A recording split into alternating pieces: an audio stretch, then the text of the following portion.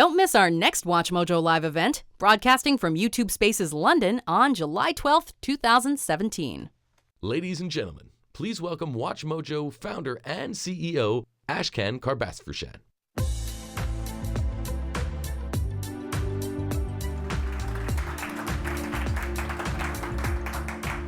Alrighty, so hello everyone and welcome to the first ever WatchMojo Live at YouTube Space.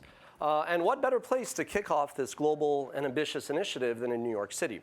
So here we are today at Chelsea Market, which is one of the 2 spaces in the USA, and there's 9 of them around the world, in far-off places such as Tokyo, Mumbai, Berlin, Paris, London, Toronto, Sao Paulo, and of course Los Angeles. Now, you may not know this, but WatchMojo and YouTube are both kind of industry veterans, right? I mean, YouTube launched in 2005. They registered their URL in May of that year, and we launched the next month in June. But of course, within 18 months, YouTube had become the 2nd largest search engine in the world and the largest video platform as well. And it basically eclipsed, as you all know, platforms like Rever, Gooba, Metacafe, Dailymotion, as well as the incumbent portals like Yahoo, MSN, and AOL. Now, before long, Google recognized the promise, potential, and presence that YouTube had, and by 18 months later, by October of 2006, acquired it for $1.65 billion, which at the time seemed crazy to some, but today it actually comes across as quite the bargain. So on that note, we're going to take a look at the confidential financial statements on YouTube. No, I'm just kidding. We're not going to do that. Anyway, so meanwhile, the original founders of YouTube, it's funny, when we started off, I would send emails to kind of get answers to how we could optimize for the platform, and literally their founders would be replying to us. Now, they went off afterwards and bought their private islands. Meanwhile, we were basically in Montreal, in the trenches, trying to figure out this thing called web video. We tried publishing videos on our own and operated website, and that didn't really go anywhere, and we fire sprayed them across the web, and again, that didn't necessarily lead us to build a business, and there was one platform, however, that was very different. One platform was unique, one platform was growing like crazy, and to quote Jack Welch, the chairman of GE, one platform was boundaryless. That platform, of course, was YouTube, and it ushered an era of production democratization, embeddable distribution, and eventually baked-in monetization that really have, obviously, radically disrupted and altered the media landscape. And it wasn't so much that user-generated content, or UGC, was going to change the rules of publishing altogether.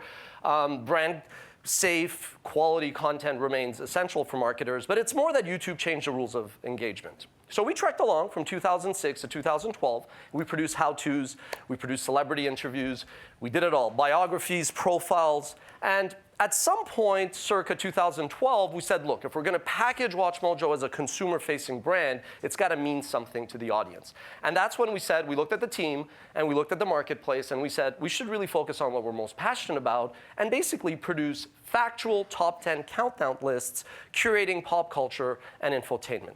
So after the vloggers, the do-it-yourselfers, the Let's Play gamers, but before the unboxers, we basically caught the listicle lightning in a bottle, and the rest, as they say, is history. Our success didn't happen overnight. We built this one subscriber at a time, and we never raised any capital, which is kind of weird. We've never raised a single dollar of venture or angel investment, nothing. And frankly, with venture capitalist growth requirements, it's really, really difficult to build something like WatchMojo from scratch. The reality is you just can't build an engaged and sustainable audience in a hurry. It's like the the successful venture capitalist Mark Schuster, who was behind Maker, said, you can't put 9 women in a room and say, could you give birth in a month? It just doesn't work like that. So this process takes time. Now, if you fast forward 4 years, our top 10 lists have been seen 8 billion times, and they've generated over 50 billion minutes of watch time. Now, just to give you a sense of how big that is 95,000 years, and it's all organic. Some of you in the audience may be part of that 15 million subscriber base that watches over 1 billion minutes of watch time each month, who enjoy our top 10 lists, and a few of you may be the ones who are a bit more cynical, who say we're running out of ideas, even though we will never run out of ideas. But the most exciting part of my job and my reality is like there's like billion of you out there that don't know yet about WatchMojo and who have yet to become Mojoholics. And that's really what kind of drives us every day. So what's our formula for success? What's the recipe? The truth is there's no silver bullet.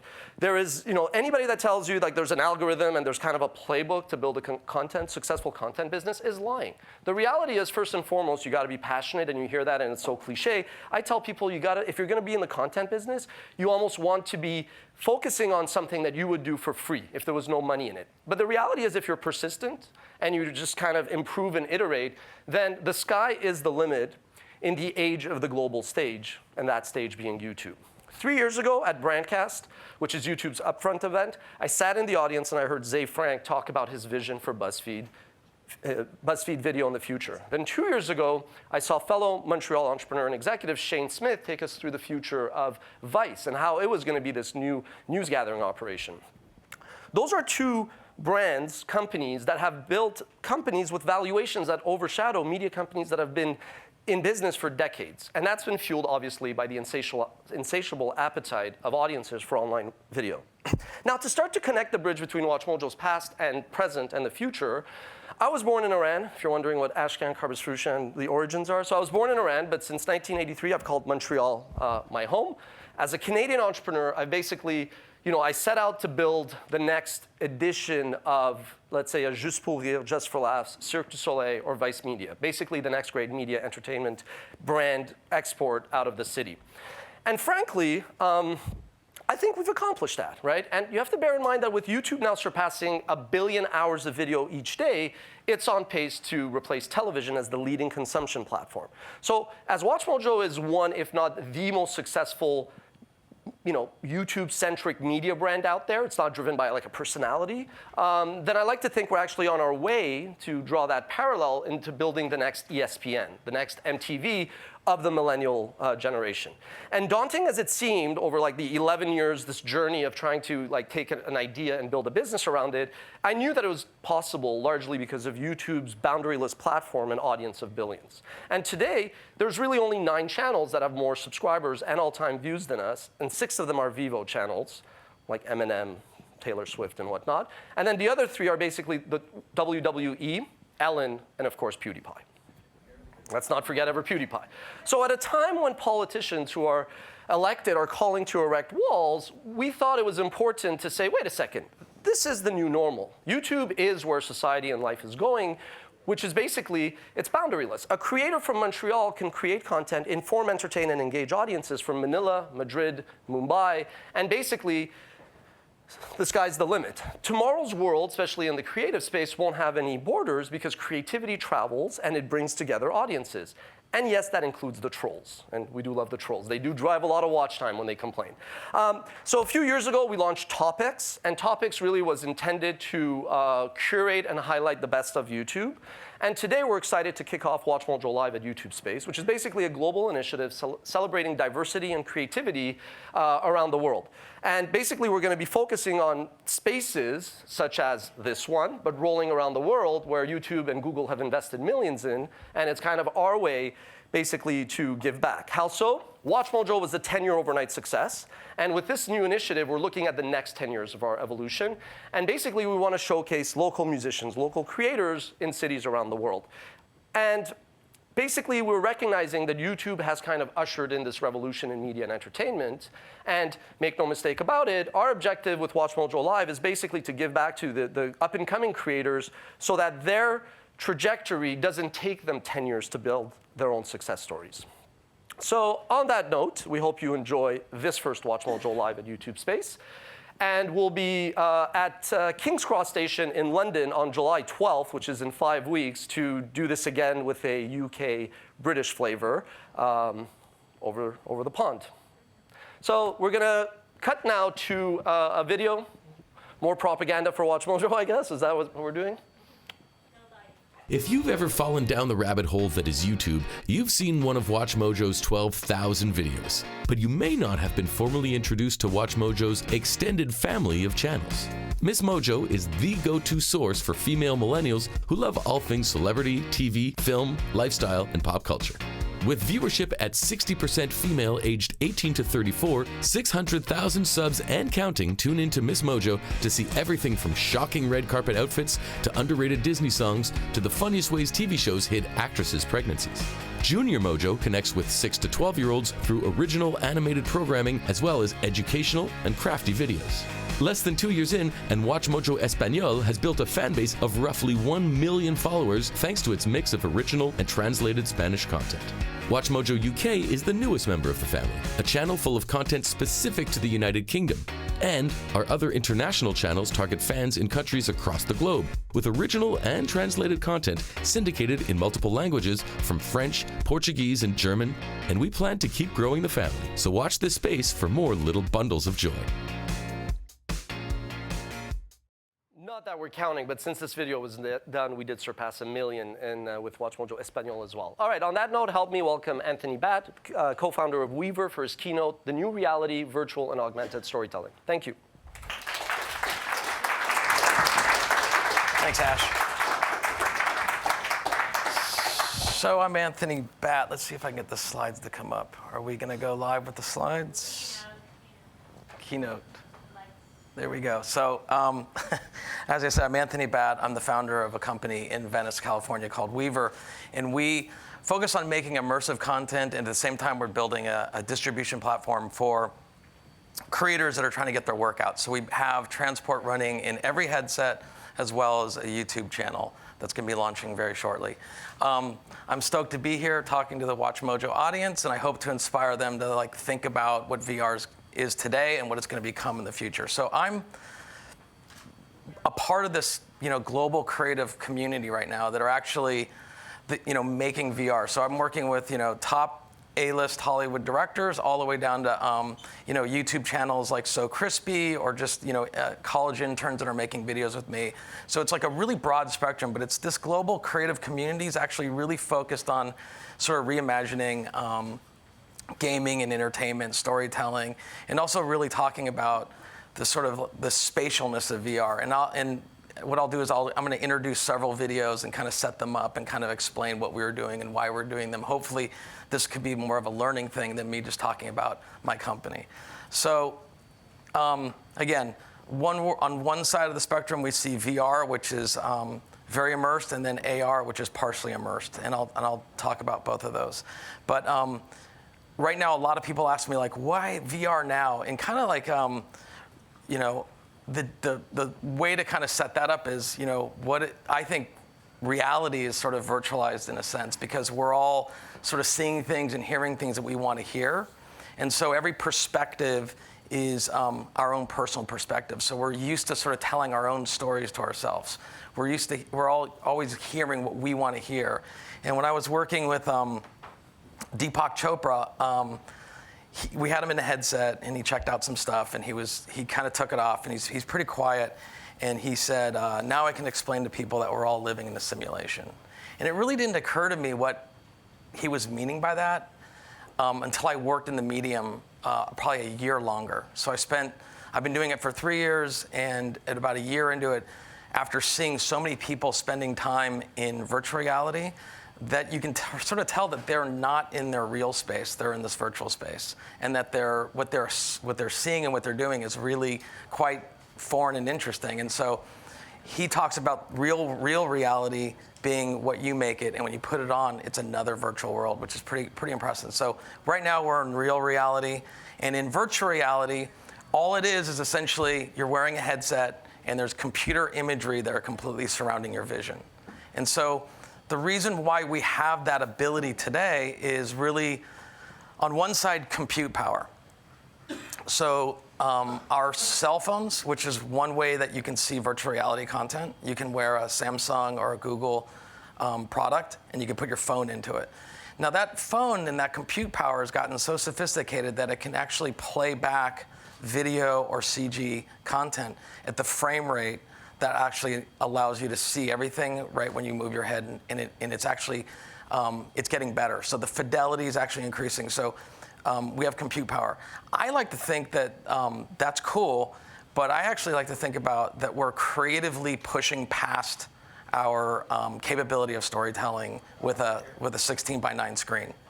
And so our stories have gotten too complex and too cool and too interesting that the 16:9 screen is really not enough for us to tell our stories. So now we're moving into this idea of like, what is it like to tell a story in a spatial way? How do we choreograph that story? And so virtual reality kind of gives you that capability. And it's growing very rapidly. It's very early. I was doing internet when people had to unplug their fax machines and plug in their modem, and that's kind of where we are right now. But it's actually happening everywhere in the world. I've been in China, Japan, and they're actually growing very healthy VR businesses now. And so, when we're thinking about VR, we're kind of thinking along kind of like it's not a game, it's a story, and it also has a puzzle piece into it. And so it's not classic cinema story. Cinema allows you to be the director, and you get to cut over shoulders and do various techniques that allow you to really force the story along. In VR, you have to sort of give up some of that control. And so that's where the puzzle piece comes in, and that's where you have to let the user find the story. And so I'll get into some examples and show you some video clips, which is a lot better. So I'm gonna talk about stuff that I actually worked on. I often hear a lot of people talk about VR, but when you really look at what they're talking about is they've never actually really made anything. So my company and my team, we've made over 30 pieces. And so I'm gonna kind of give you a deep dive on some of them. But it goes from working with Jon Favreau, who's a film director who did Jungle Book, to Reggie Watts, who's a comedian, musician. I think he's just a musical talent. All the way to Deepak Chopra and an artist named David Cho, who is really talented and artistic. And we just sent him out into a jungle in Africa with a tribe, and he's putting up big spray painted pieces on their in their cave and stuff. It's far out. We're gonna be doing that. We're gonna be releasing that shortly. But so the point is that I've spent a lot of time making, and I feel like actually as a result of making all this content and working with creators, it's important for me to share as much as I can because I want to inspire people to actually take on this medium because it's early and you can really make a big splash by getting in early. So let's see here. So I had this opportunity to work with this amazing hip hop group called Run the Jewels. And I like them for various reasons, but mostly I just think that they stand for a lot of what I believe in sort of hip hop. And so what we did is we had 4 or 5 hours with them, which means that we had to limit the scope of shooting and really just focus on how do we tell a story? How do we get the artist as closest to the viewer as possible? Now, when you're seeing this stuff, you're gonna see on the far left and the far right are actually what's behind you. So this is designed to actually be played in a headset. So it's gonna look odd, but actually still looks really cool even on a 16:9 screen. So I'm gonna roll this clip, but we had 3 hours, we had their song Crown, and I'll let you just take a listen. Some years later, out in Decatur, told her that I'm sorry for causing her pain, causing me pain, causing me pain. She asked again and she grabbed my right hand, asking my praise and said, look here, baby, I release you from all of your sins and your shame. Cause I've been redeemed, I found the Christ. Whatever it take, I hope you find it, Mike. The look on her face, your leg over replaced all the shame and that hate that she wear. My late grandma Betty had prayed with her heavy and told her to tell me lay my burden down. Can't pick up no crown, holding what's holding you down. Can't pick up no crown, holding what's holding you down. Can't pick up no crown, can't pick up no crown. We'll teach you to move without mercy and give you the tools to go after the causes of hurt. You'll become deaf, you will take breath. This is for everything you've ever. I'm running low on time, so I have to speed through these things. But when you're in the headset, Killer Mike's is right in front of you. He feels like he's right in your face singing, and no matter where you look, there's acting out the verses. So it was really sort of powerful. We wanted to go with black and white because we wanted to actually be very stark and very to the point.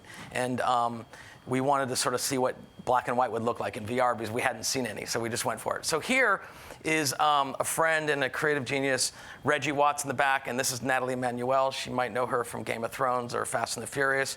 But what we did here is Ben Dickinson, the director, and Reggie sort of wrote this piece about being in multiple levels of VR, and I hope I have enough time to talk about what that means in the future. And sort of he created an 18-minute sort of adventure.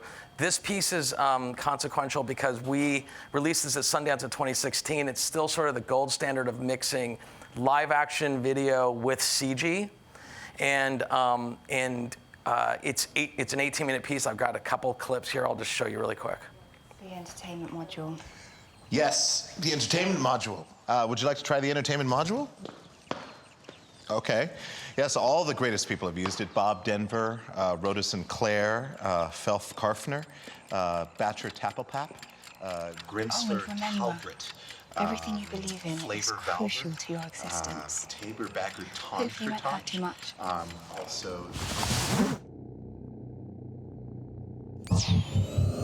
2, 3, 4 waves. Waves got me feeling like waves. Waves got me feeling like waves. Waves got me feeling like waves. Waves got me feeling like waves. Waves got me feeling like waves.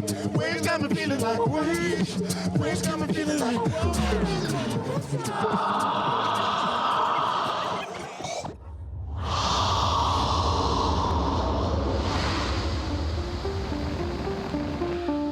Now that you're mastering your biomechanical consciousness transport system, we can enter the realm of possibilities.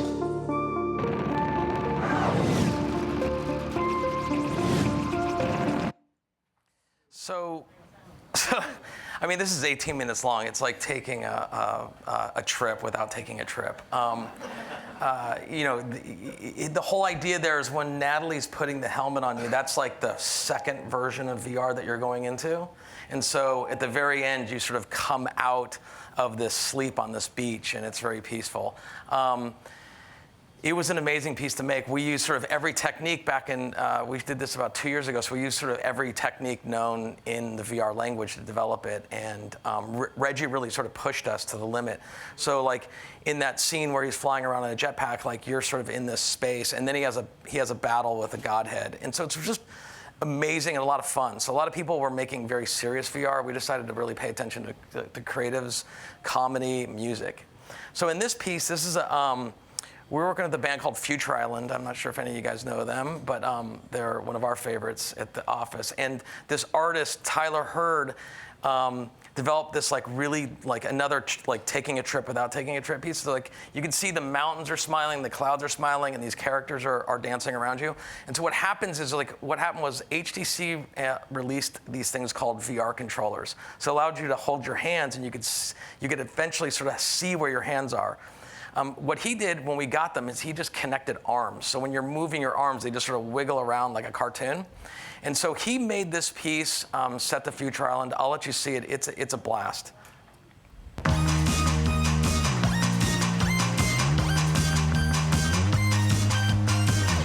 the wheel will go up to the crashing sails, the crushing waves of my old pen. This wind screams while I'm asleep and dreams that these white eyes will smile again. Take to the road like an old man. Cherish my time here alone. I cross the lines of the passing. So running short on time, but you might have saw some people dancing inside that. So we kind of do this thing called mixed reality where we're filming people inside of virtual reality and then compositing them.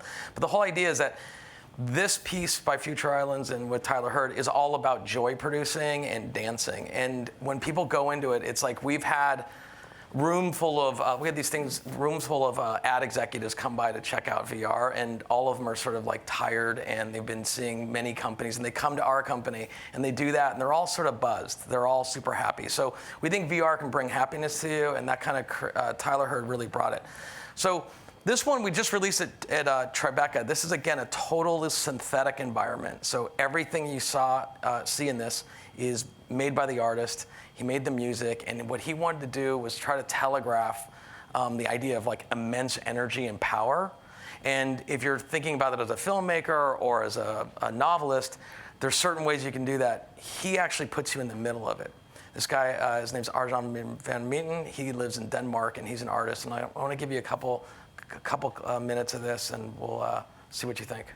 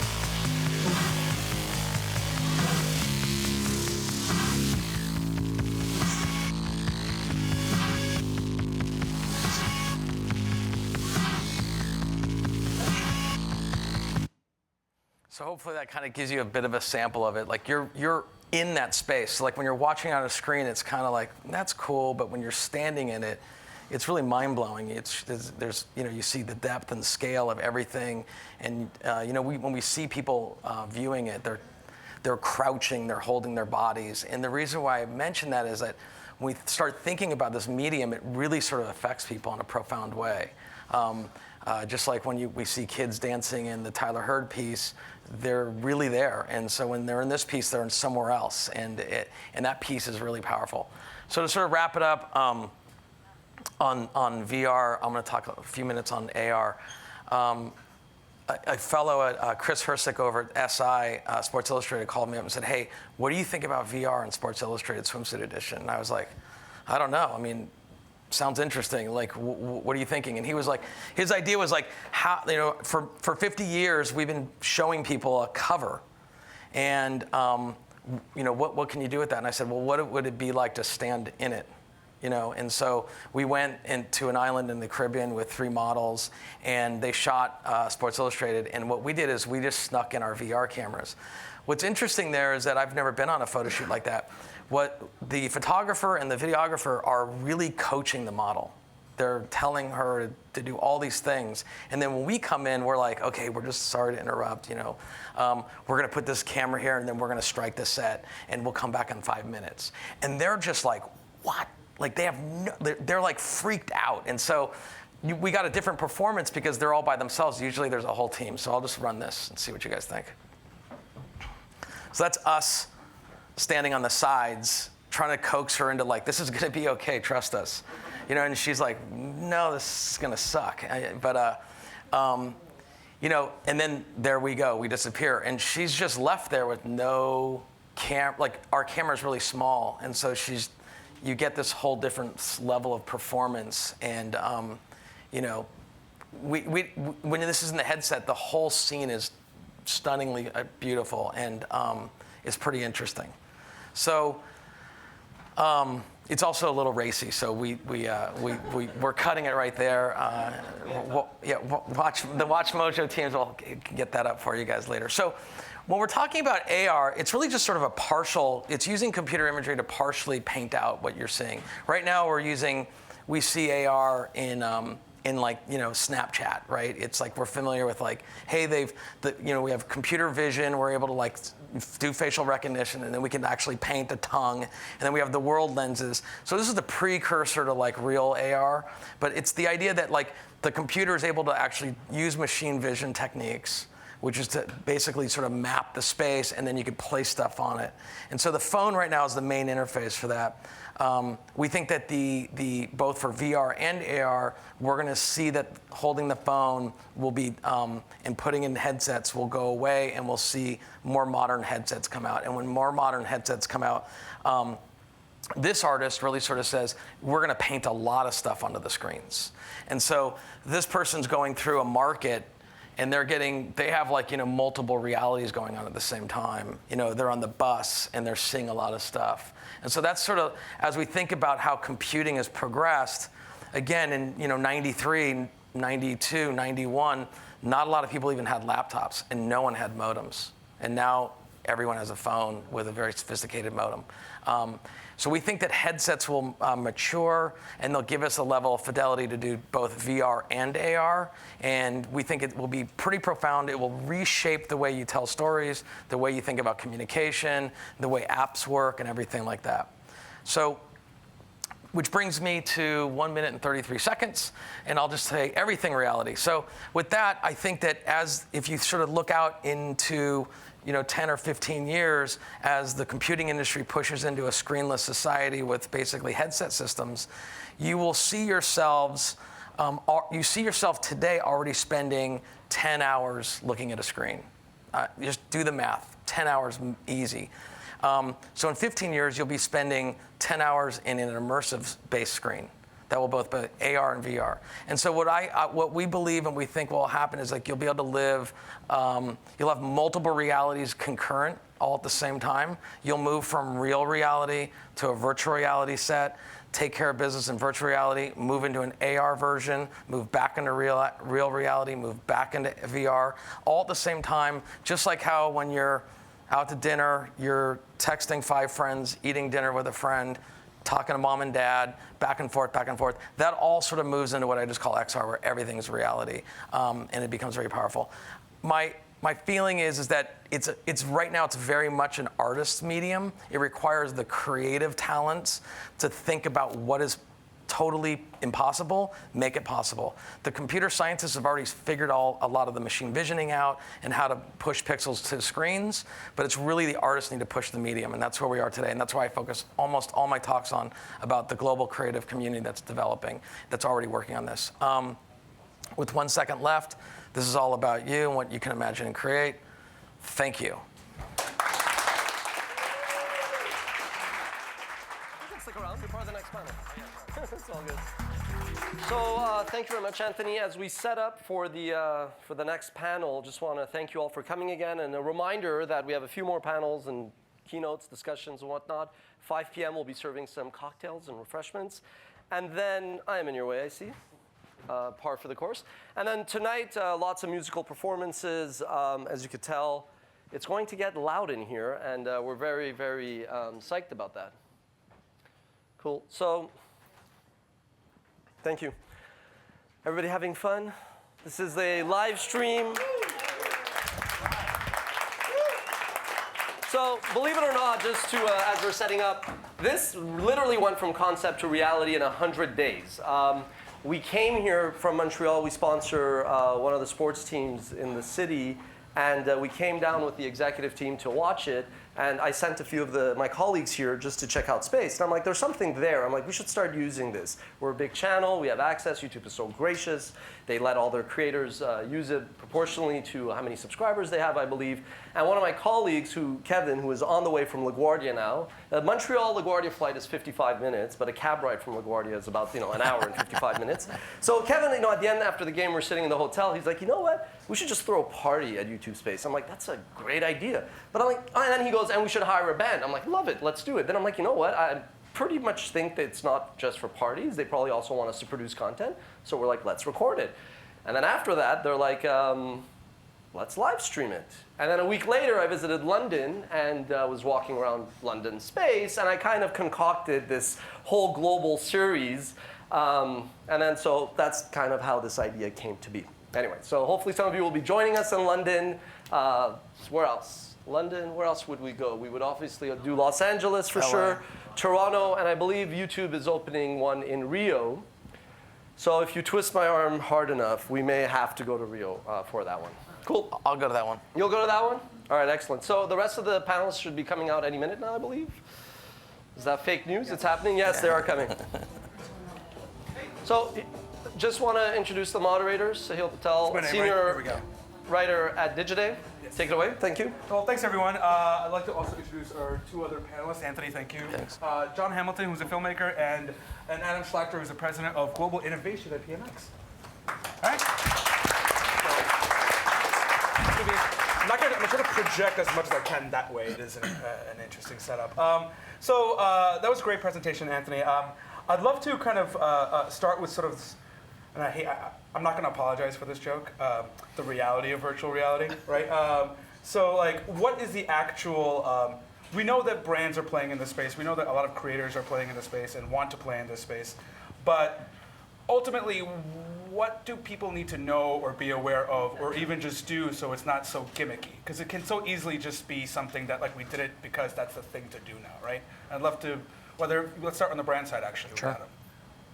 Sure. Well, I think one of the challenges that you mentioned with gimmicks is the episodic nature of what we're used to in video, whether from television to shorts to YouTube, is something that has yet to translate to VR. We haven't found a way yet to produce it fast enough, cheap enough, rapidly enough, and make it as accessible as all these other channels and platforms are. And I think from a brand standpoint, there's an apprehension to dive all the way in because there's so much unknown and there's so much that has yet to be defined. But at the same rate, that makes it a great opportunity to go out and define it and experiment and create what this platform could be or tap into the potential of it even if we're at the super early stages. So at this early stage, John, Anthony, you guys obviously have been doing a lot of work in this field. Are there things that seem to work better or just resonate more, both in a creative sense and just the very simple fact that people would actually want to put on a headset and watch it? What have you guys found so far? Well, for me, I think people want to be in size, presence, space, you know? Like, I think that they want to go somewhere where they can't go, so totally fake worlds. On the other spectrum, they want to actually go where they can't go because it's dangerous. So they want to actually see something and have the perspective of the place in its scale. And so, you know, you see a lot of the stuff that was produced by the UN on what's going on with refugees. When you actually put the headset on and are there, you get a whole different sort of visceral set of feelings about what's going on there versus a little picture in your feed saying, yeah, there's refugees in Syria. You know, it's way more profound. And so we see that when people, you know, there are a lot of gimmicks, yes, but there's also the medium itself is so profoundly special that creative people can actually tell a story far more richer and give a higher sense of feeling and emotional connection to the media than other mediums. John, would you? Yeah, I think one of the things that's been doing really well is documentary, and I think what's really interesting about VR, one of the first questions that we sort of as creators all faced was, can you edit in VR? And I remember when we first started doing experiences back in 2014, people were like, you can't edit, you can't make cuts, you can't do cuts. And then we were like, well, why not? Let's try doing cuts. So I think what's really interesting about documentary VR is that, in a sense, and particularly interactive documentary VR, the people who are watching it actually can be their own editor. So it's not being filtered through a news organization in certain ways. Of course, if you do edit it, you know, it can be filtered and editorialized the same way. So I think that's sort of something that I think is really exciting. And I think as well as what Anthony was saying in terms of projecting or transporting us to new worlds, I think one of the other things too, and this goes to a documentary like Syria, is proximity to the actual subject.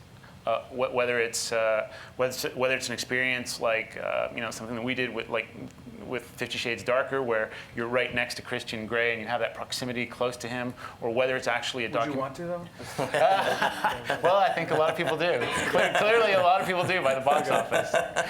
But I think those are the two most powerful things. I think what Anthony said, which is really transporting us to places that we cannot really be transported to, and also proximity and an intimacy with the subject that you just normally wouldn't get with standard 2D television. No, that makes total sense, right? It's as you kind of like referenced, like it's a lot easier to understand what might be going on in Syria or other parts of the world when you can actually see it in a more immersive environment than reading about it in an article or slideshow maybe.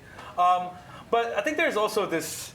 And I'm assuming that's more coming from the journalism side. There's this dismissive notion about like, oh, all it can be is an empathy machine. Okay, great. Like, you showed me how this situation is like on the news side, or it could be reasonable. Like, oh, now I know how skydiving is without actually skydiving. Like, great.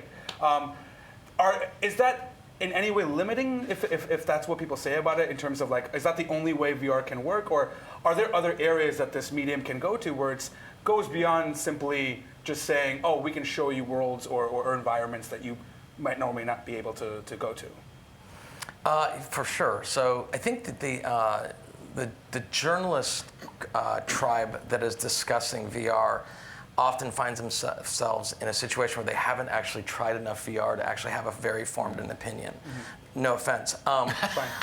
So they're doing the best they can. I did go skydiving once. You did go. Okay. Yeah, so to their defense, I think that they're just trying to they're trying to understand it, and so poking at it is some sort of way to find it. It's been described as an empathy machine. I don't necessarily totally agree. I actually just think that it's a new medium that is developing, and everyone wants higher results and returns way too early. Mm-hmm.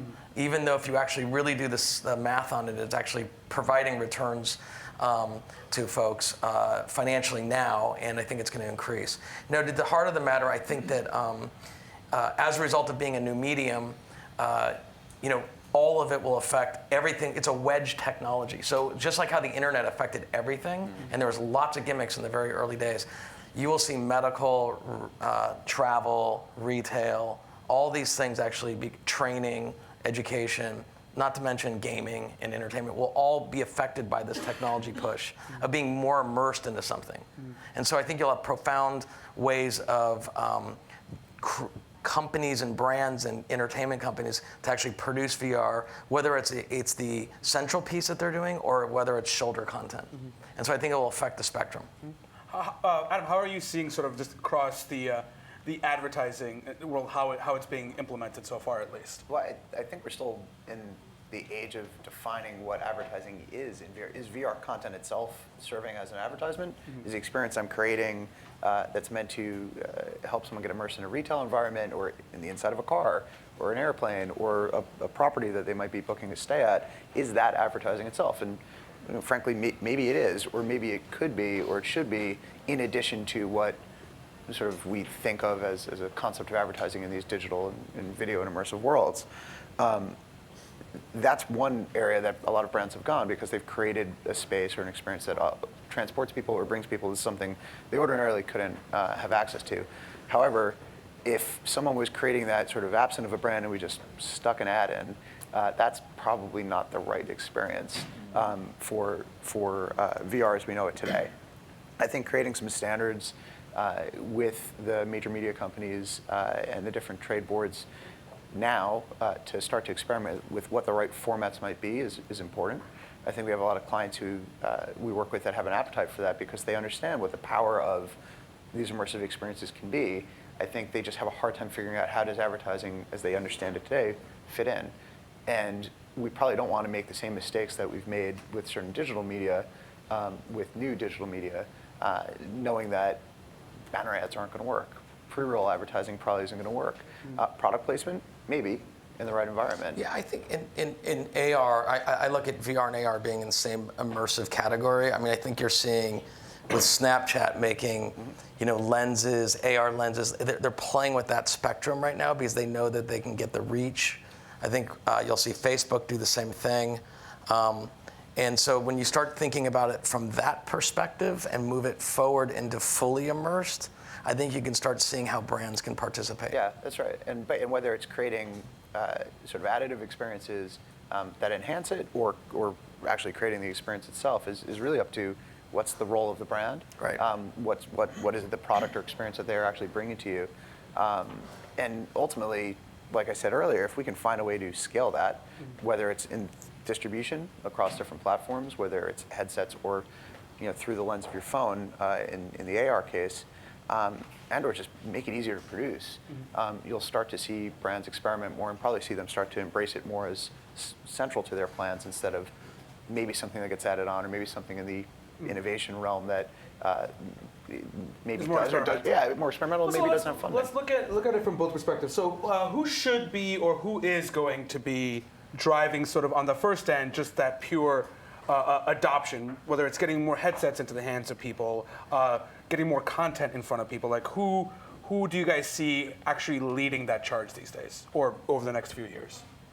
I think it's creators, really, because I think that's the thing, as Anthony was saying in his keynote. There's a language that needs to be developed, and we're at such early stages right now in both VR and AR content that people, creators need to develop language and need to understand the language.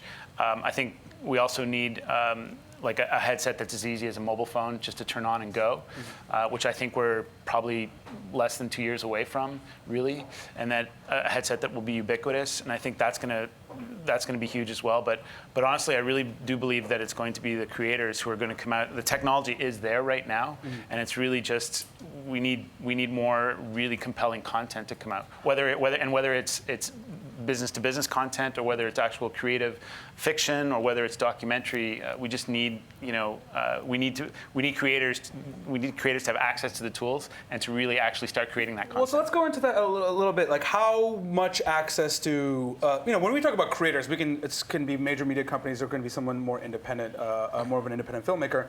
What sort of access is available to people who don't have massive revenue lines that they can sort of put the money down towards making the investments in the technology, everything that's kind of needed to shoot this stuff? Like, How expensive is it today for more independent filmmakers, creators that can be responsible for creating all this type of content to get this technology? Yeah, I'll give a shot at that. So I think that it's not as expensive as everyone thinks. Okay. So although if you go, I showed some full synthetic environments. Those tend to be very expensive. Although two of them that I produced were made by individuals, and so it was their time. We had an intern and spend a couple months with us last summer. We lent him a camera. It's a YouTube camera, a Google camera.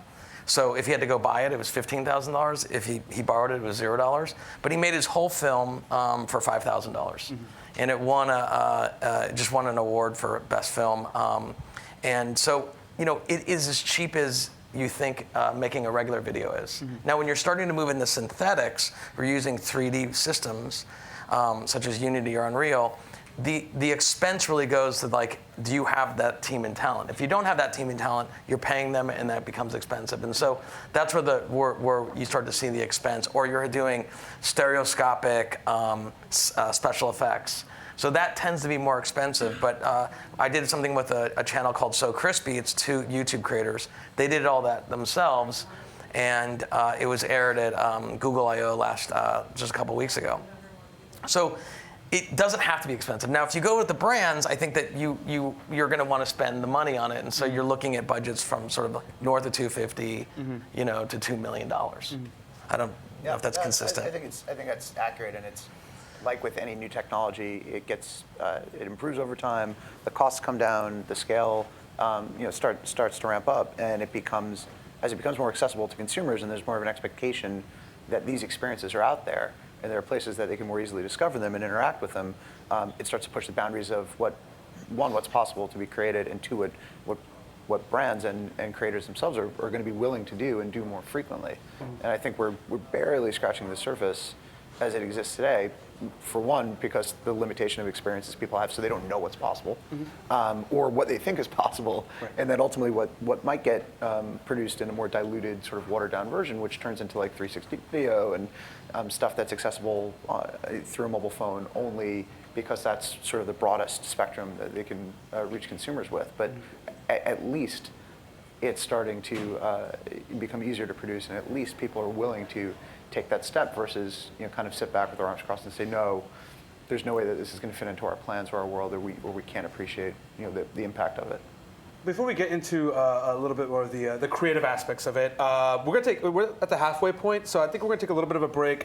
John, you have a trailer to show us, right? Could you set it up a little bit before we play it? Yeah, sure. Trinity, it's a trailer for, it's actually a 2D trailer. It's not a 360 trailer, but we actually took images from the shoot, and it's got some B-roll in it too. Just to give you an idea of the scope of the project, but Trinity is an interactive, it's a pilot for an interactive series that we're doing. And the goal of it was to do basically big movie, big budget, special effects, sci-fi kind of cool, fun sure. series. So let's take a look. Yeah.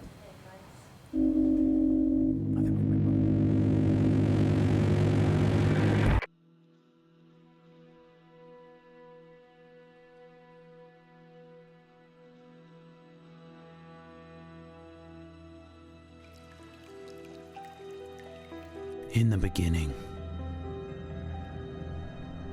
man made code into flesh, and code made God. And then God brought down hell on earth.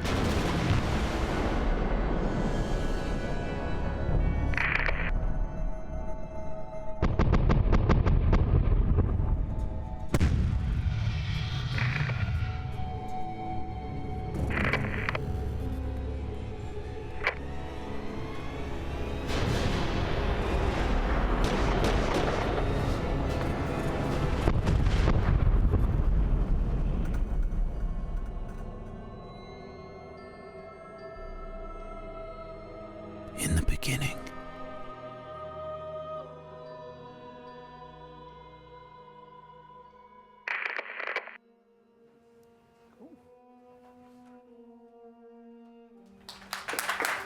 Okay.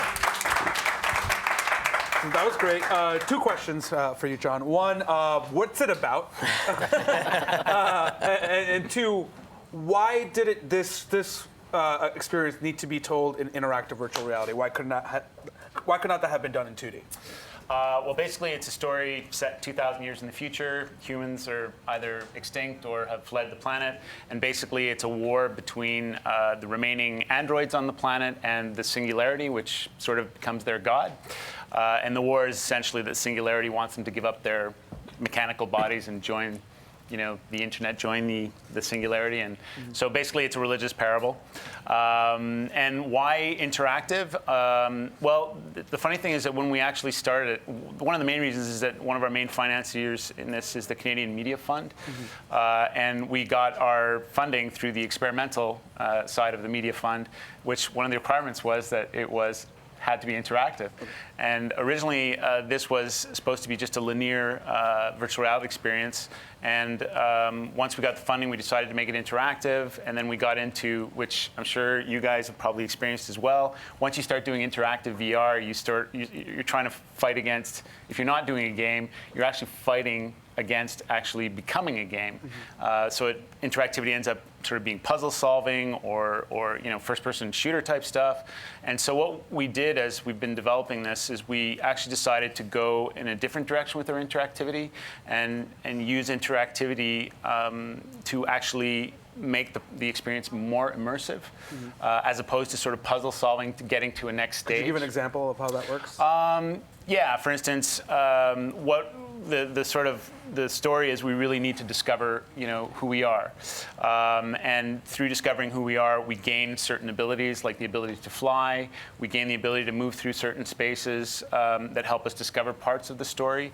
But then what we decided to do at times was give people interactivity and then at certain times take it away from them as well without really them being aware. So the fact that VR really does heighten the immersive nature of it, we wanted to actually use interactivity as well, giving it to people and actually taking away from people to help heighten that sort of immersive nature of the experience. So I'm happy to actually play that then, because one of the things I want to speak to the group about was sort of, for a lot of the things that we've seen out today in the virtual reality is very much in the nonfiction or documentary sense, experiential sense, but that can be very broad. I'd love to get the group's thoughts on sort of how do we see this playing out in the other area, the scripted and the narrative kind of storytelling that can happen, because the idea is VR can also work within those mediums or within those formats as well, right? Yeah.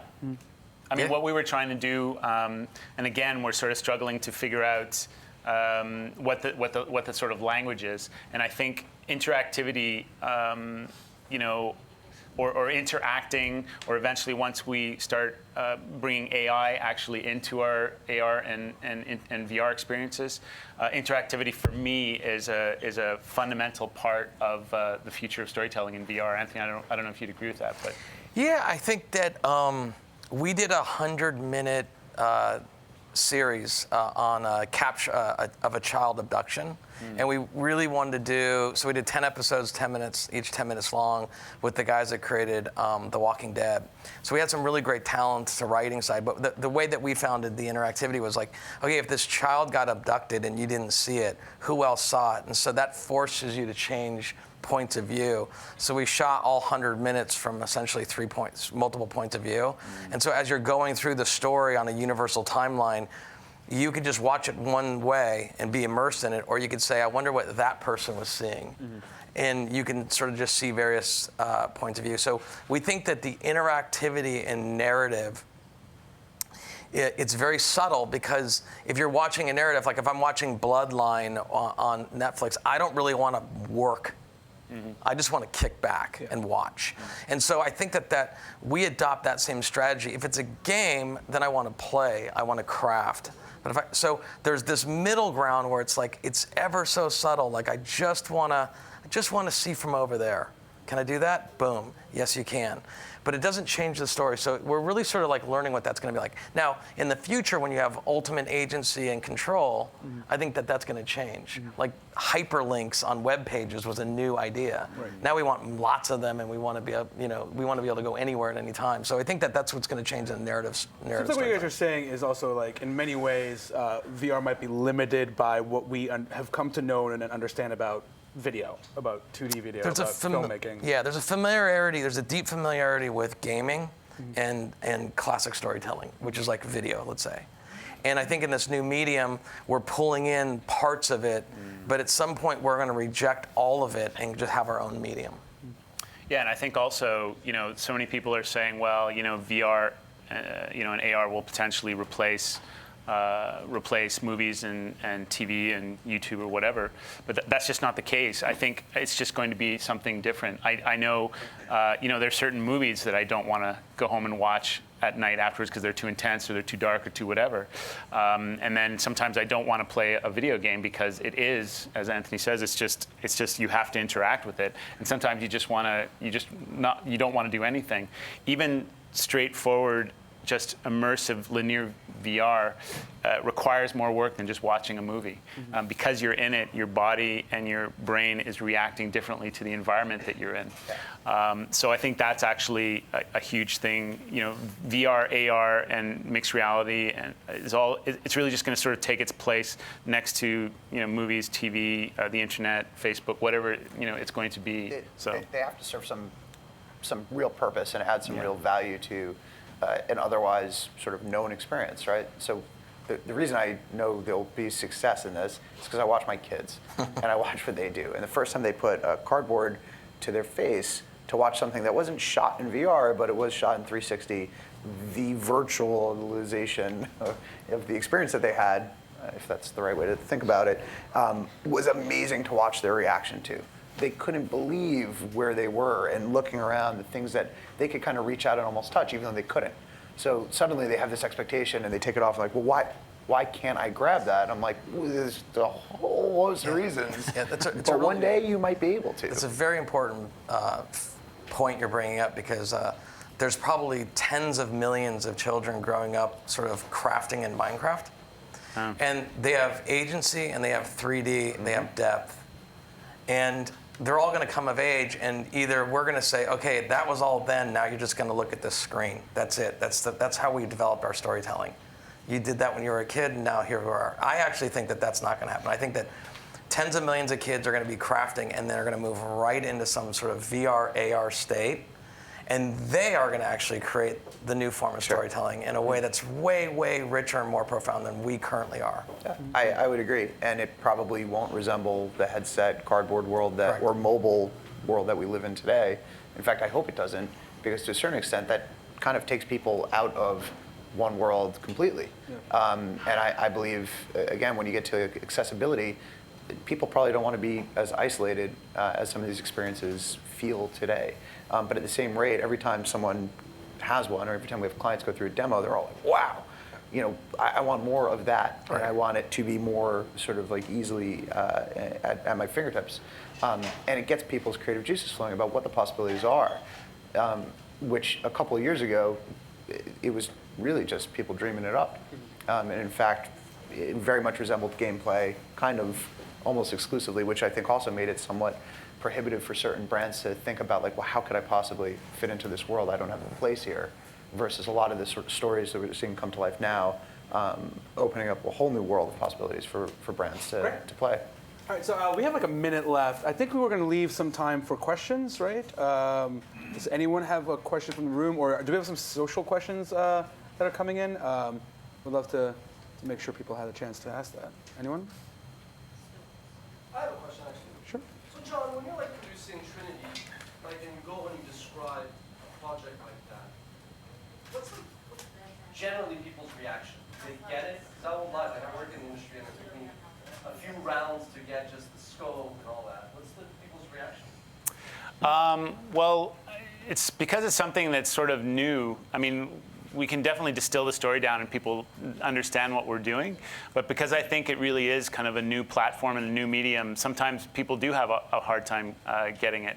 But yeah, most people do really understand where we're headed with what we're trying to do. Yeah. Thanks for making me look like Forrest Gump, by the way. I mean, we're literally 5, 4, 3, 2, 1, hitting our limit. So I want to thank the panel for having this wonderful conversation, and for all of you for listening. Thank you so much. I'm supposed to go out. All right. So thank you very much, gentlemen.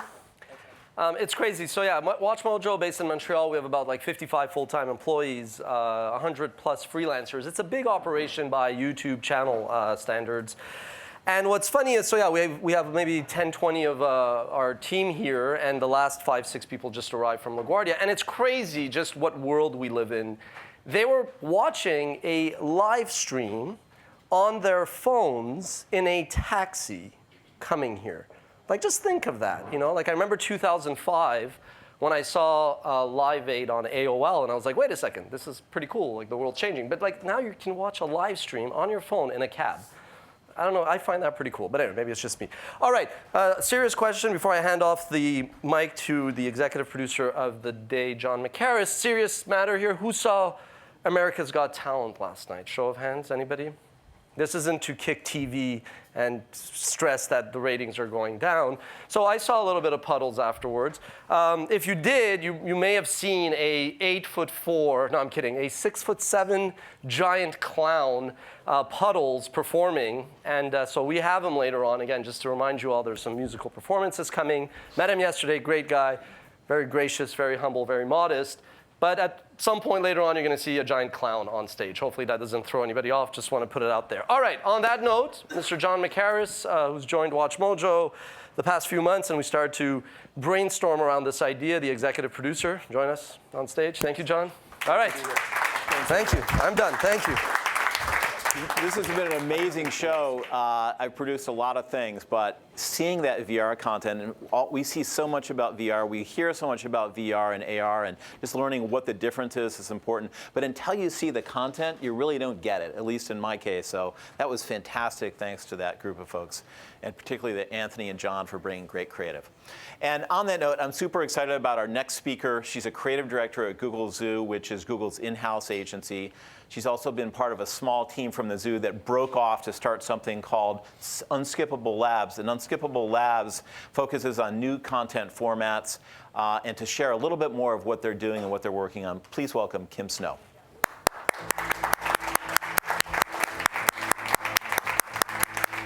Hi, everyone. Thank you, John. I appreciate that. So yes, my name is Kim, and I'm here to tell you a little bit about Unskippable Labs. Unskippable had very humble, easy beginnings. Really what happened is our brands and our agencies would come to us and say, oh my God, please just tell me why people are paying attention to what they're paying attention to. Why are they watching our content? Why are they looking at our ads? How can you help us do a better job at it? And so lucky for us, we work at Google, and so what we were able to do is kind of put in our engineering mindset.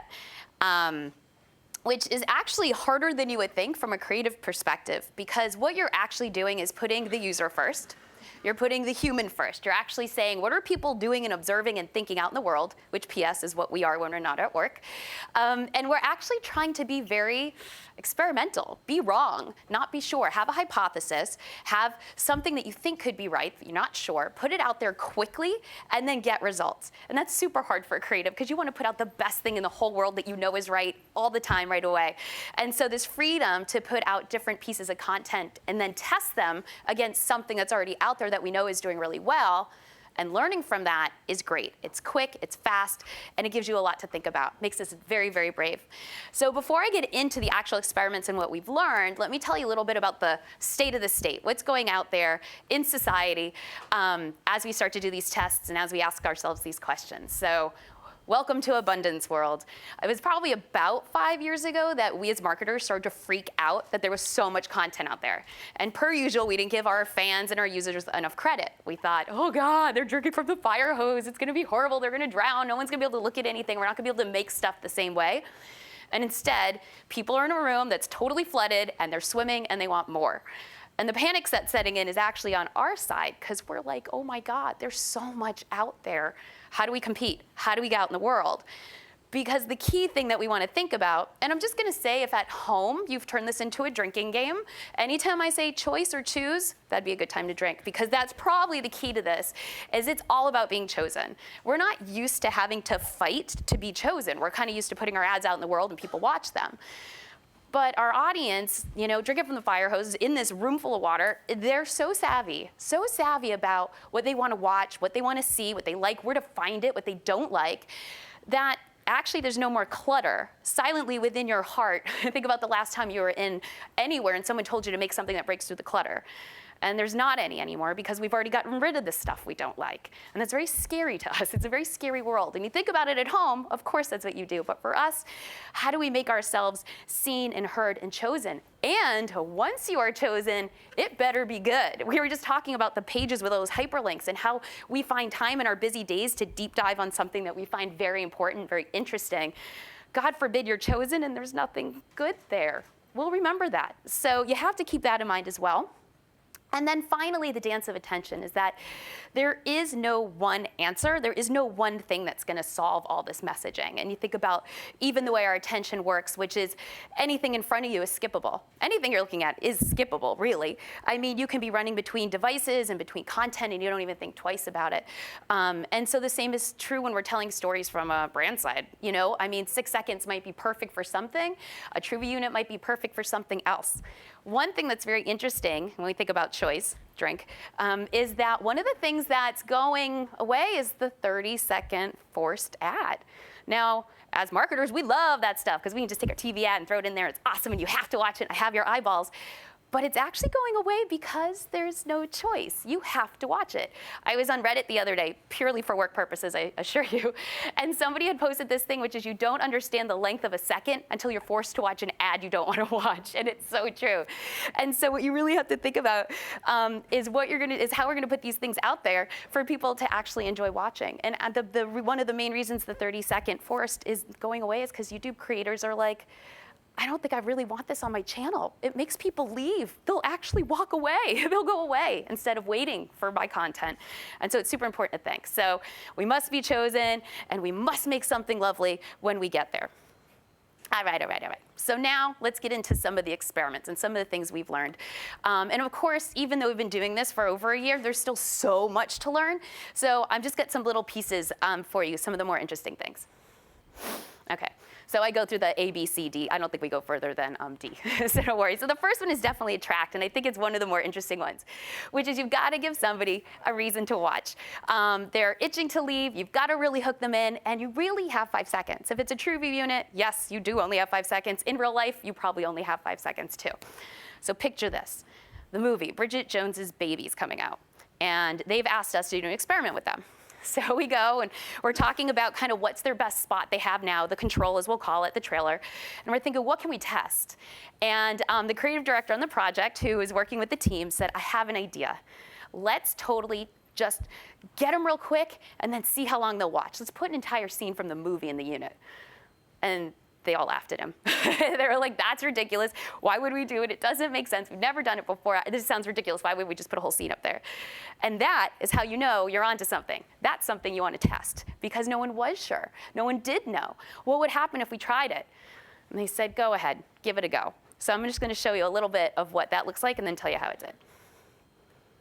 Dear Diary, I'm absolutely loving life. Just one tiny development. I'm pregnant.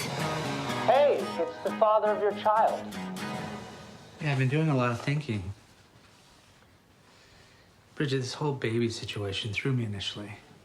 We squashed an entire relationship into one night and skipped straight to starting the family phase. We never even had a real second date. Just so you know, if we did, I would have taken you to Ottolenghi. Oh. You would have had the grilled salmon and pine nut salsa. Unbelievable. Oh. And healthy. And we would have come back here, had incredible sex, spent the next couple days sending each other filthy texts. I would not have let you do that on a second date. Why not? Why not? You let me do it on the first. Crazy. So this goes on a little bit longer. But what happened is that it outperformed the control by like 400%. It was crazy, the attention that people paid to this. And what I thought was interesting, my hypothesis was when I first kind of saw this, I was like, it feels like you're getting away with something. It feels like somebody somewhere screwed up and put like an entire scene in there and they're giving something away that you shouldn't have had. And so you feel a little bit more like you're kind of getting something instead of watching an ad, even though that first kind of few seconds was a little bit more like a traditional trailer with some quick cuts with the name of the movie, just so you know.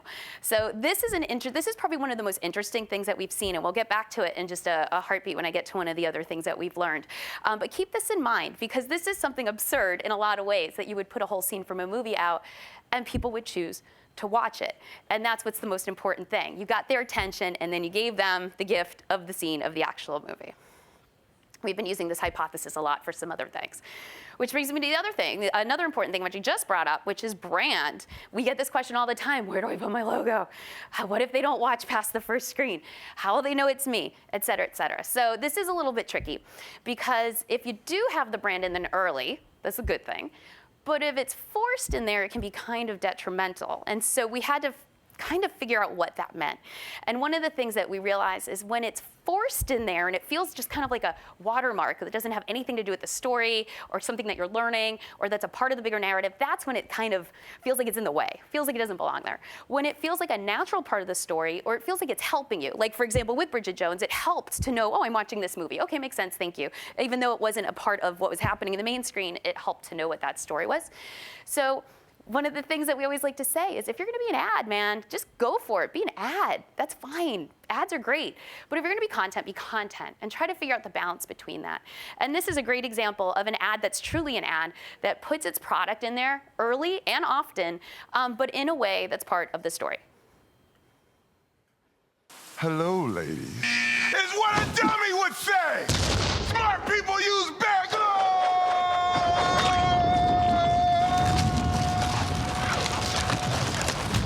Trees and sticks? No thanks! Get the respect you deserve with Bear Glove. And if you're not convinced, it's time to... Be quiet, painting. We're playing chess. Checkmate, timber. So it doesn't feel like you're being tricked. Like, oh God, I thought it was something else and it's an ad. Like this is an ad all the way. And it feels supernatural and it feels right and it feels good. And so that brand is in there the whole time. Good little homework assignment for you to pay attention the next time you see ads when you're like, I know it's an ad and I feel okay about it. Where do they put their brand in that? How does it play into the bigger story? All right, this is another one that we actually, I think at this point in time will be like, we don't even really need to test this one anymore. And this is all about audio. Does sound matter? Hell yeah, it matters. Make sure there's sound if there can be sound. I know people for a long time, sound wasn't an automatic thing that happened. Now it's starting to be. But definitely get your noise in there. And here's just an example, actually that's combining this insight with the last insight, getting your brand in there naturally, and then having something catchy to remember. Boys are in the front yard chilling with the checks mix. Dave brought his dog that he's trying to play fetch with. Dog ran off and brought back a necklace. That's easy. That's totally easy. So you can totally see it's already an earwig in your head, and you get the brand in there right away. So that one's kind of hitting all the bases. So connecting. Create a human connection. This one came out of a lot of our mobile studies, and it's probably one of the biggest pieces of feedback that we'll give when people are like, well, what do you think about this? How can we improve this? And it's like, well, most people are probably gonna watch this on their phones at some point. So make sure that you don't have these big faraway landscape scenes. Make sure that you're not, someone's trying to figure out what they're even looking at.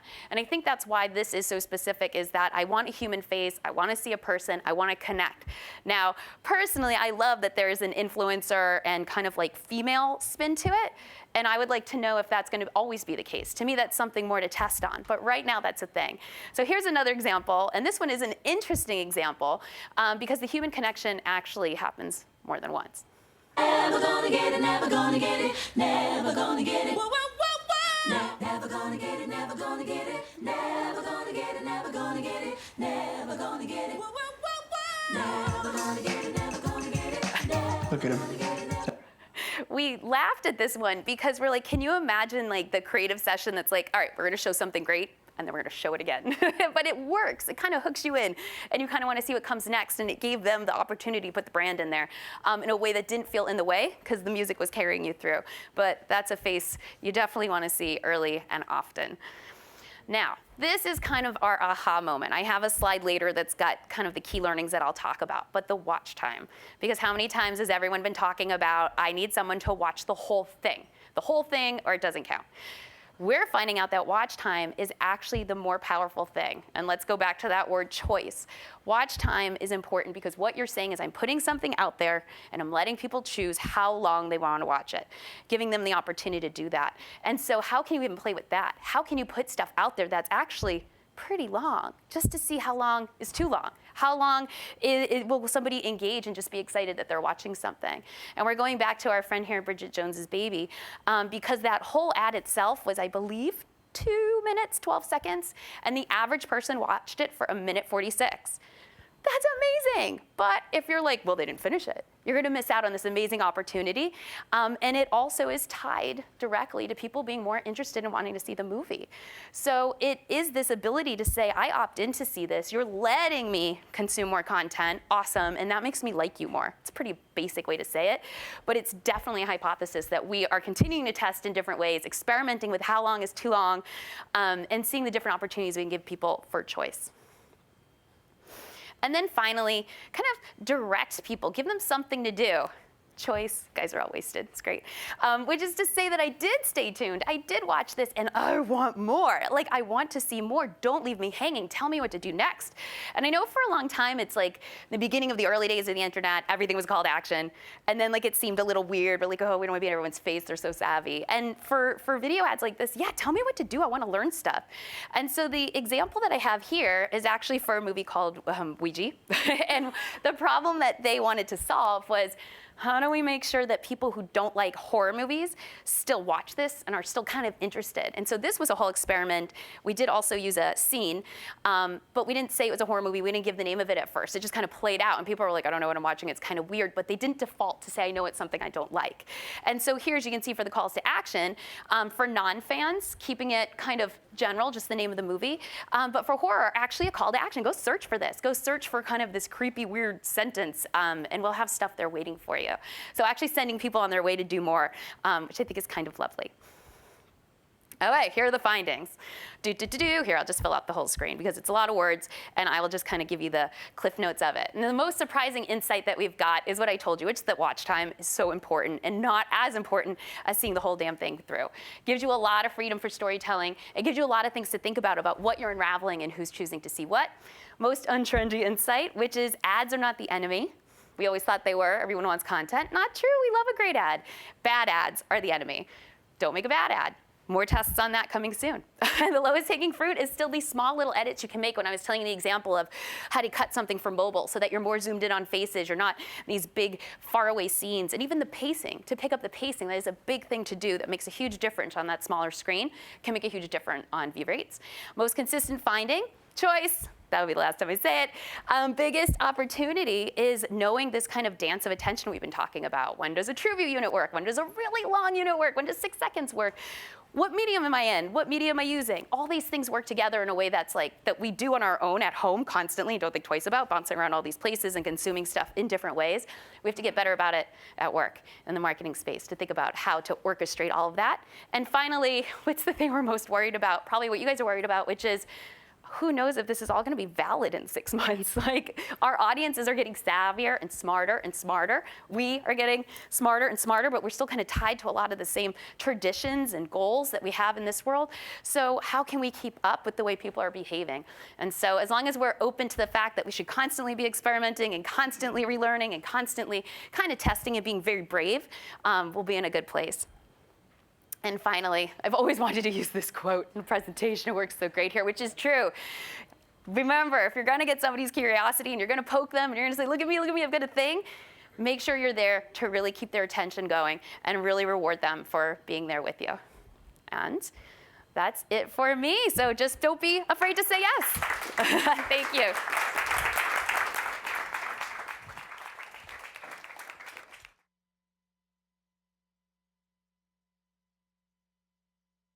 Sure, too.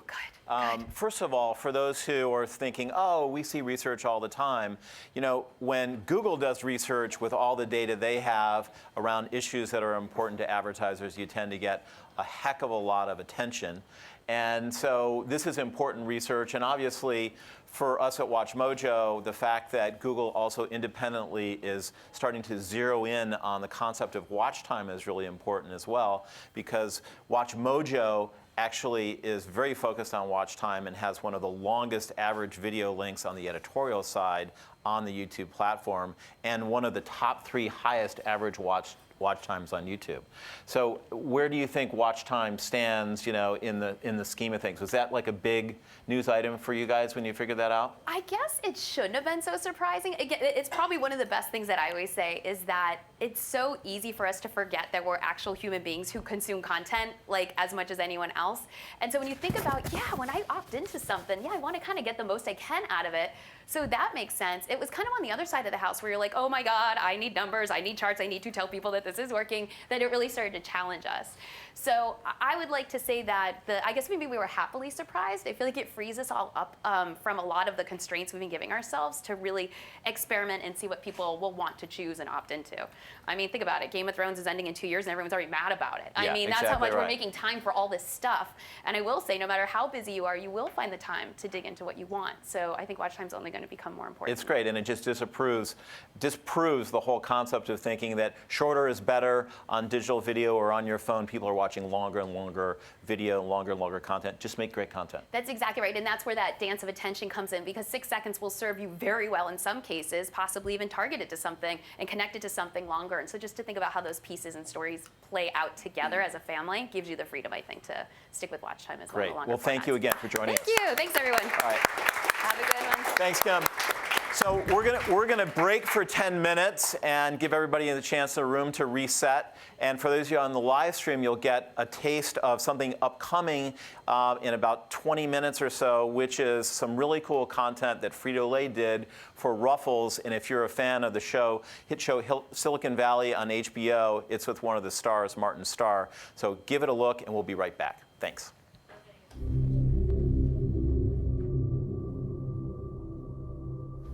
I was trapped. I couldn't move. As the minutes ticked by, I thought I'd never escape.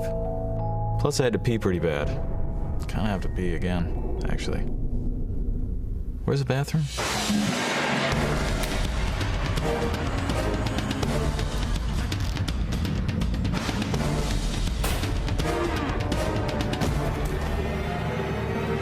Day was going pretty good so far. Had a good flight to look forward to.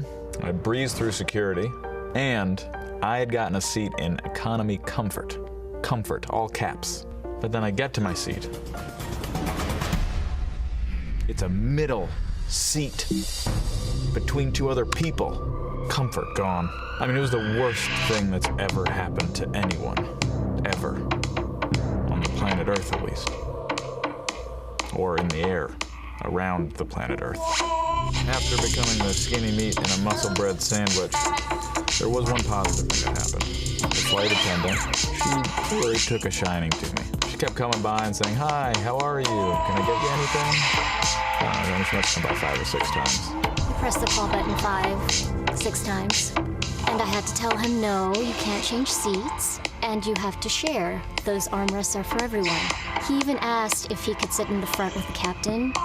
I told him how illegal that was, and he wouldn't listen. I had one last hope. My phone. Oh, my faithful, trusty phone. Out of batteries. Infiniti. Empower the drive. No music, no podcast, no free games. I mean, let's be honest. Are there free games nowadays? They all make you buy coins or gems or candy or whatever. Tonight, I we have partnered just about with the given up. artist Patrick All Roll, hope. showcasing our Somehow, I had understanding pulled the of our strength out from deep inside. And I came up with a plan so crazy. So crazy that it just might work. And this is what tonight. Spoiler alert, it did work. 2 muscly arms turned into wonderful giant eagle wings to soar me through the air. Oh, Martin, this is the best flight of my life. It was the best flight of my life. It was the worst flight of my life.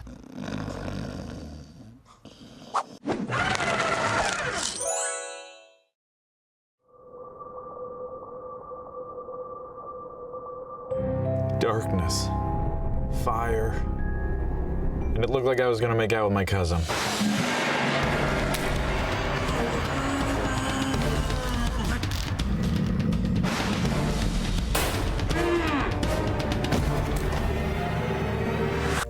I think when people talk about going through hell, it's so annoying and self-indulgent, like your problems are so whatever. But in my case, it's true. There I was. My cousin Jenna was in town visiting. She doesn't have a lot of interests or hobbies, so, we were just hanging out at my place, chilling. I had really been hoping to visit some museums or see some shows, but Martin was insistent that we stay home.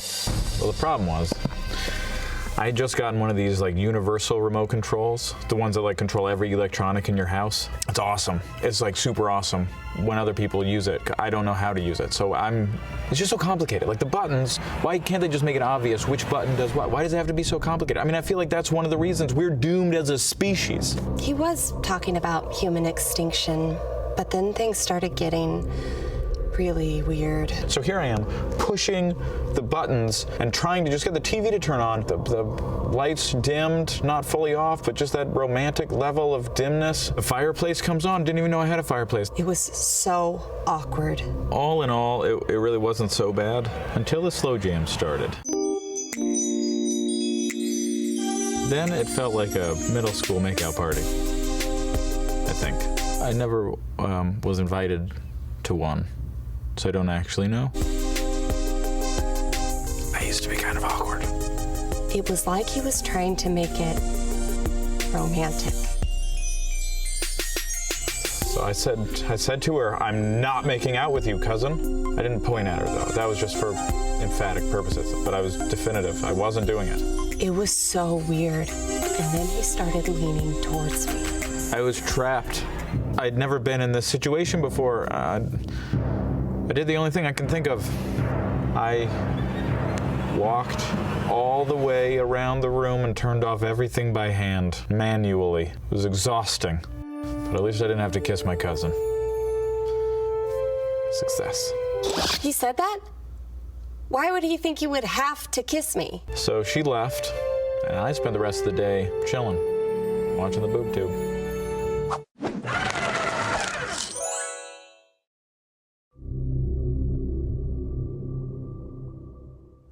We were running out of time. The flames were rising, the sun was going down, hunger was at an all-time high. The burgers were a little well done.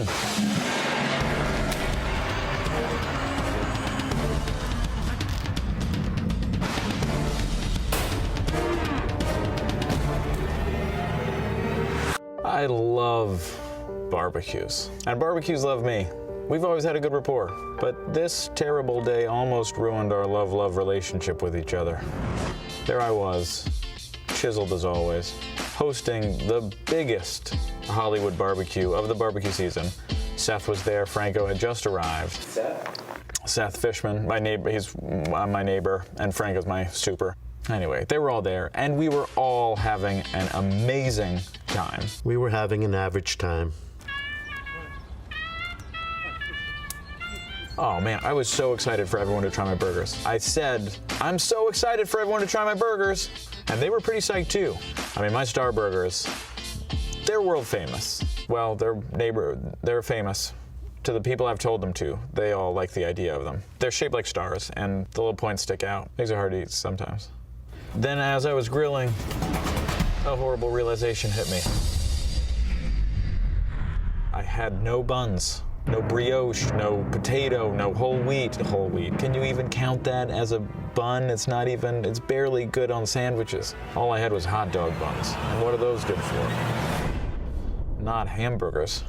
It was getting late by then. In retrospect, maybe I had spent a little too much time talking up the burgers, but they're worth talking about. That's the thing. I mean, the burgers are that good, but without buns, I thought maybe, just maybe, we could get some buns delivered. But I wasn't sure the grocery store would still be open. You got a man from the grocery on the phone. I guess he didn't like what he heard because he started yelling. I hope you're okay watching a man drown, because that is what you're doing. Then he goes, turu, turu, turu, turu, tss, tss. In the Air Tonight. It's a drum solo. It's what the song's about. I believe that's an urban legend. That's not a legend. That's true. Where are you getting your information? There we were. The burgers were getting crispy. Too crispy. Time was running out.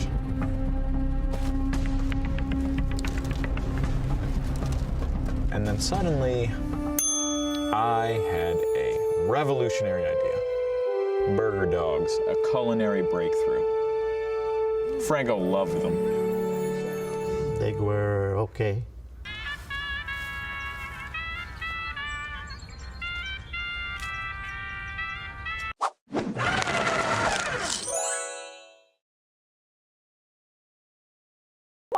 On Junior Mojo. Yeah, Can you I'm the tell all the host. kids watching right now what this is? Because this is something they can get involved with. Yeah, JuniorMojo.com, JRMOJO, is my new show where me and my friends go on lots of adventures, and we use the internet to be cool and creative and try all kinds of new things. I'm just learning. I'm still new, but I'm going to try to do everything I can do and show kids that there's no limits, that the internet can be such a cool place. You can do whatever you want. Hey, the Sloth, is this your first TV appearance? Yeah, but I've been practicing. You've been Today's top practicing? story. Everybody hug. It's Kindness Day.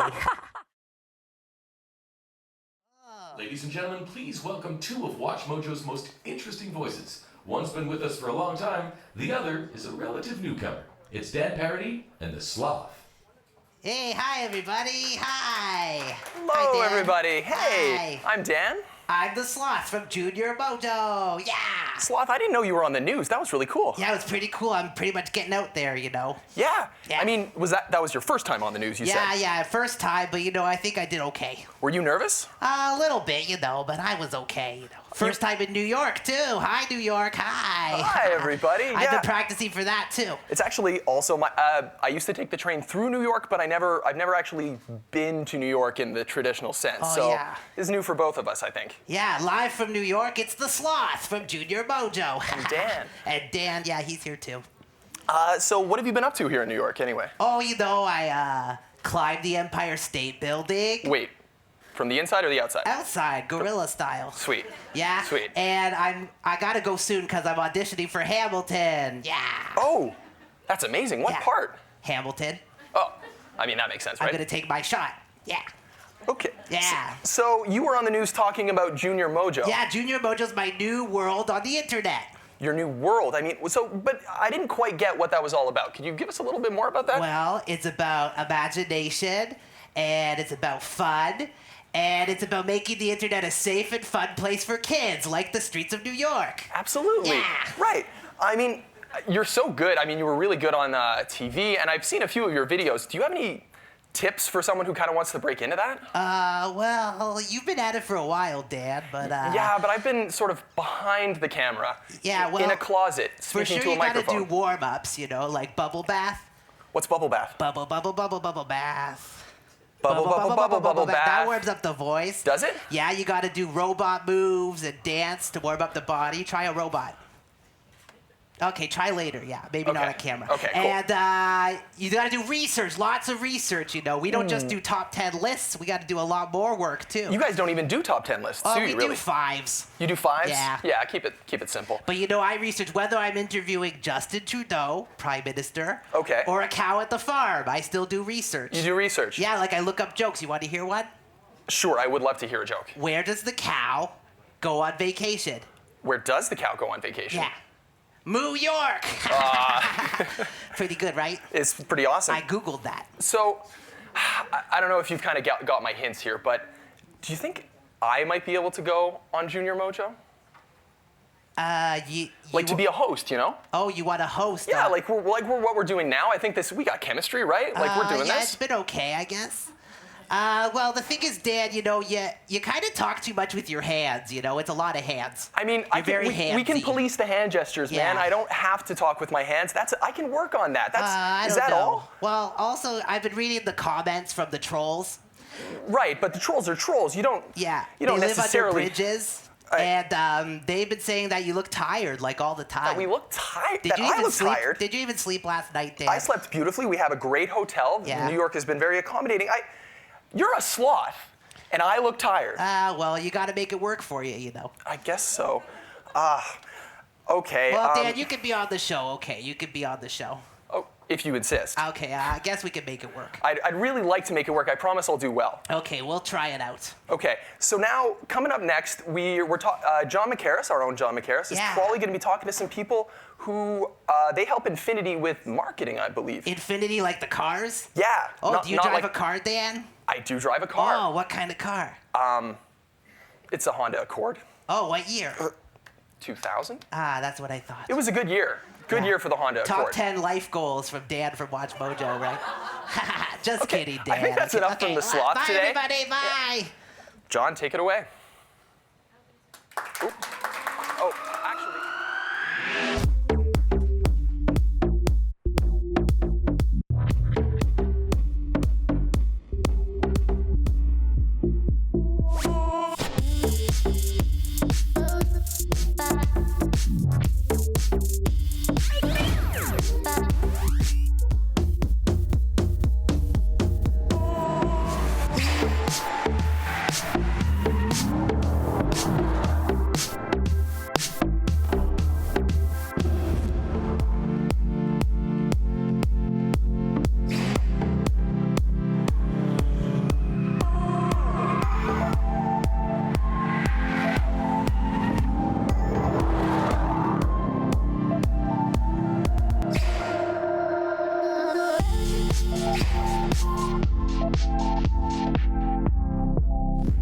Infiniti. Empower the drive. So, first of all, before I get to that video, which is very, very cool, just thanks to Dan and the sloth for riding down here on a toy train from Montreal. It took about a week. Super excited about the project that we have with the sloth. He's doing an amazing job, and you're going to see some great content from Junior Mojo. Love that puppet. So what you just saw on the screen was a really cool intro video that involved Infiniti, which they talked a little bit about, and it's regarding a project that our next guests are responsible for, who are a really amazing duo, true creatives, and I love talking to creatives, and I get a chance to talk to them here and moderate this. So please welcome Pierre Tremblay and Patrick Rochon.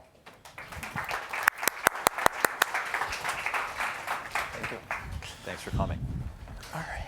So thank you guys for being here. I know, we've talked a lot about what you've been doing, and when we first got the idea to have you on WatchMojo Live, we were like, what is a light painter? And I just think the first thing we have to kind of get out here is, with this audience, tell me what is that? What does that mean? Well, to be a light painter is to actually paint with light. I mean, it's that simple. How do you paint with light? It's through doing a long exposure photograph in the dark, and then to be in front of the lens, in front of the camera, and then to use a light tool, and then to move the light tool, just like you do with paint. So then the exposure can last as long as you want, and as long as in complete darkness.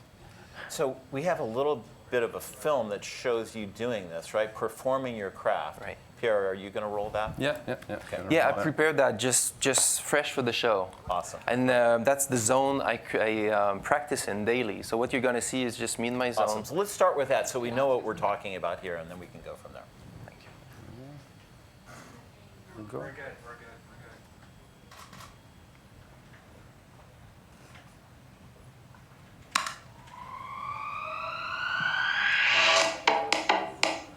That's not the video. Wrong video. Strike the vid.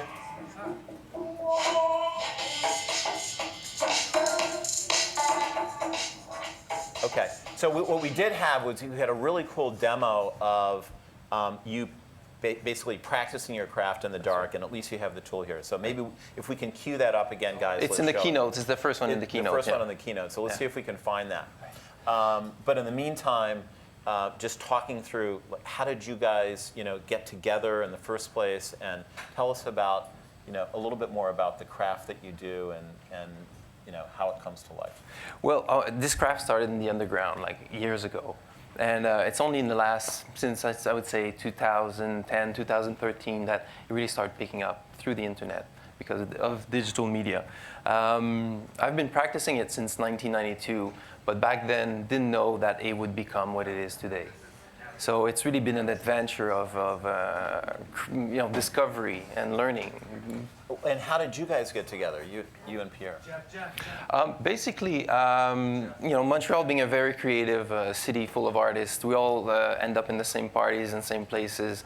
And then I saw Pierre's visuals in a party. Pierre was doing a VJ in a party, and I loved what he was playing. And then I went to talk to him afterwards because I'd actually never seen something like that before. So you thought finding him to bring your craft to the big screen or into film in a new way would maybe be the perfect partnership. Right, exactly, because he's a storyteller. Was there a commercial intent envisioned at that point, or was it just like, as two creatives, let's work together? Exactly. Yeah. Are we able to cue that film or no? Let's take a look. Yes. Whoops. Nope. That's the one before, Tonight, please. we have partnered with the artist Patrick Rothman, just the one before, please. Showcasing our understanding. Yeah, it was the one that you first queued up. If we can see that, that'd be great. Right there. There you go. Yes.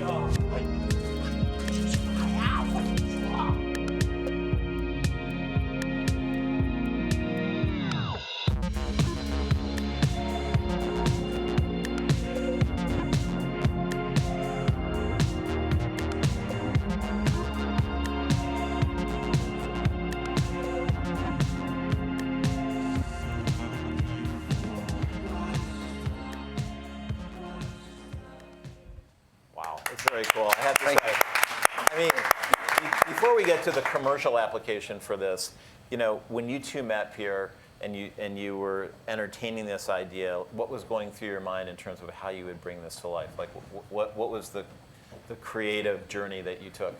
Well, when we met, I was doing visuals at a party, and it was nothing. I was mashing up old silent film stock from the 1800s, late 1800s, so it had nothing to do with that. But I discovered Patrick's work, and he approached me, and I'm like, wow, how can we translate and incorporate his vision, which is photography, but also in video? Because it's already pretty hard to do in photography, but in video, it's almost impossible to do. So that's kind of a technique we developed together over the years. And when you guys, you've worked together how long now? 5, 6 years. 5, 6 years? Yeah. Okay. And so as you started to evolve to more of, the commercial potential here, I mean, when I first saw that film, I it's hard to imagine, like, how does a brand engage you and how do they see themselves together with you? Because it's just so, it's incredibly creative and it's beautiful, and in a way you have to have a brand that can stand up to that, right? So when you guys are thinking about, how to work with brands, are you, how much of the business do you understand? Do you understand, the consumer target, and the audience, and, how would you see yourselves as business people in that part of it, given that, you have both the art and, the art piece, and then also the brand piece that need to come together? Well, I think it's really important to understand the basics as an artist. If you want to work with clients, you do have to understand at least a minimum of their world and what advertising is and what they're trying to reach. Without being an expert in advertising, if you get what the target is or what's the intention behind it, then it's much easier as an artist to contribute to hit that target. Yeah. I mean, it's all about communication. And communication, for me, starts with listening. You have to listen to the client, what their needs are, what their visions are, how they want to communicate it, what the target audience is, where is it going to be used, what's the product, all of that. It's by communicating, talking to the client, asking them questions that we get to know what they want and how we can bring what we can bring to them. But that said, not every artist can understand, how to bridge that gap, right? I mean, we hear a lot of talk these days about this relationship between, art and science, data and art. And one thing that I do think is true is you can certainly make an artist smarter, but you can't turn a scientist into an artist overnight, right? Just by informing them. So there's this whole issue of like the data and how much data do we really need to understand before we're not creative in the way that we had hoped we would be. Do you see that as a conflict, or is it just all come together in a better collaboration? Well, it's a bit like left brain, right brain, Yeah. It takes both to make one person. So I think it's the same thing when we work in collaboration, in projects. It's really about making a center where all the minds and the hearts of the people are connected, and then we're all focused in the same place, Very cool. Well, listen, I know we have a video that we're going to see about your work with Infiniti. Let's take a look at that, and then I have a bunch of questions for you. Shall we try? Tonight, we have partnered with the artist Patrick Rochon, showcasing our understanding of our audience. Infiniti Q30 was built to deliver a driving experience which is both inspiring and captivating. And this is what tonight is all about, through Patrick and his light art painting. The tension of what Patrick creates through his performance is a celebration of the Infiniti Q30 design, a masterpiece of fluidity and emotion. Ultimately, what we want to create tonight is a visual expression of what Q30 represents, a bold and daring statement. Tonight, we wanted to offer our guests a truly unique and artistic experience to capture who they really are. Being human is at the core of who we are as a brand, and having Patrick express himself through light painting is a one-in-a-lifetime opportunity. And when you see everything coming together, that's when magic happens.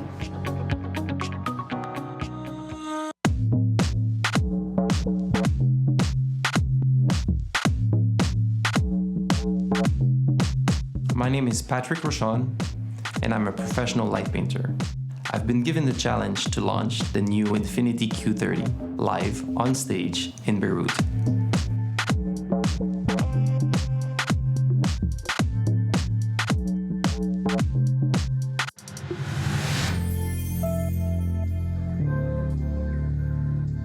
The idea is to reveal the car using light.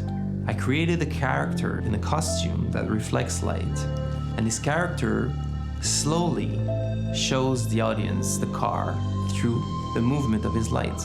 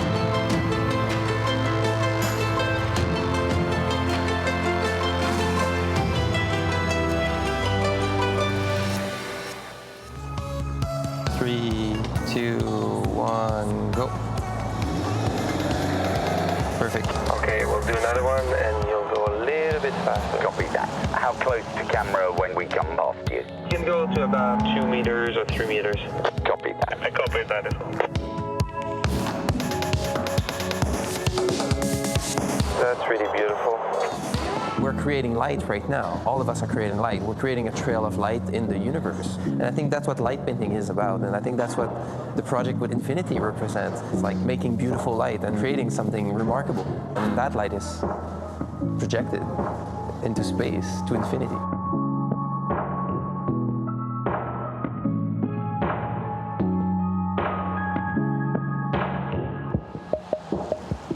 Infiniti. Empower the drive. So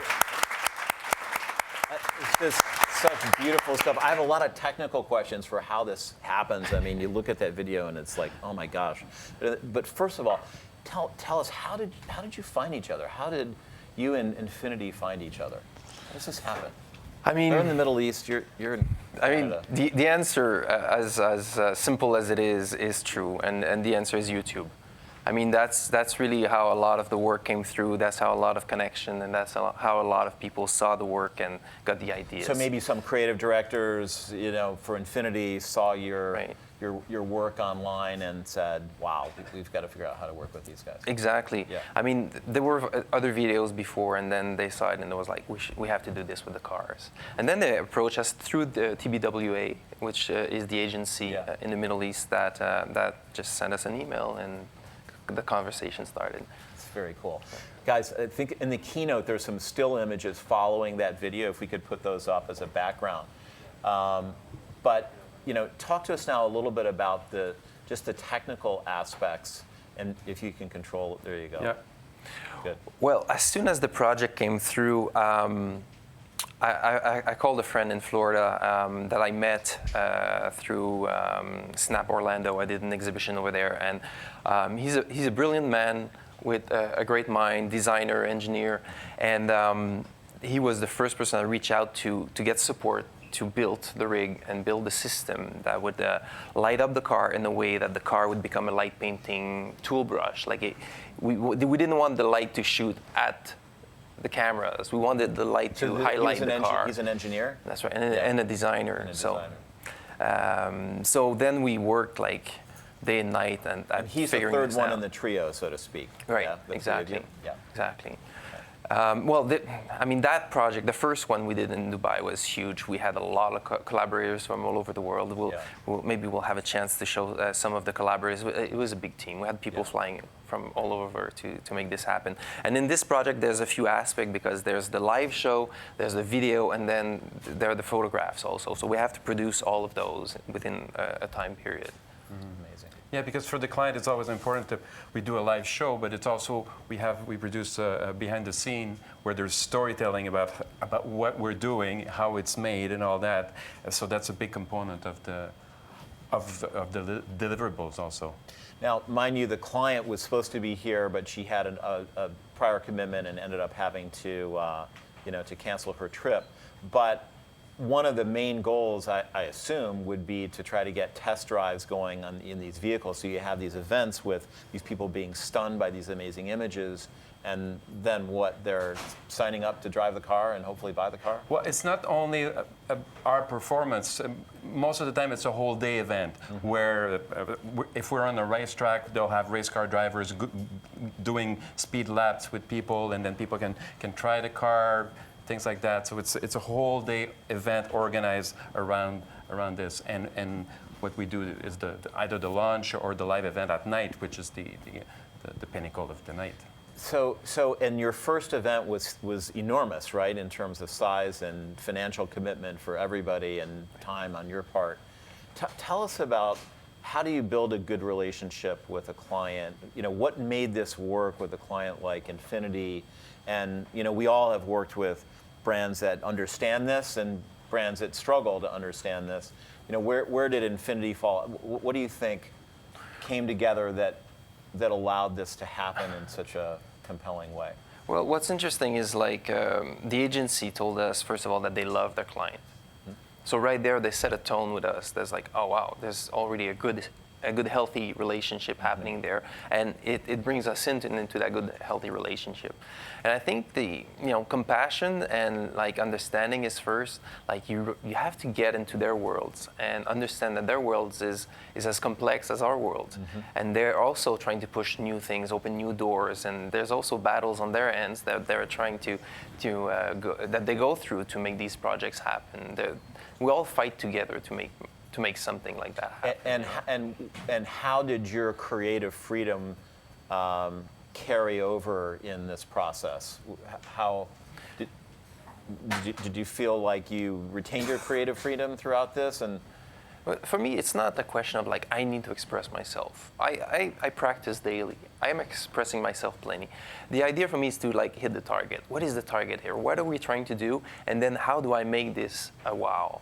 It's really where I stand. It's like, so to create a wow, I have plenty of challenges, and that's where I thrive, is with those kind of challenges. But we're lucky. It's a very it's an amazing client that is open to suggestions, and so as long as we make it look good, as long as we inspire people with our images and we bring passion to it, and there's storytelling into it too, then it brings the brand, it brings the content higher. Right. But we hear a lot about, brands and clients or brands and creators that work together that, have struggles. The creator sometimes will say, I just don't feel like they're understanding my art or giving me enough freedom to do what I know I can do for them. And so that communication, it all comes down to that in the end, right? And so this is a very common battle on YouTube with brands wanting to work with creators to try to figure out how to do it in a way that everybody can win. This trust has been established, and also in light painting, they can't control it all because they don't know how to light paint. So they have to trust me, and I have to understand them. Yeah. So that relationship has to go both ways. And if you were to give one piece of advice to other brands who are trying to figure out, how to be creative and engage, completely new partners as they go to market, what would that advice be? Well, I think it's important that we make that step, that everyone collaborates and opens new doors. I mean, that's how we give birth to new things, right? So for the brand, it's like opening up to new ideas, I think is important. And then creating a dialogue, not preparing everything in advance in a presentation, saying this is set before they meet the artist. Meet the artist first and brainstorm together to make the project stronger. Makes total sense. Pierre, anything to add? Well, you can't have your final product done before it's actually shot. Very often now they want to have completely highly detailed storyboard and images and all that. On a project like that, you can't do that. It's impossible. We give them an idea what it's going to be like, but there has to be a trust both ways, that we're going to have the creative freedom, and they give us the creative leeway to deliver something exceptional. It makes total sense. Well, listen, thank you so much both for being here.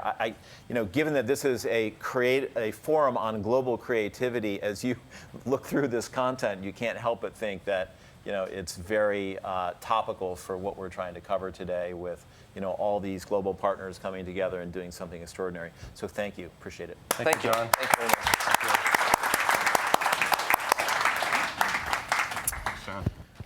Thank you. You guys can head off either way.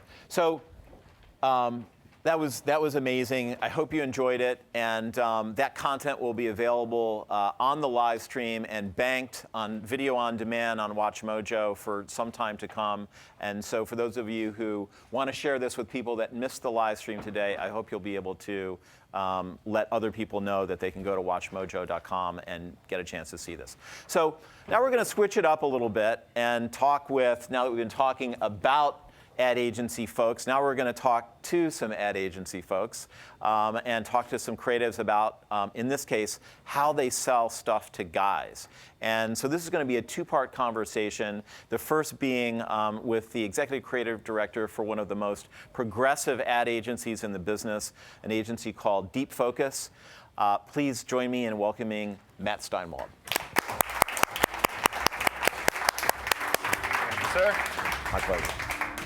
All right. So Thank you for the introduction. I work at Deep Focus. We definitely are an ad agency. We're not a traditional ad agency. We don't look at TV as the end-all be-all. We see every channel as an opportunity to reach our consumers. And we were born in digital. We were born in social. So we think a little bit differently. And hopefully this is a good example of how that goes. So if you're interested in advertising, thinking of a career in advertising, don't do it, but here you go. I'm going to take you through about 9 months of work in about 18 minutes. Ooh, I got bonus minutes. Here we go. This is about Ruffles. Did I click that? So we're going to learn about Ruffles. We're going to shift gears from cars to potato chips, and basically everything you need to learn about Ruffles potato chips is contained in this 30-year-old TV commercial. So if you haven't seen this, enjoy. Mary, Horton's talking. Come on, Horton. Come on. Come on. Ruffles. What? Ruffles. Ruffles? Ruffles have ridges. He means the potato chips. Ruffles have ridges? Ridges are what make them so good. Ruffles. Well, that's a funny thing to say. Funny? It's printed right on the bag.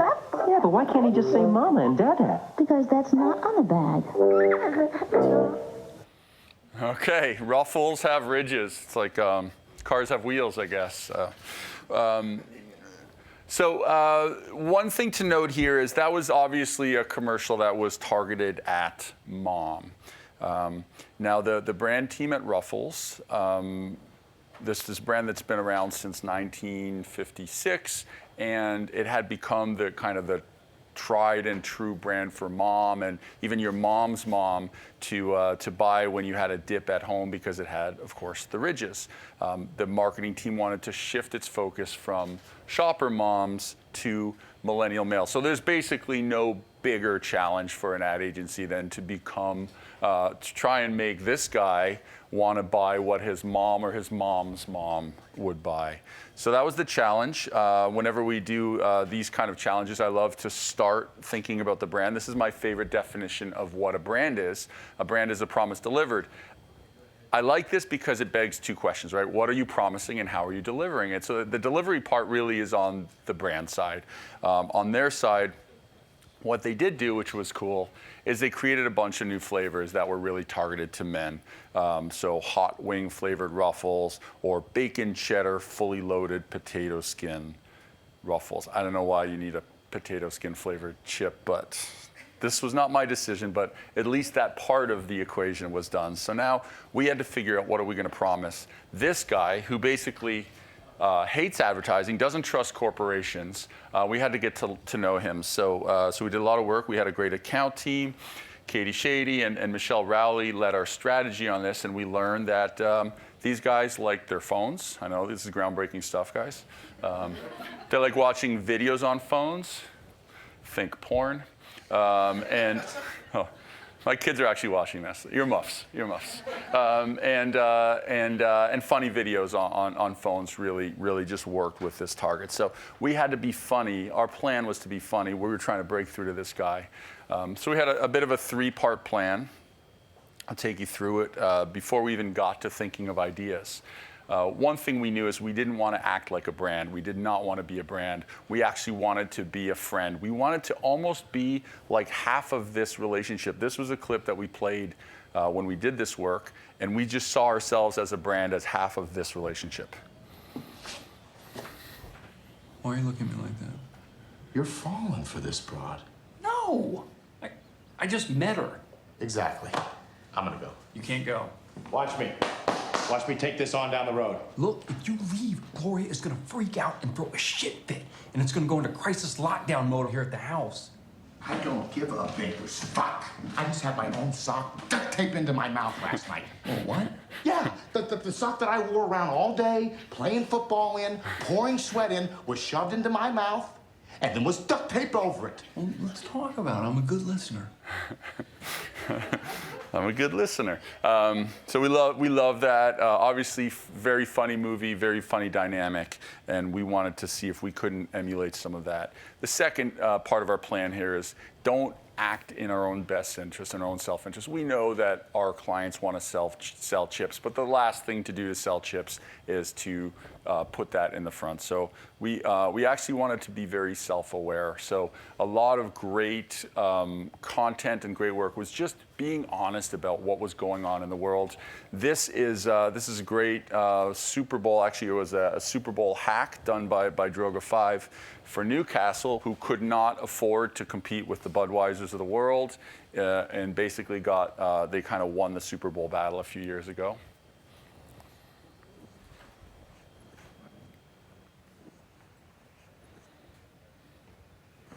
I was really excited to make a commercial with Newcastle, but then turns out they don't even have the money or permission to make a commercial. They can't even say the word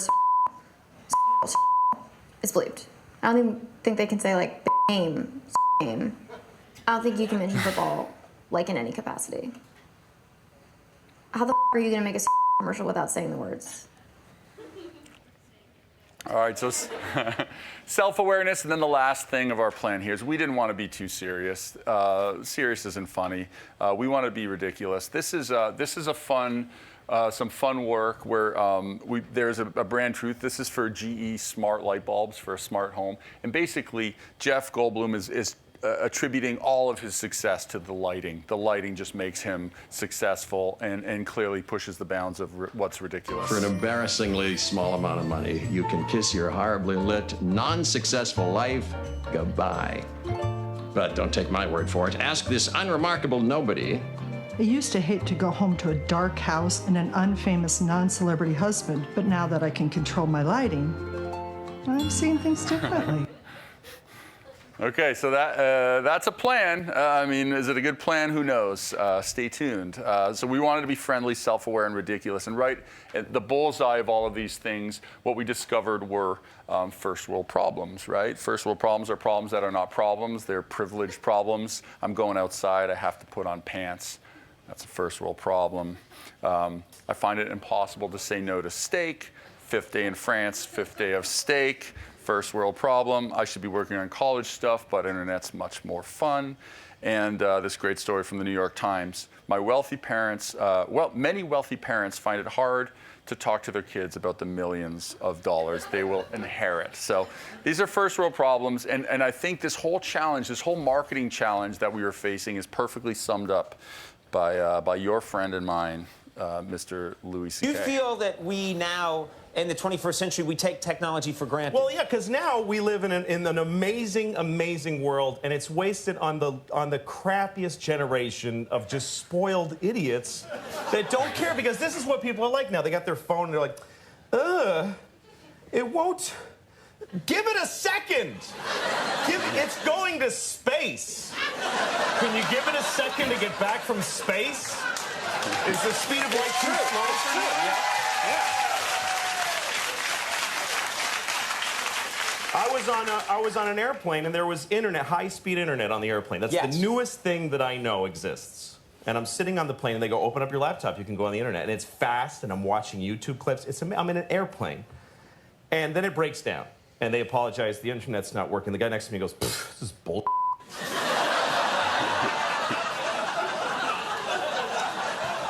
Like, how quickly the world owes him something he knew existed only 10 seconds ago. Right. So what's great about this is everyone's laughing at the right times. They're he's making fun of the people who are laughing. So there's a great self-awareness, and obviously he's describing some great first world problems. And you really know that first world problems is a thing when Weird Al turns it into a song, which he did.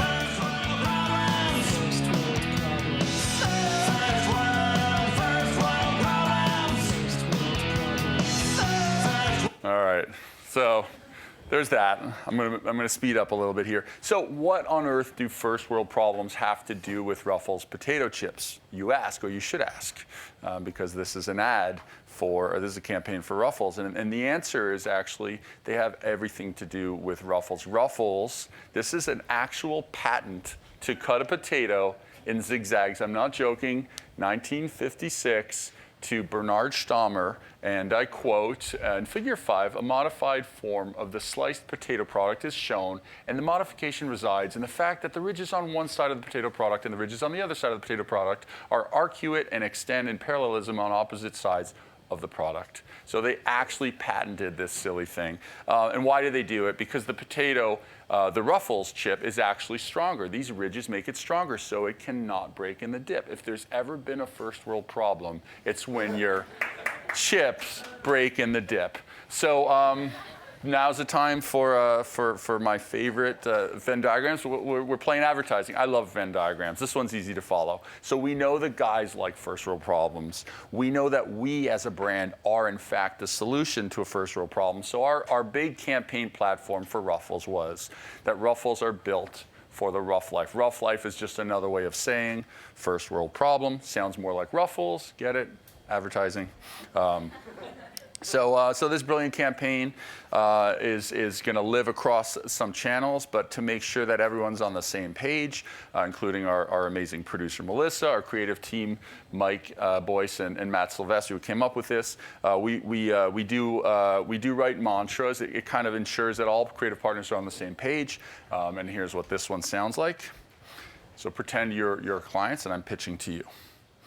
Sometimes you finally sink in your couch with a cold beer and realize it's not a twist off, or your iPad is out of battery and your cord won't reach the bed. But few things are more devastating than when a regular potato chip breaks in the dip.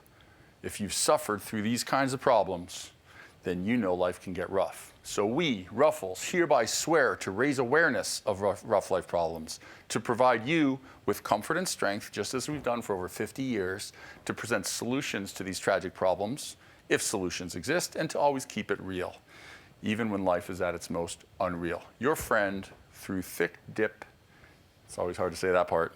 You don't want to say it the other way. And thin skin Ruffles, built for the rough life. All right, thank you.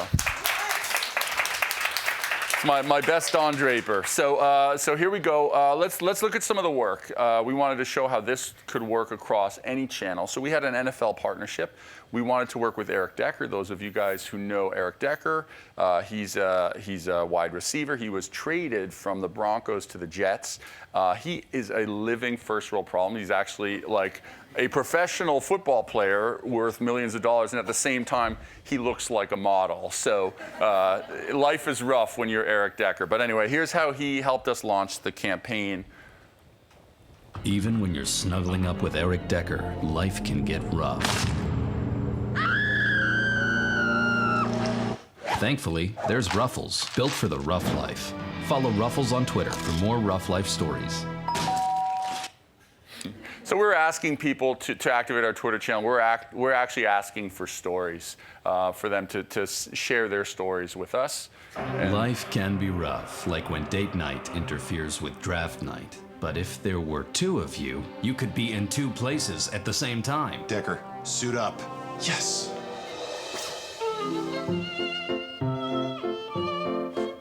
Get in there. Surprise. It's a win-win for everyone, maybe even you. If you want a chance to win sweet NFL gear, just tweet your rough life story at Ruffles. Ruffles, built for the rough life. Wow.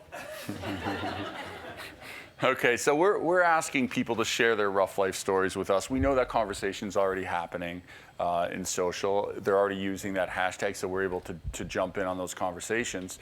But we also wanted to share some of our own rough life stories. So we made some animations. We actually used a vendor, Clambake, who does a lot of animations for Adult Swim. So again, we're kind of stacking the deck in our favor to make sure that we're going to be funny in the way that the millennial men appreciate humor. So here's a couple of first world problems. The first one is about the big challenge in applying sunscreen when you're at the beach.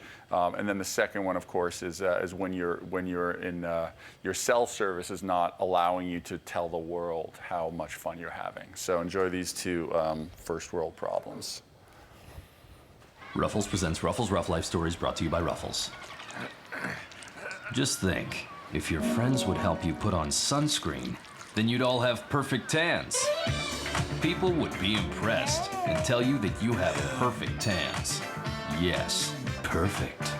But your friends would not help you put on sunscreen. And now you all look like cow people. That's rough. Thankfully, there's Ruffles, built for the rough life.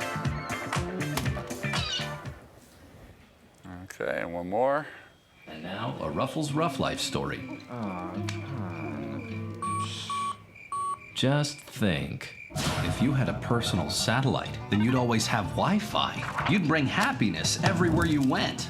You'd be a Wi-Fi magnet, and you could always prove to everyone how much fun you're having. But you do not have a personal satellite, and now you must actually talk to people. That's rough.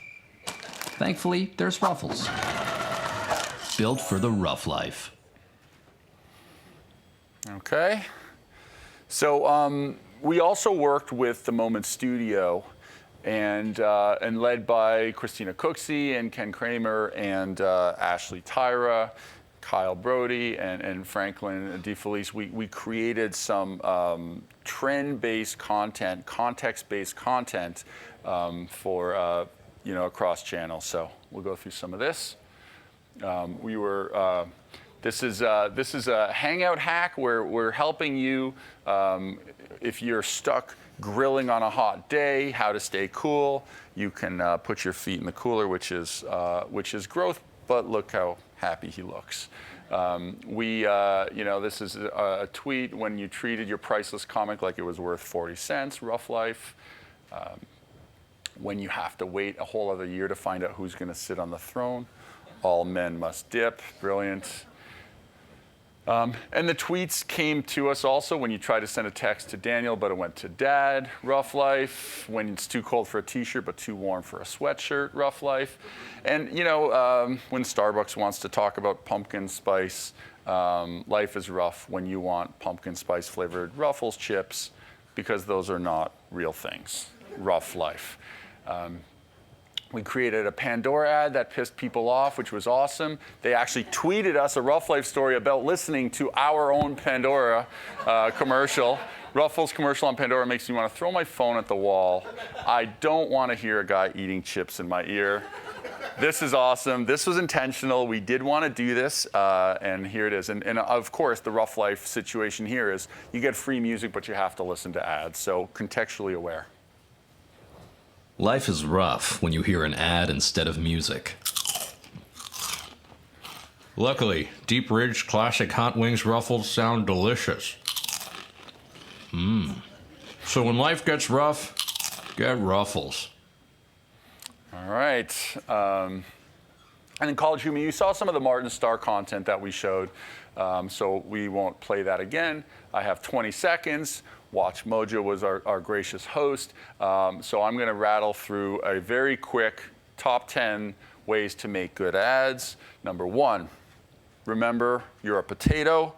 Don't try to change the world. If you're a potato, be a potato. There's no problem there. Stand for one thing. If you have a really good big idea, it can live across the channels. It doesn't have to be completely separate campaigns based on the channels. I think that was a good demonstration of that. Ask people to do nothing, literally. No one wants to do it. They don't care. They just, if you can fit into their life, you're better off. Take many swings. This is one of the things we do really well at Deep Focus, is that we don't put all our eggs in one basket, one big TV commercial. We will create a lot of content, see what works, and put our media dollars behind what works. We're going for humor, smiles, laughs, shares, that kind of thing. Humor is currency. If you're stuck, what would Vince Vaughn do? Choose funny partners. Choose your celebrities with purpose. Obviously, Eric Decker is a pretty good example of that. He was a first world problem when we chose him. Customize your creative to the context in which it lives, and trust your gut. Don't have to test everything. Be brave. We had a brilliant client on this, Jeff Klein, who was basically empowering us and his people to take a chance, take a risk, and we really appreciated it. Thank you.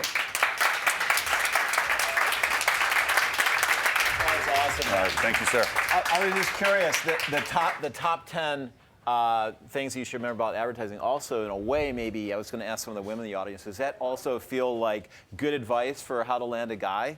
Other than the number 1, which was, remember that you're a potato? The other 9 might actually work. Not bad, not bad.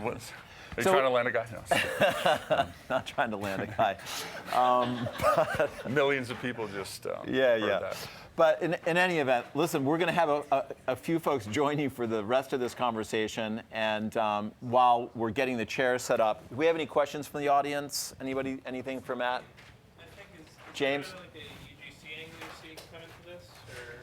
Do we do UGC for this? We've done UGC, and when we do UGC, we really, I mean, that whole like nobody wants to do anything is extremely true.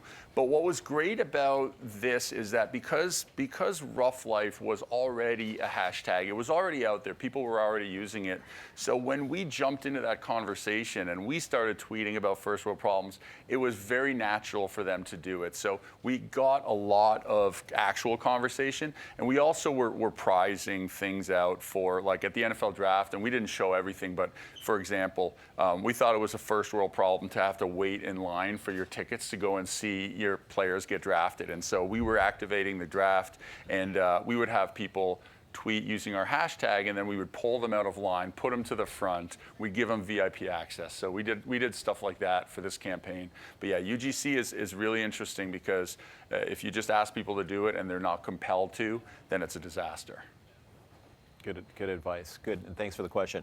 So listen, I also now want to welcome to the stage Josh Cohen from TubeFilter, along with Ian Schaefer, who's the CEO of Deep Focus, and also Rich Antonella, the CEO of Complex Media, which is like a huge guy-focused media enterprise. Thanks, guys. Thanks for being here. Absolutely. Thank you very much. Thanks, John. Thank you. So we've heard a lot about WatchMojo today and how WatchMojo has this unique proposition where they're targeting this increasingly elusive kind of young male demographic in an age where that audience is, it's basically a diaspora. They're all over the place now. We're used to be able to target them in these finite specific places in different entertainment and media locations. Now they're all over the place. And WatchMojo's done a really good job of kind of finding a niche that really appeals to them and gets them engaged on YouTube. So we have a bunch of people on here. We have a great panel today with Matt, Rich, and Ian, and wanted to kind of get into how in your own work and with some of the other clients you guys work with and brands you guys work with, how kind of the best practices and the ways in which you guys are appealing to that same demo today. And Rich, I want to start with you. You know, you've been you're the CEO of Complex Networks. Complex has obviously been around for a while. How is kind of like appealing to this demo for you different now from when you started Complex over a decade ago? You know, the beautiful part for us, we're very lucky in that when we started out as a magazine 16 years ago, so we've been multiple iterations of this business. The one thing that hasn't changed is the topics we cover. So what's really interesting is when we started, we were a small little magazine. It was about 275,000 circ. Right, like, and which, by the way, is laughable now from a scale perspective. But you know, we were always founded upon these verticalized kind of subcultures at that point, and this was 2002. So sneakers, hip hop, art and design, basically what is defined youth culture today, kind of was on the peripheral at that point. So we really haven't changed what we've done. We've just grown in all those mediums as the #1 authoritative brand within each of those topics, and as those topics have become organically more important and moved to the middle to influence everybody else, we've just basically scaled organically. So we haven't chased anything. We haven't changed our business. We've just kind of embraced multiple platforms and where people are consuming around those topics. And did you kind of get lucky in the fact that we don't get lucky. What was considered niche culture 16 years ago when you started, or kind of niche culture, is now more into the mainstream? Well, I don't think it's luck. I mean, we were talking about it. I mean, I believed in concentric circles at that point. And if you think if you looked at the trend back then, I was at Saatchi a long time ago. I won't age myself out, but early 90s. And we used to be able to buy, it was really easy. When I was 22, 23 years old, you bought ESPN and like NFL football, and you had 95% of the target covered, right? And it was super simple. And by the time the early 2000s rolled around, it became very obvious that all of the large ubiquitous reach plays and scale plays, to me, were all going to be deteriorating, because you saw the interests start, you know, it's not just the platforms that are disparate.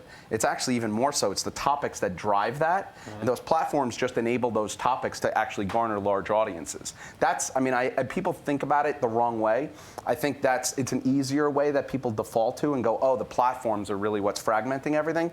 No, it's the interest that fragmented it. They just found homes on those platforms. Does that make sense? Yes. Okay. Lucky kind of way. Maybe for other people, but sure. Kidding. It's all good. Ian, so going on all these different fragmented platforms, how are you, like, do you have any strategies or thesis in order to reach this kind of demo and this audience? That you it's really easy. You buy them. You buy complex. You could buy complex. And I say that, like, I'm serious about that. You know, you said they're elusive. I think, you know, they're elusive if you're used to advertising on television. They're not elusive if you're buying, you know, access to them on the internet, and most likely you're buying them from one of three places, and that's either Google, Facebook, or everybody else. And I think what the challenge for marketers is not reaching them. I think, like, audience in general, guys, girls, everything, it's almost like everything's a commodity because it's bought, sold, and traded on literal exchanges.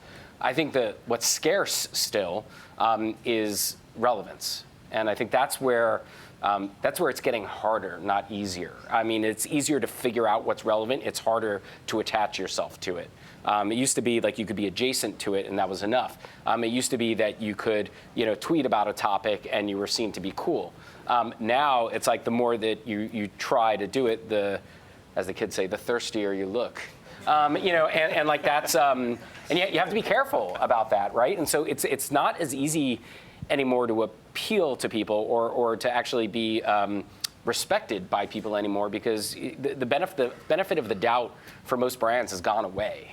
You know, at least for legacy brands. Modern brands, newer brands where, like, essence is at the core, they're built into the lives of people as opposed to trying to interrupt them. I mean, they're having an easier time, but, you know, the brands have been around for a long time are trying to have to retrofit everything that they've learned, and it's not that easy. Well, you bring up an interesting point, though. Sorry, but it's like, you know, everything you just talked about is the shift from display and programmatic and automated to really branded and sponsored and disproportionately branded. Yeah. And what's funny is everybody's running towards branded from like the media brand side of things, but so few people have a deep enough connection with their audience that they can actually do it. Yeah. Because you have to have such a deep connection with your audience, but when you integrate an advertiser in, if you have a dotted line relationship, you can't integrate an advertiser into that.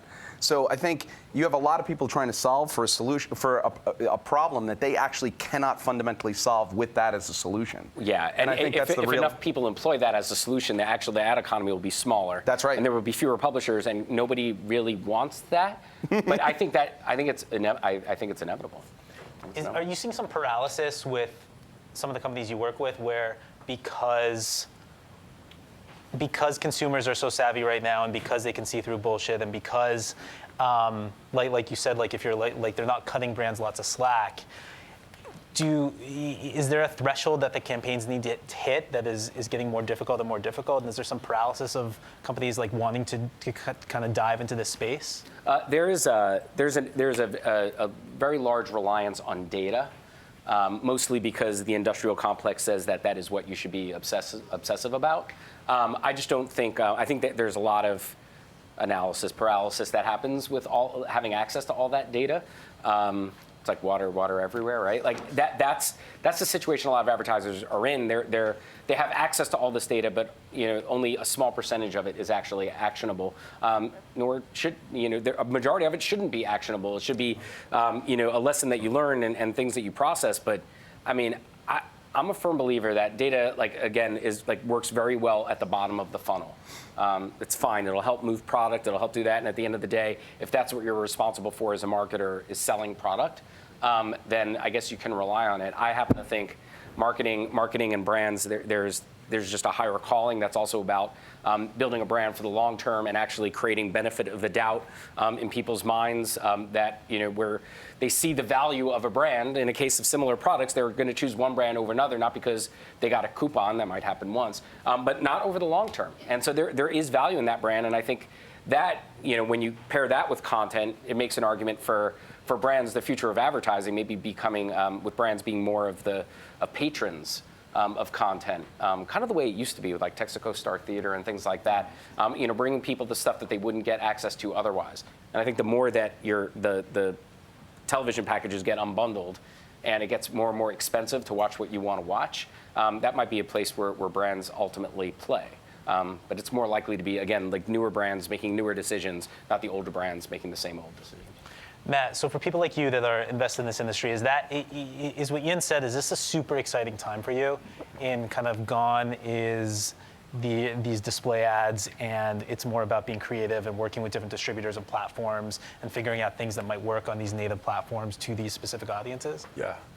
I didn't understand a word he said, so no, I'm just kidding. It's because you're Canadian. This is true. Ian and I have worked together for 5 years, no, I think there's no more exciting time. I think agencies that creatively open, let go a little bit, think differently, and treat every channel like an opportunity.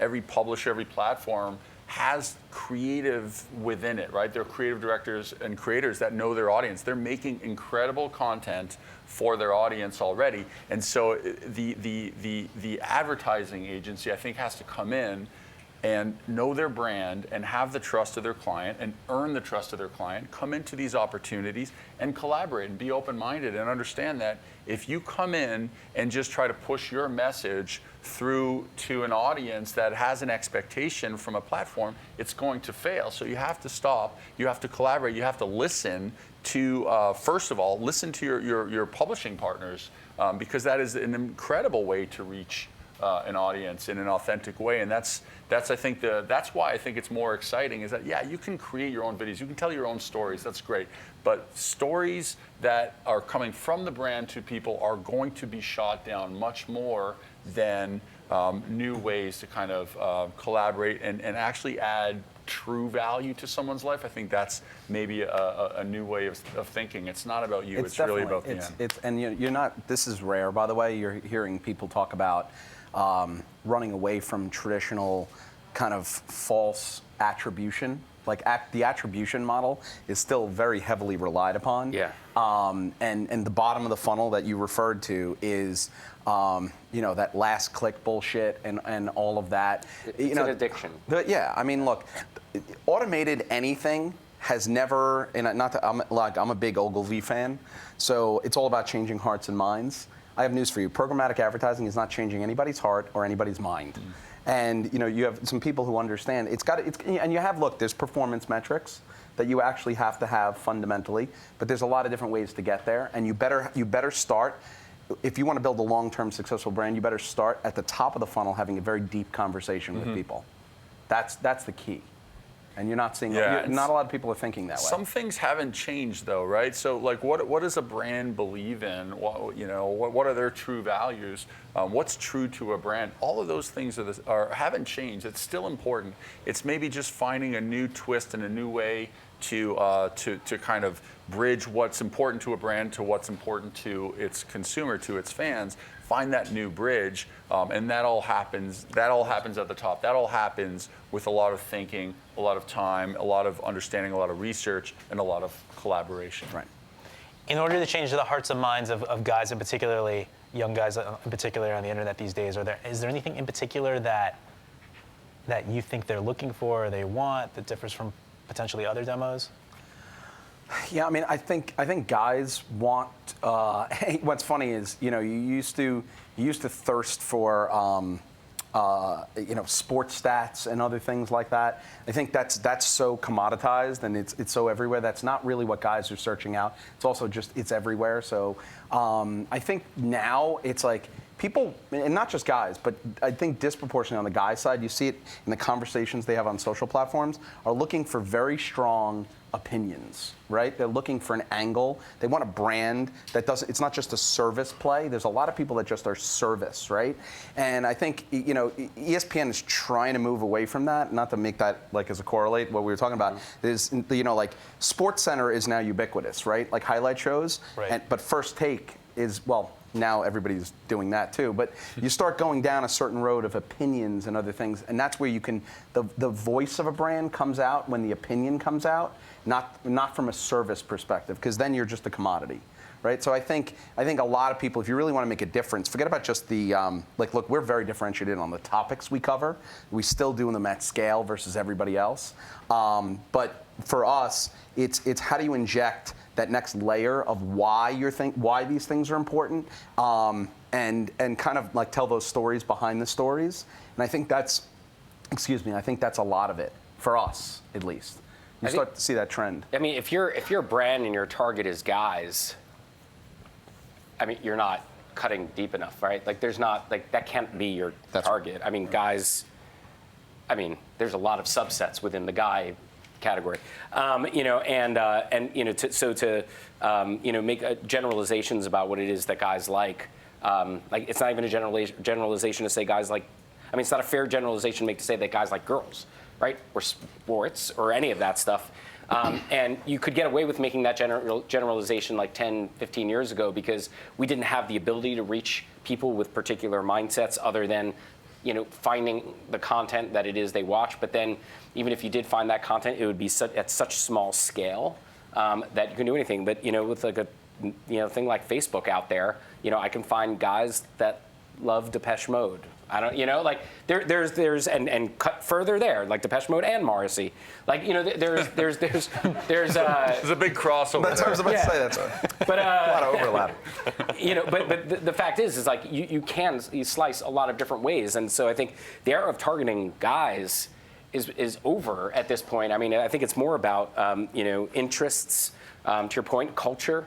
You know, all those kinds of things that get people you know, to forge some kind of association between what your brand, you know, wants to be and what people will accept it. And with that ability to be more targeted, I think it just lends itself perfectly to making more pieces of content. Like if you do want to reach a larger audience, don't just say one thing. Don't tell one story. Tell specific stories that are actually gonna have some of that deeper insight behind them.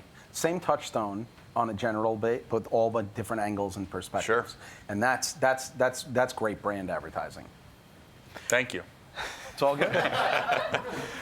Rich, you've had a couple of breakout hits on Complex Network this past 6, 9, 12 months or so. Like, what are they, and what do you think they have in common that is speaking to the audience? You know, it's funny. You'll hear. It sounds like I'm very informal, but I'm actually painfully consistent about things as well. Is you know, everything from like a show like Everyday Struggle, which basically was launched 6 weeks ago today. Yesterday's episode did 7.9 million views in 24 hours. Wow.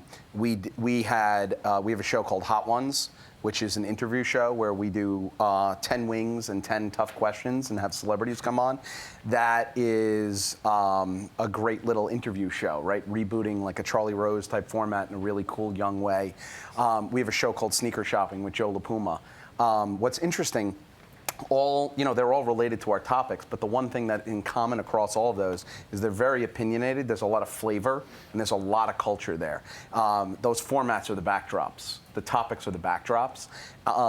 It's a real play. To be able to bring culture in without being scripted is the real magic, right? Like that's where a lot of brands fall down, is they try and just throw a camera up in front of somebody on a live basis and think that it's gonna come across, and it doesn't. And it's just flat. It could be any brand, right? The one thing I love about our content is you strip away Complex and you still know you're watching Complex.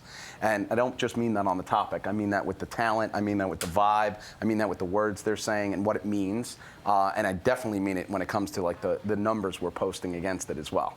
So that's the commonality. For brands to want to do that, to take that risk, to let go a little bit, that onus falls mostly on the agency. The agency has to develop the trust with their clients that ultimately the content that we're going to create together, if we let go, if we trust a little bit, we'll protect some of your sensitive, kind of areas, but that's not important. We'll get those out there, and every partner is going to take in a brief like that and understand where they can't go and find a great place where they can go. And if you let go, then the content that you create there is completely different than a TV commercial. And there are brilliant TV commercials.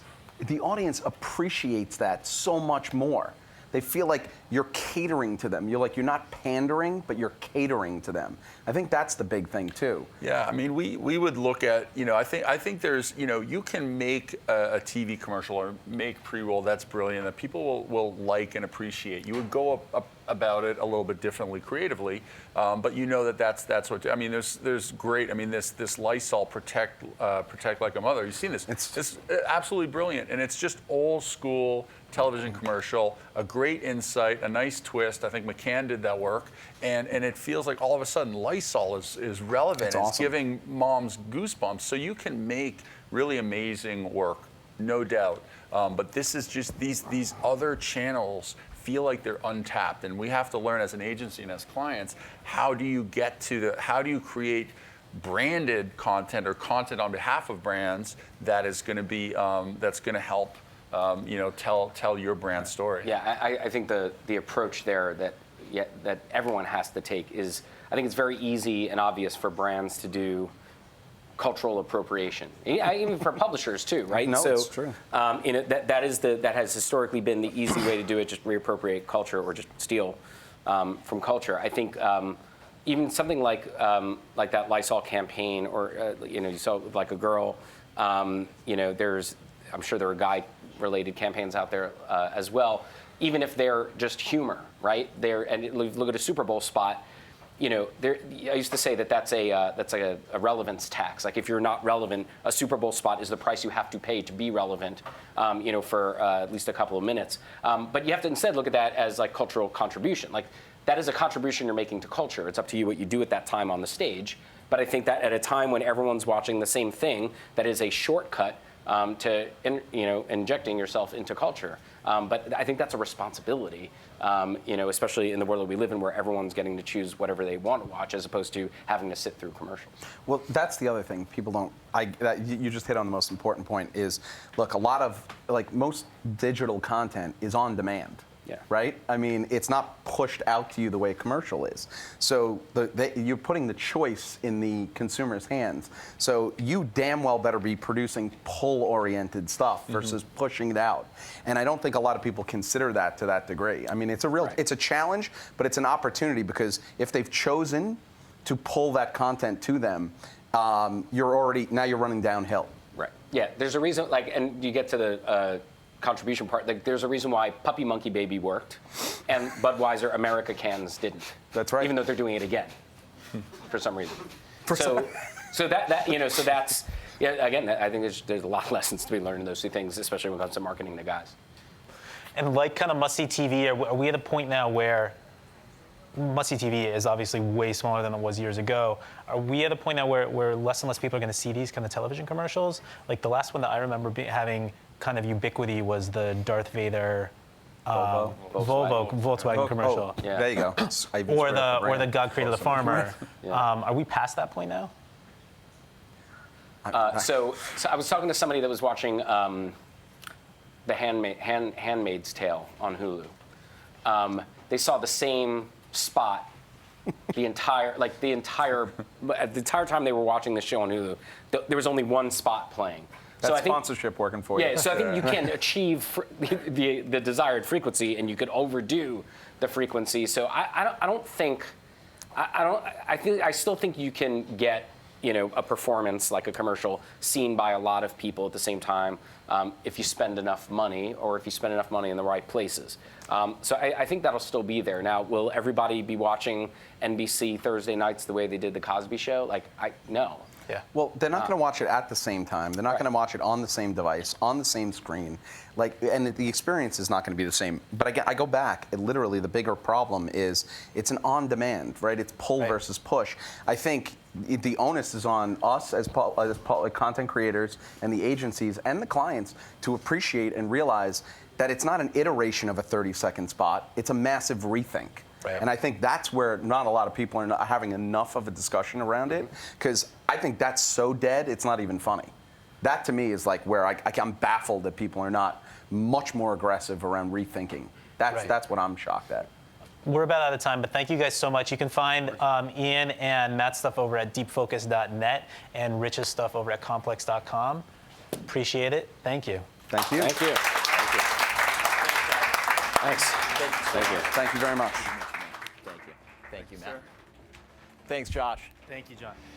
So we've had an amazing day. We've had some incredible speakers. That was an amazing conversation around marketing to guys and all the new challenges and opportunities that we have. And obviously here at WatchMojo, we care a lot about guys. And we have, fortunately for us, a lot of guys that watch our content. Before we break for tonight's showcase around music, and you've heard a little bit about what we're going to do tonight, we have Puddles Pity Party, who debuted on America's Got Talent last night and blew up the internet. We also have Deacon, who's a really talented musician and has been on a lot of great programs. And also bringing up the third act, we have Caveman, which is an amazing local band from Brooklyn. They're going to be here with us tonight. We have a whole bunch of stuff happening as well. And all that kicks off at 6 o'clock. But before that, super important, we have somebody who is an amazing speaker and a friend, and he is a breakthrough innovator. Please welcome Chris Barron, who is the founder and general manager of Great Big Story, and it is really CNN's transformative team in social content that is helping that brand really move to a whole new place. So please welcome Chris. Thank you. Good afternoon. This is the first time I've been on a lineup with a guy named Puddles and Caveman. So I think maybe I'm moving up in the world. Before I get in, I'm going to actually do, for a person who lives in video, I'm going to do a somewhat brave thing and actually limit a little bit of the video, but I'm going to show you sort of what we think we've accomplished from inside a news organization to do something a little bit or very much outside the news. Before I dive in, just a little bit about who I am and what I do all day.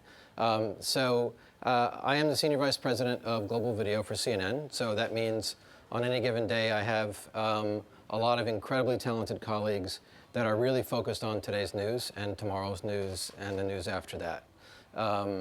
As you might imagine, it's an incredible time to be in the news. It's an invigorating time to be in the news. You just don't sleep very much. In addition to that, I also oversee our emerging brands, of which Great Big Story really is the biggest one and the one that's off to the fastest start. So I'd like to talk to you about that. Before I get in, let me talk to you about how it came to be really quickly. This is a time before Trump. It's before the election. It is towards the middle of 2015. We were already gearing up for the election. We were hiring like crazy on the politics side. We were hiring like crazy on the digital side, and certainly video was a huge part of that. My boss and I, Andrew Morris, walked into Jeff Zucker, who's our president. He's the president of the world's biggest news organization, literally the world's biggest news organization. And we walked in and said, we have this big idea. We think it's going to be great. It's going to be a little expensive, and it has nothing to do with the news. And he just stared at us for a couple seconds, and he said, okay, come on. And then we gave him the world's worst keynote presentation. And I'm not going to show it to you because it's awful. But I have to tell you, everything that I show you, all the success I show you, is actually because one single person at the very top said yes and continues to say yes and supports it. I'm not saying that because I don't think he's listening right now, but it is an important, people ask me how we did this, and we did it with buy-in, and we did it from the very top. So this is Great Big Story. We focus on cinematic storytelling. We think we tell stories that make the world a smaller place. That's a really important thing, especially in today's news climate. When we think about who we are and what we aspire to be and the feelings that we want to evoke both in our audiences and in our partners, we believe that the quality that you get with HBO and Netflix and the cinematic narrative nature of deep, engaged storytelling belongs on mobile devices. Certainly it belongs on OTT. It belongs in all forms, not just a series of hour-long documentaries or fiction. We think about TED a lot, not from a guy on a stage who's better than me giving really smart advice, but from the notion of connecting the world, having a global outlook, and also leading with thought. Really, really thinking through issues and through dynamics and through geographies. And then BuzzFeed, which ends up sort of being the placeholder for what we all sort of shorthand as the magic of audience science and the magic of off-platform and social media and what you can do in that space. So we had this premise, what if we could actually combine all these three? CNN by nature, for more than 3 decades, is a video company. We have more cameras that are our cameras around the world than anyone else in the world. What if we could actually access that? What if we could turn that on and play and really take advantage of that infrastructure? So this is what we came up with. We're a global media company dedicated to cinematic storytelling. Over the past year and a half, and actually these numbers are a little bit almost dated as of last Friday, it's actually closer to 80 now. In the last year and a half, we've been to nearly 80 countries. We have told stories in 80 countries in a year and a half. That's not something that a social video startup does. It's not something that a publisher who has a video department does. This is what a global media company does. We have incredibly big ambitions, and they're beginning to pay off. We've also built an incredibly engaged and loyal endemic audience. We have over, you'll see these numbers in a second, we have over 4.5 million Facebook subscribers. We're actually about to throw a party here in a week or so. You guys are all invited because we're about to hit 1 million YouTube subscribers, more than half of which have actually showed up over the past 3 months. All of it's organic. We think we're onto something really special. All of it starts with storytelling. It starts with video. We're a video-only company. Every one of these stories sort of has their own tastes. We do things in a studio. We do things out in the wild. We do things that are sad. We do things that are happy. But they're real-life stories that we think we are uniquely positioned to discover. So here's a little bit of a taste of what that looks like. Let's take a break for a second. Great Big Story is the home of amazing people doing improbable things. Like this architect building an Arctic skyscraper with his bare hands, or this father and son racing tiny drones at impossible speeds. And this fighter who's crushed every stereotype on her way to being the baddest in the world. Get away with these stories and more every day at Great Big Story on Apple TV, Roku, YouTube, Facebook, and greatbigstory.com.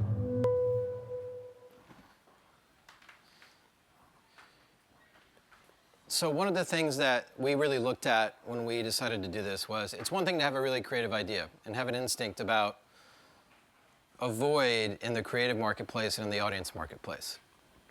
But we really took a look inward and said, what have we built as a news organization that we can actually translate into a new business? I'm not talking about an experiment. I'm not talking about, again, a social video department. I'm talking about a brand new standalone business. I spoke to you about the video infrastructure we have. We just have cameras in reach everywhere. We know what to do with video. We're on the list of first partners when new video platforms launch, when new camera companies launch. When Red has a new camera, they call us. So the video infrastructure was already a given advantage. The speed and quality. One of the things that Great Big Story, we publish about 3 stories per day, 3 really, really high quality stories per day, shot from all over the world. It may not sound like a lot in the context of CNN.com, which publishes 300 stories per day. But when you're talking about the premium level of storytelling that we do, 3 is a lot. The reason we're able to do that is because the ideas keep coming. The stories that we find keep coming. I've been in a lot of different organizations in my career, and I can tell you one of the hardest things to do is actually pitch ideas and to receive pitches of ideas. And there are a lot of really good ideas and a lot of really bad ideas that get pitched and they never hear back. The person pitching them never hears anything. That's a death knell for ideas. You will never get another idea out of that person again. We actually review pitches every single day. If you pitch something, you know that you're going to get feedback. It may not be feedback you like, but you're going to get feedback and you're going to get it quickly. That encourages more ideas. That is a newsroom mentality. Newsrooms don't sit on things for very long. They have to keep moving. So that's one of the things that we transmitted from a newsroom. The other advantage we have is that we own everything. We literally own everything we make. We own every picture. We're also not making things that are tied to the news, as I said. We're making things that actually basically last a lifetime. Out of the 1,000 or so stories we've done so far, I would say 990 of them would be relevant 5 years from now. If you think about the exploitable quality of all that video and all those hours and hours of video we've made, it's relevant forever and can be repackaged and exploited. That's a huge advantage. And then the fourth is audience data. So CNN is obviously a really big platform. We are, across our digital portfolio, the biggest name in digital news, period. Bigger than the New York Times, bigger than the Washington Post, bigger than Fox News. In addition to that, across the Turner portfolio, Turner owns CNN, you're looking at another more than 500 million social followers. In addition to that, you have Time Warner, and you have places like HBO. We have access to all of that data. So when we make something that we think someone who's a really big fan of Game of Thrones and Adult Swim is going to like, we actually have a pretty good shot at getting it directly to those people. That's the advantage of being part, frankly, of a really big place. It doesn't weigh us down, it actually helps us be incredibly precise. So this is creatively sort of where we think we are. Now, this is super subjective, and you guys may disagree with half of it. And I think I made up half of it and somebody else made up half of it, but I think it's right. We really look at the news environment that we all live in. Think about your Facebook feed, and it basically looks the same every single day. Think about your Twitter feed, and it's all about Donald Trump every single day. I don't really use Snapchat, but you guys can tell me what's on your Snapchat. We think Great Big Story fits in a nice niche. We looked at everything that was out there, from the highly sensationalized, good but highly sensationalized content such as Vice, to the overly earnest, to the, frankly, just sort of silly. And we realized there was a giant thing in the middle. There was a giant space in the middle for people who really love storytelling, were incredibly curious, were educated, were busy, that didn't necessarily want to give up BuzzFeed, because we all like BuzzFeed. It tastes good, but it's pretty low calorie. A lot of us don't just really identify with Vice, but we get it. It's a good brand. We thought, and we still believe, and the evidence shows, and I'll show you, that there was a giant, giant audience in the middle of 26 to 27-year-olds who live in a city, are on their second job, live on their phones, watch a ton of video. And it's proven to be right. So this is a little bit to give you, this is an average week in the life of Great Big Story. I told you, like, these things, the variety is sort of all over the place. There's this one, this Indian woman, I think she was like 84 years old. She's basically the world's best sharpshooter. We went and did a story on her, right? There's another piece just right next to her. There's this amazing craftsman around pasta halfway across the world in Italy that we actually did with Genesis, a Korean car brand. We're doing stories on wildlife, but not your average wildlife story. This is actually, that little monkey right there is actually a robot. We found a roboticist in England who makes fake animals to go out and actually study endangered species. He's the guy that made all the penguins that went and did the penguin film. So this is an average week of what we're doing. We're not making lists. We're not doing one thing over and over and over again. We're creating an entire world that we believe, and our audience is telling us, is incredibly serendipitous and that promotes a lot of loyalty and excitement and discovery. So what the kinds of things we make. So I would say that our bread and butter is in that somewhere between that 2 to 4 minute range. We have incredible engagement time, especially on YouTube in this building that we're sitting today. Most people who watch our videos on YouTube watch 3 and 4 of them at a time. On Apple TV, which I think you'll see in a second, some of the stats around that, we're getting an average dwell time of almost an hour. So if you think about 3-minute videos, I'm bad at math, but that's more than 10. That's our bread and butter every day. But we also do longer things.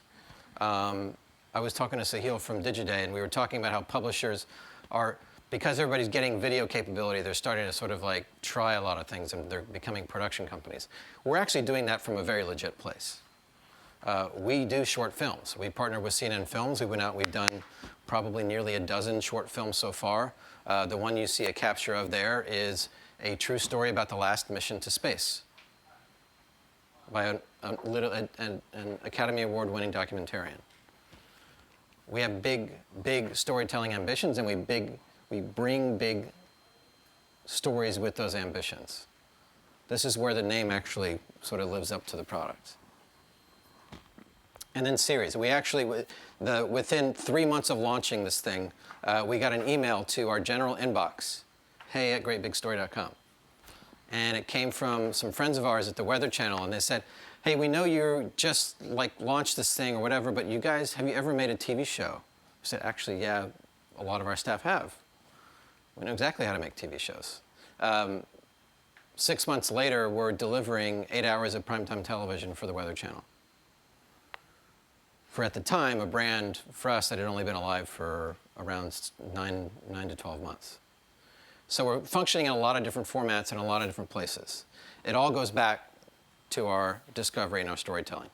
This is just a little bit about where we are. We're everywhere, basically, if you're watching a video. I do believe that connected TVs are going to be an enormous future for us, and we have a lot of very big plans around that, and you're going to hear a lot over the next 2 to 3 months about our investments in that space. YouTube has been a huge thing for our brand. Facebook is sort of like the beast you have to keep keeping up with, and we all know the excitement of it and also the downfalls of it. YouTube is the place where we're finding incredible loyalty, incredible engagement, and incredible feedback. So it's also a place you're going to see us doubling down on. In fact, I think it's been taken down, but we actually created a fake submarine in this very studio space that was totally awesome, and we used for a shoot with the guys at YouTube Spaces. We've reached who we thought we were going to reach. So it turns out our hunch was true. There's a lot of 26-year-olds who watch our videos, and they're basically exactly who we thought they were going to be. A little bit male, mostly US, but pretty much straight down the middle, and nearly all of them are on their phones. It's an incredibly coveted demographic, both by publishers, producers, advertisers, platforms. Everybody wants these guys. And we managed to build tens and tens and millions of them. This is an eye chart. The thing that you have to really understand is really this bottom here. Around January of this year, we started to see growth on YouTube that was incredibly impactful. It actually raised the boat of everything else we did. It raised the boat of our entire brand. One of the things that we did do is we started being not afraid to go longer. One of the biggest complaints we get from our audience is that our videos, they want more of it. They wish we could make that story longer. So we decided to indulge that. And that's been a boon for our presence on YouTube. It's been incredibly powerful. We have tens of millions of dedicated fans, like what you might talk about as unique viewers, whether that's a subscriber on YouTube or a Facebook follower, but our reach goes way past that every single day. And then these are some of the faces. We've had very little marketing. That's the other thing we didn't do. We basically said, like, we want to have this big idea, and Jeff, that's going to be great, and we're going to make this big investment in it, and we actually don't want to scream about it. We don't want to do a big ad campaign because we don't think it's going to work. We actually don't think advertising in any traditional way is going to work for this. We did invest in marketing around our content on the platforms, but you didn't see a giant TV campaign or a giant print campaign. And what happened was partners started coming to us. TIFF, the Toronto International Film Festival, came to us and said, we love what you're doing. Can we do something together? Bleacher Report, who's a corporate cousin of ours, did the same thing. TED did the same thing. Madonna, reached out. Musicians, artists. We've had more than 3,000 earned media mentions since we launched. Some of that is because we have an incredible publicist, but it's also because the content is just sort of catnip for everybody. So really quickly, how we make money, how do you actually turn all this into a business? This is the part that my bosses are most interested in and I think is critical.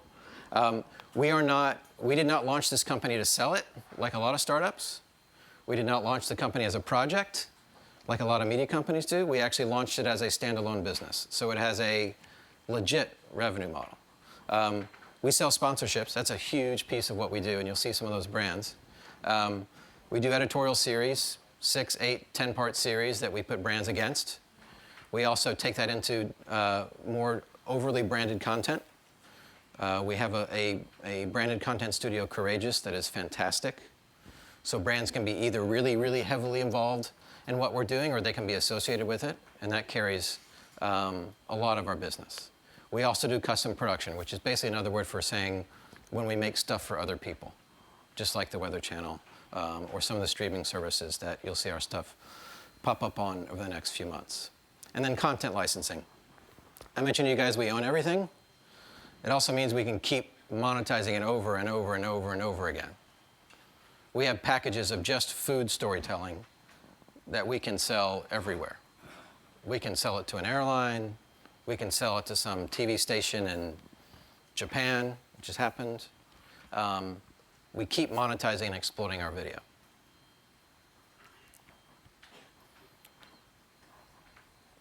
These are good names on this list, on our brand partner list.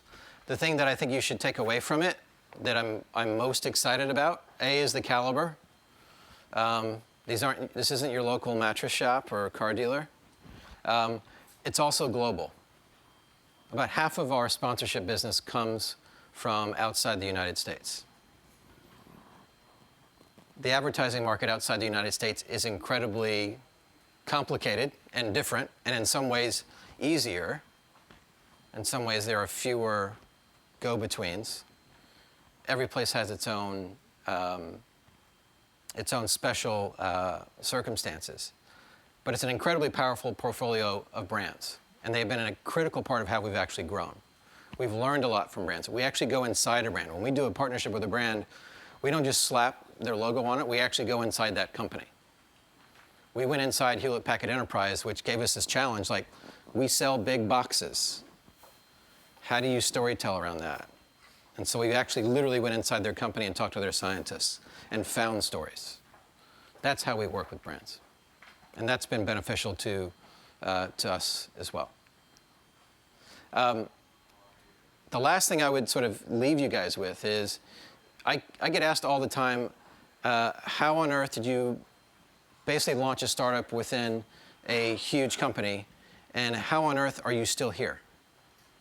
Number one, there's some things we did in the beginning to make it real. And I talked about a business plan earlier, and this is not the creative part, but it is a meaningful part. We actually put real business targets on it.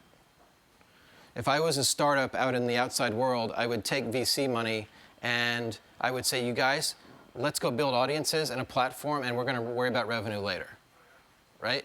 Let's go get a ton of Facebook views. Let's go drive up all of our numbers, make us really attractive, and let's sell it.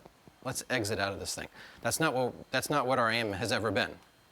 We're actually building a real business, and we signed up for real metrics around the business. It made us accountable. It made us actually have to learn how to sell it, learn how to build it, and operate it. That's number one. And the second piece is, and it's worth repeating, is that we actually got buy-in from the very, very top, in the very beginning. It was never framed as an experiment that one department of the company was doing. we actually didn't waste time trying to compartmentalize it. The idea was big to begin with. We went to our president with it. He endorsed it, and then we put real deliverables around it, and that's how we built it.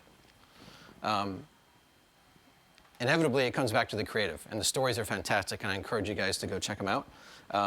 But when you combine that creativity with a lot of real acumen and accountability, I think you potentially have something special. So thank you very much. Thank you, Chris. So that's a wrap for the first half of the day. Just want to make a quick comment, which is, you'll never see at a tech conference, let's use the example, you'll never see Google putting on a conference and then saying, hey, let's give a call to Facebook and Microsoft and have them come and talk about how great they are. Who's ever seen that? That's kind of rare, but that's the beautiful thing about the content industry is like, it's not really a zero-sum game. We've always said that, actually seeing other creators come up with great content actually helps you in a weird way, because so long as you get people back on a platform like YouTube or just the internet, then you all benefit. So when John and I started to talk about this event, as weird as it was, we're like, you know what? We don't really want this to be so much about WatchMojo. We want it to be more about other content creators, big and small. So there's a particular pride for me as an entrepreneur to put up this event, be part of the team that puts up this event, and then have Complex, acquired by Verizon, or CNN's latest project, come up and speak here and share the spotlight. So that's one thing that particularly we love about the content industry. And now we want to kind of put a spotlight on the creators that are going to be the next big brands. So, okay, finally, that's a wrap. We're going to have cocktails and musical performances, including Killa-Jewel, Caveman, Deacon, and Puddles. And on that note, guys, Puddles last night was on America's Got Talent, which launched, anybody want to take a guess? 2006, also launched in 2006, WatchMojo. I think we've solved the mysteries of life. We could go home. All right, thank you very much. Ladies and gentlemen, this concludes the first portion of today's presentation. From the YouTube space in New York City, this is WatchMojo Live with your hosts, Dan Parody and Keisha Howard. Everyone, I'm Dan. And I'm Keisha. And welcome to WatchMojo Live. That wasn't as corny as I thought it was going to be. Yeah, we got it right. So, Dan, you've narrated over 1,000 WatchMojo videos. That's pretty impressive. Yep, at least 1,000 videos. I do the video game stuff, the comic book stuff, the anime stuff. I have a little special policy. I like to mispronounce at least one name per video, just to make sure the audience is paying attention. Speaking of video games, though, you are the founder of Sugar Gamers, correct? Yes, and Sugar Gamers is one of the most badass gamer geek organizations in the Midwest. Super proud of it. And if you haven't heard of it, you should definitely check it out. But anyways, let's get to it. We're coming to you live from New York City for the very first WatchMojo Live. And we have an amazing show prepared for you. So for years, Mojoholics have been asking us to launch real-life events. And tonight, we roll out with the very first of a series of programs that will take WatchMojo to creative cities around the globe. Our mantra for WatchMojo Live is creativity travels. And for our debut, the artists we're showcasing bridge the multicultural gap of Montreal, which is our home base, and New York City, with Atlanta and Baltimore thrown in, and you're from Chicago, right? Chicago in the house. What? We've jam-packed more than 2.5 hours with cool artists and special guests. Check out this lineup.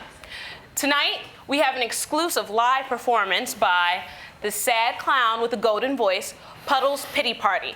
Puddles has been on the music scene for a while, but he really broke out in 2013. His following has grown like crazy. Puddles was actually just on America's Got Talent last night, and he blew the audience away with Chandelier. Chandelier, it's a song. Anyway, it's gonna be fun, we promise. We've also got Deacon. He's kind of a genius of trippy, psychedelic electronic music. Yeah, you've heard his music on Adult Swim and music festivals all over the world, from Jimmy Kimmel to NPR's Tiny Desk concert. He's gonna have the YouTube space jumping. And topping off the show, we've got the big soulful sounds of Brooklyn-based indie rockers, Caveman. And in the middle of all that, WatchMojo's own Rebecca Braden will talk to our founder, Ash, about what's happening with our channel. And Keisha is gonna take a sneak peek at the world's first VR live-action TV series, Trinity. That was actually also just featured at the Cannes Film Festival last week. I am so excited. I love VR. Anyways, we're going to get to that. But in the meantime, we're about to hit those turntables. Who's up, Dan? Well, right now we got our first set, which is by one of the true masters of the underground scratch DJ scene. And she's basically a legend where we come from in Montreal. She's been at it for about 20 years, and tonight we're getting a sneak peek at the new tracks of her upcoming album. Everybody, I want you to give it up, put your hands together, and prepare to party rock up in here. DJ Killa-Jewel!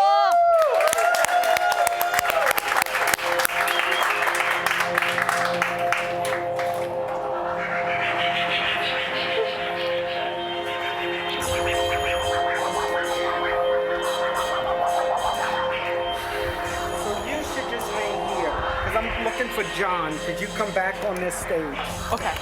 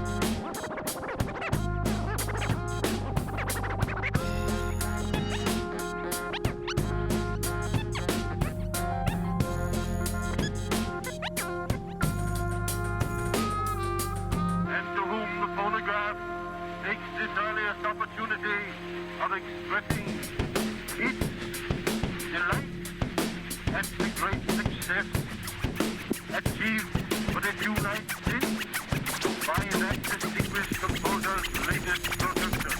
And who better could answer for music than that distinguished composer?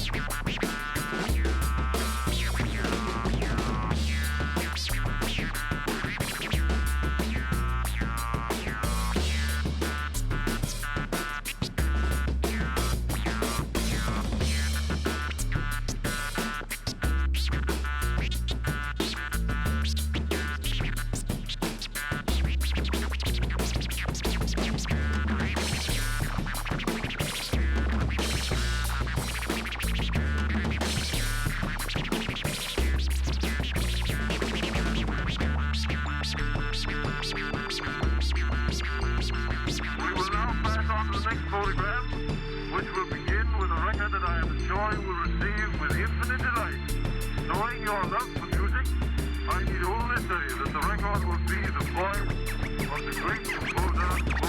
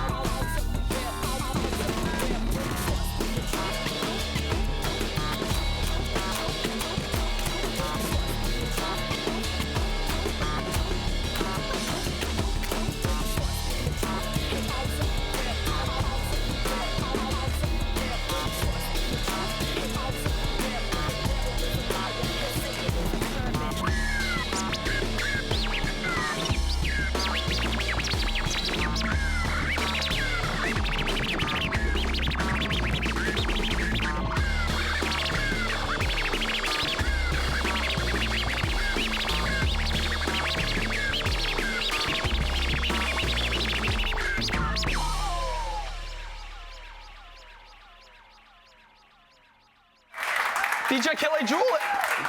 DJ Killa-Jewel, everyone. Woo! Give it up, come on. So, if you're just joining us, welcome to the party. We are live at YouTube Space in New York City, and we've got more great performances lined up. It's going to be hard to top, though. Very soon. Okay. Soon, Keisha's going to be introducing Puddles Pity Party, who is...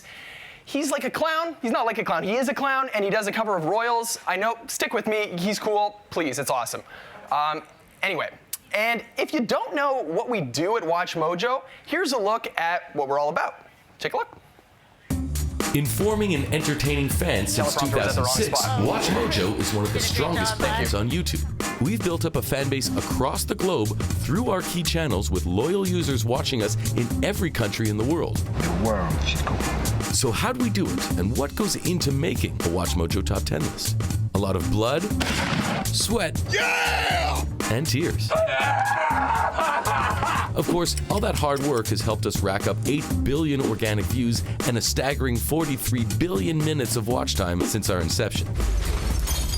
So whether it's funny movie insults, sexy movie villains, or hilarious movie deaths you're looking for, or songs that'll make you cry, unsportsmanlike sports moments, or live TV awkwardness, we've got you covered.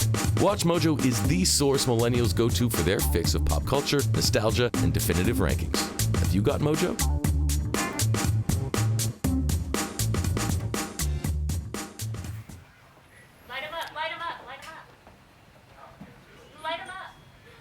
Hello, there we go. Let there be light. This is WatchMojo Live. We hope you are enjoying the show. Keisha, I believe, is standing by with some virtual reality pioneers that are cranking out some of the most mind-blowing stuff you'll ever see. Keisha, can you, Hi guys, I'm here with John Hamilton, founder of Unlimited VR. And he produced a series, one of the first virtual reality series called Trinity. I can't wait to show it to you. But before then, I wanted to ask you a couple of questions. Like, what was your inspiration behind creating Trinity? Well, I sort of come from a feature film background, and the first time I actually saw virtual reality was in, I guess, the summer of 2014, and sort of realized the sort of cinematic potential of immersive VR. And so we decided very quickly that we wanted to do the biggest, funnest, kind of badass sci-fi adventure that we possibly could in virtual reality. And that's how Trinity came about. Trinity really is sort of what we've finished shooting right now is the pilot, and it's really a sci-fi adventure. Well, before we continue talking about it, I want to let the audience see this trailer because it's pretty badass. So if you can play the trailer for Trinity.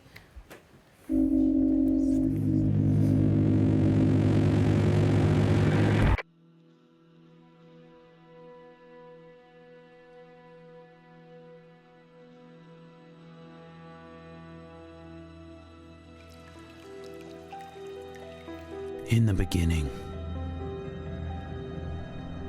man made code into flesh, and code made God. And then God brought down hell on earth.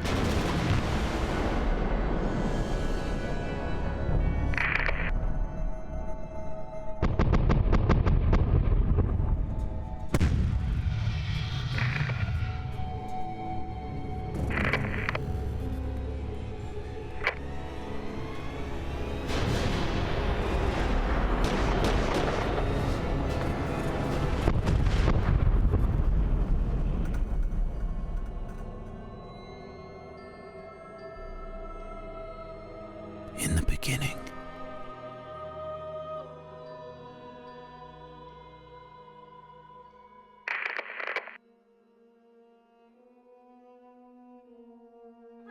Super impressive. Thank you. I am so excited about this. So, I mean, I'm a video gamer, and it looks a lot like a video game, but it's live action. I know this is an immersive experience, but how is it different? How is this a different piece of VR, virtual reality media? Well, one of the first things I should say is we just sort of saw our director on Trinity is an incredible visionary named Patrick Boivin. Patrick actually has an incredible YouTube channel himself with over, I think, 340 million views at this stage. He's an incredible animator, artist, director, does tons of publicity, in French, tons of advertising. So I definitely recommend checking him out. So I think the inspiration, and I'm sorry, could you ask the question again? I spoke to you a little bit earlier, and you said that science fiction is pretty much like the gateway drug for virtual reality. Yeah, that's exactly it. I think, I mean, I'm a huge sci-fi fan. Patrick is a huge sci-fi fan, and for us, the first adopters of virtual reality really are sort of fanboys, gamers, geeks, you name it, and sci-fi fans. So it seemed for us to be sort of just doing an interactive, immersive sci-fi adventure seemed to be like just a natural first project to do.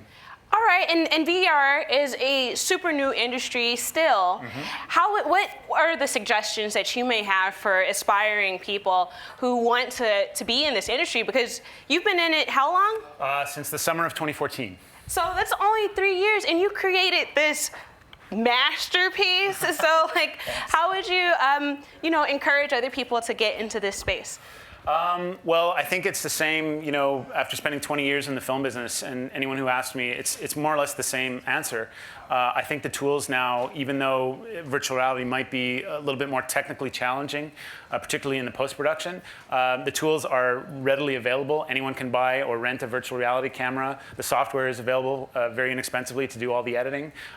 So I would just say if you want to tell stories in virtual reality, which is an incredible new language, just do it. Just jump in and do it. So when are we going to all be able to experience Trinity? Well, we're completing post-production on the pilot, and we should be finished by the end of the summer. And I'm hoping that we will be premiering it either at the Venice Film Festival or potentially the Toronto Film Festival this fall. Oh, that should be simple. You just premiered it at Cannes. Yeah, we premiered the first actual 360 trailer in Cannes. Yeah. Oh, well, it's been awesome speaking with you. I am so happy that you have premiered your trailer here at WatchMojo Live. All right. So thank you so much. Thank you, Keisha.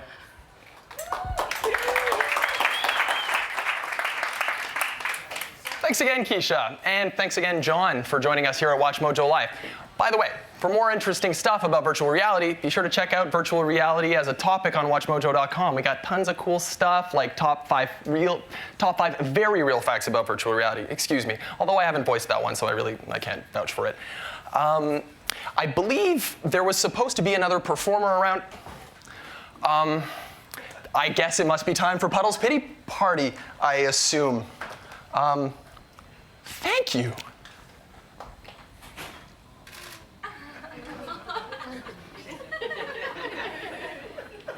I guess I'm not waiting for a cue, am I?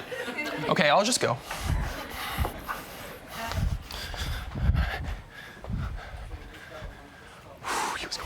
He was going for the mouth.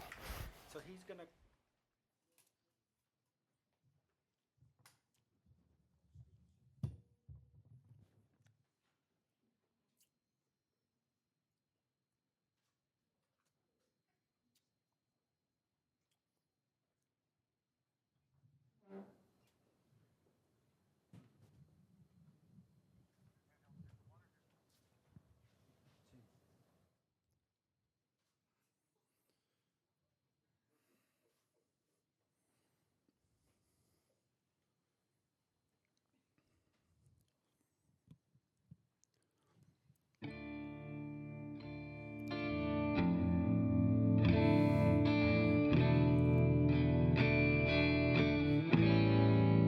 You killed my love,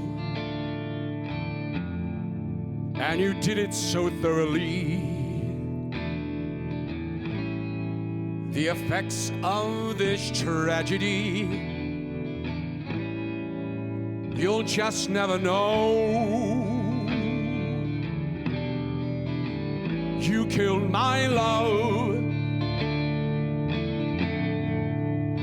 with admirable expertise, brought it down to its shaking knees, and delivered the blow. You killed my love, a love you called a fantasy. I believed that you wanted me, that you were my own. You killed my love. I wish you knew just how it feels to be ground underneath your heel, to be left all alone. You killed my love without conscience or sympathy, stripped my heart of its dignity,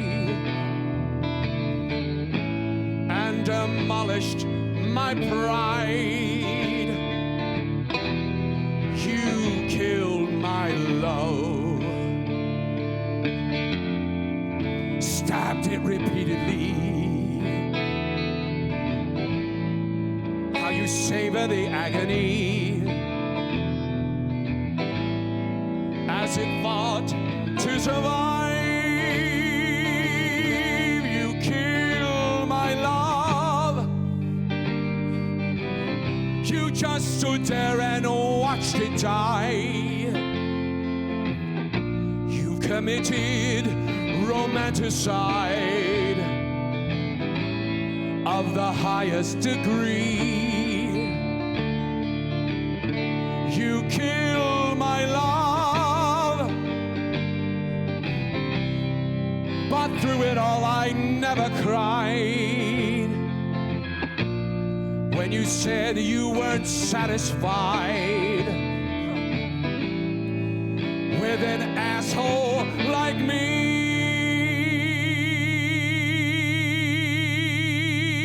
You killed my love, and no punishment can fit your crime. It's the act of your tortured mind. You killed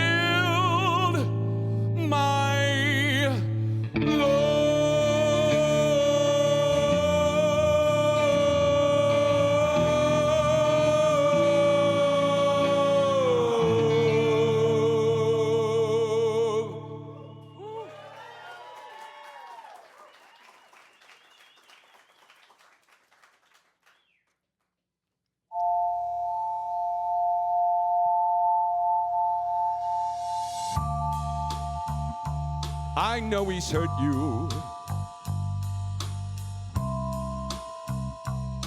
Well, baby, I've been hurt too.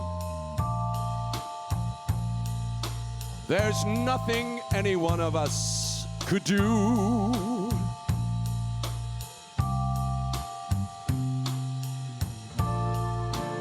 And I know in time the pain may go.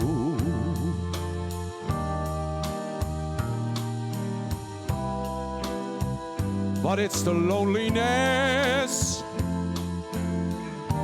that scares me so. Come cry with me. I know you're crying too.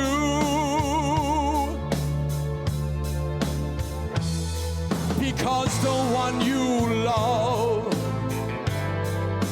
doesn't want to be with you.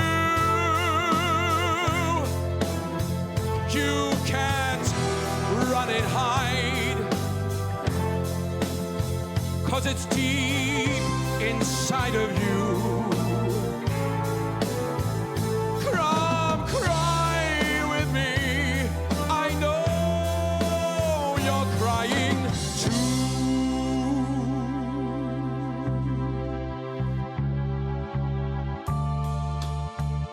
She's out there somewhere. Well, maybe not.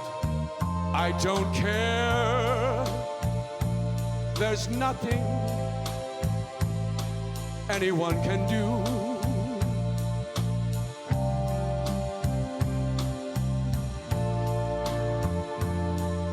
And I know it hurts to feel this way.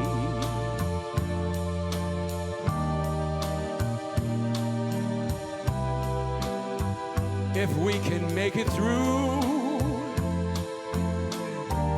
another day, come cry with me. I know you're crying too.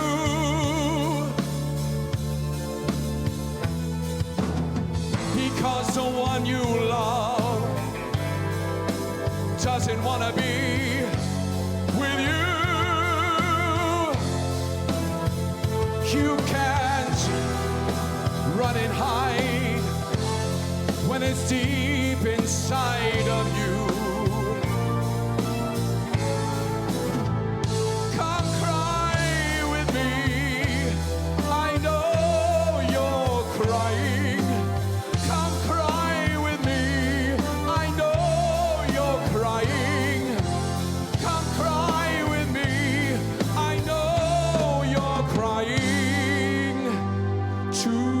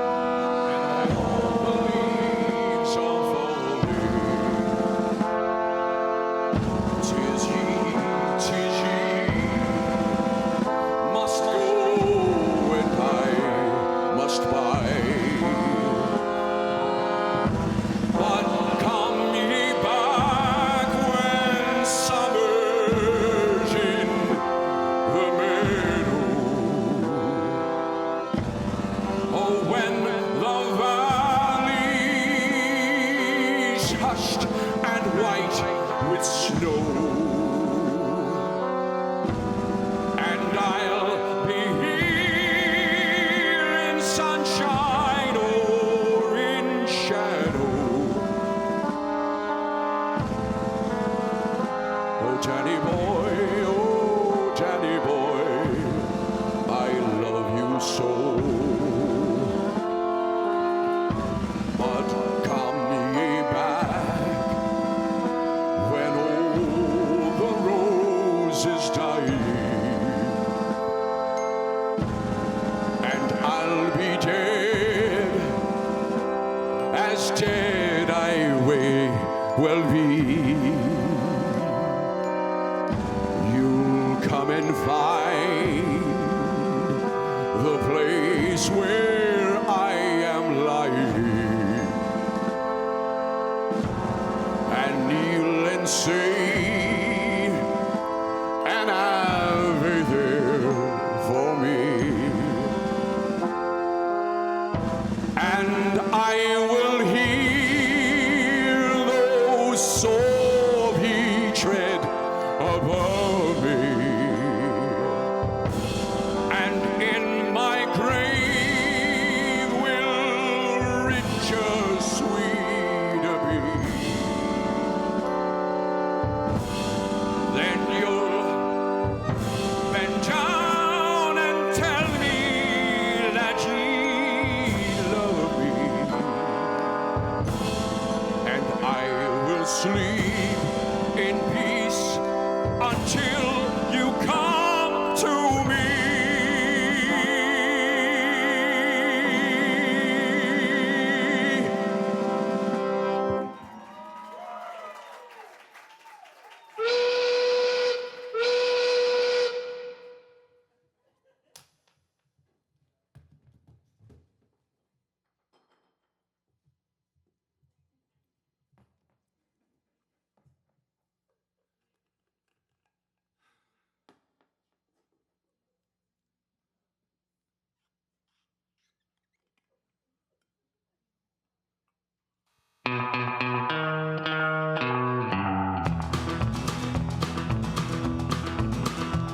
Ever since I was a young boy, I played the silver ball. From Soho down to Brighton, I must have played them all. But I ain't seen nothing like him in any amusement hall. That deaf, dumb, and blind kid sure plays a mean pinball. He stands like a statue, becomes part of the machine, feeling all the bumpers, always playing clean. He plays by intuition, I never seen him fall. That deaf, dumb, and blind kid sure plays a mean pinball.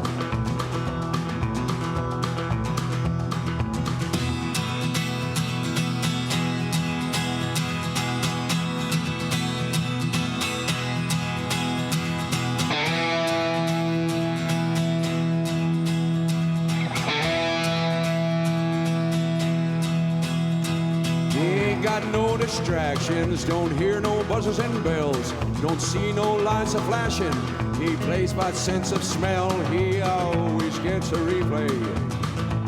Digit counters fall. That deaf, dumb, and blind kid sure plays a mean pinball. He's a pinball wizard, he has to be a twist. A pinball wizard, he's got such a supple wrist. He's a pinball wizard, his score shoots even more. He's a pinball wizard, the world's new pinball world.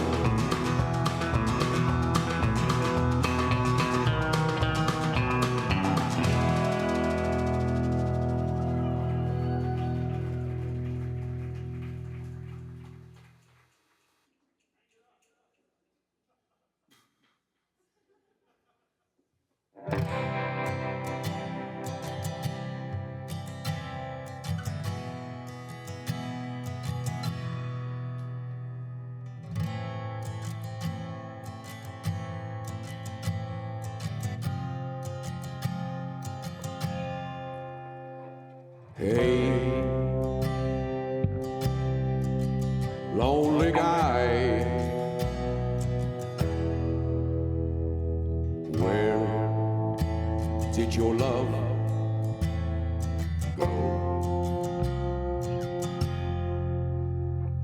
Hey, lonely guy, where did your love go? Was it one love, two love, three love? Hey, lonely guy, where did your love go? Hey,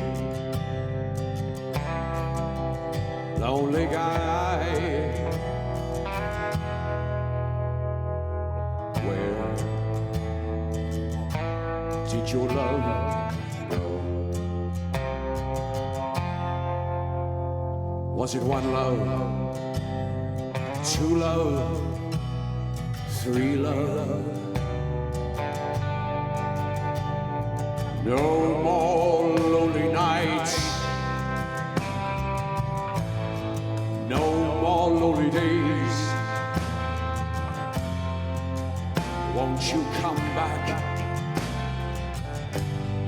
Come back to stay. No more lonely nights, no more lonely days.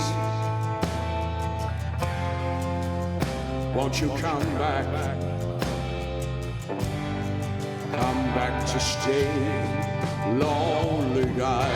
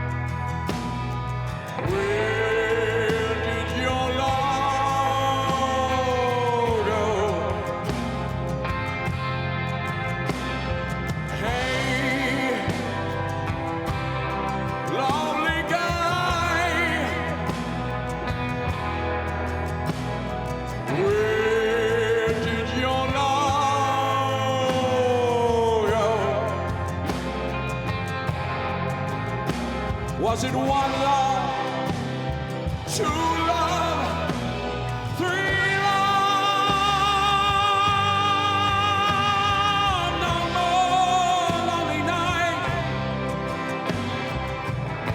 no more lonely days. Won't you come back to stay? No more.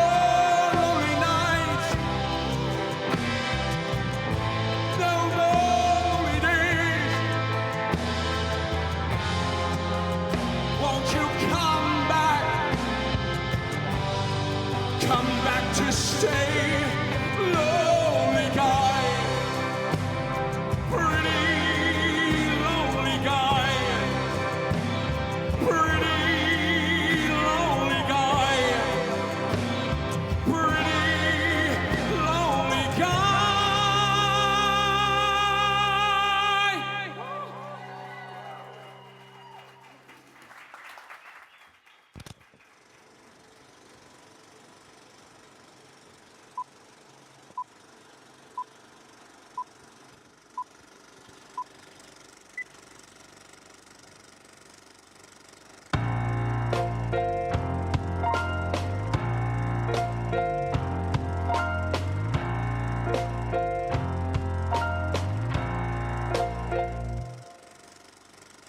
I never seen a diamond in the flesh.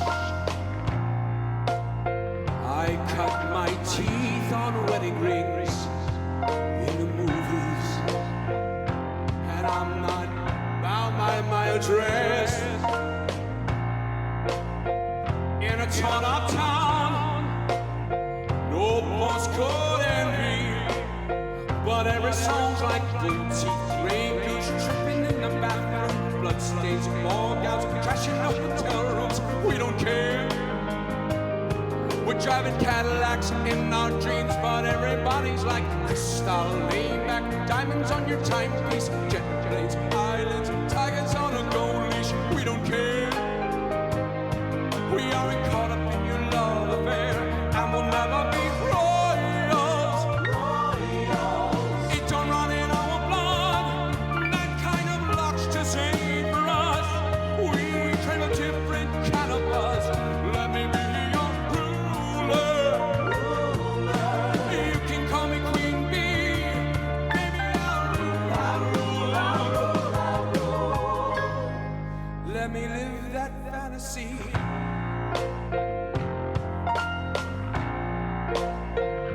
My friends and I, we cracked the code. We count our dollars on the train to the party.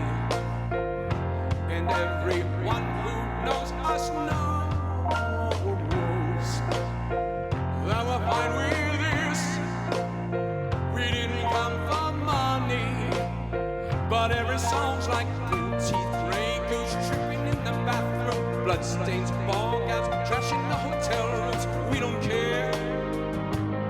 We're driving Cadillacs in our dreams, but everybody's like crystal, laid back, diamonds on your timepiece, jet planes, islands, tigers on a gold leash. We don't care. We aren't caught up in your love affair, and we'll never be royal. It don't run in our blood. That kind of luck's just ain't for us. We crave a different kind of buzz. Let me be your ruler. You can call me Queen Bee. Baby, I'll rule. Let me live that fantasy.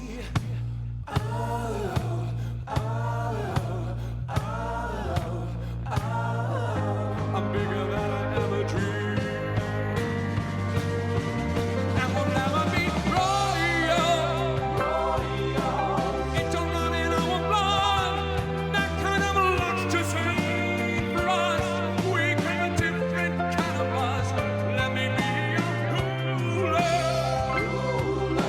You can call me Queen Bee. Baby, I'll rule.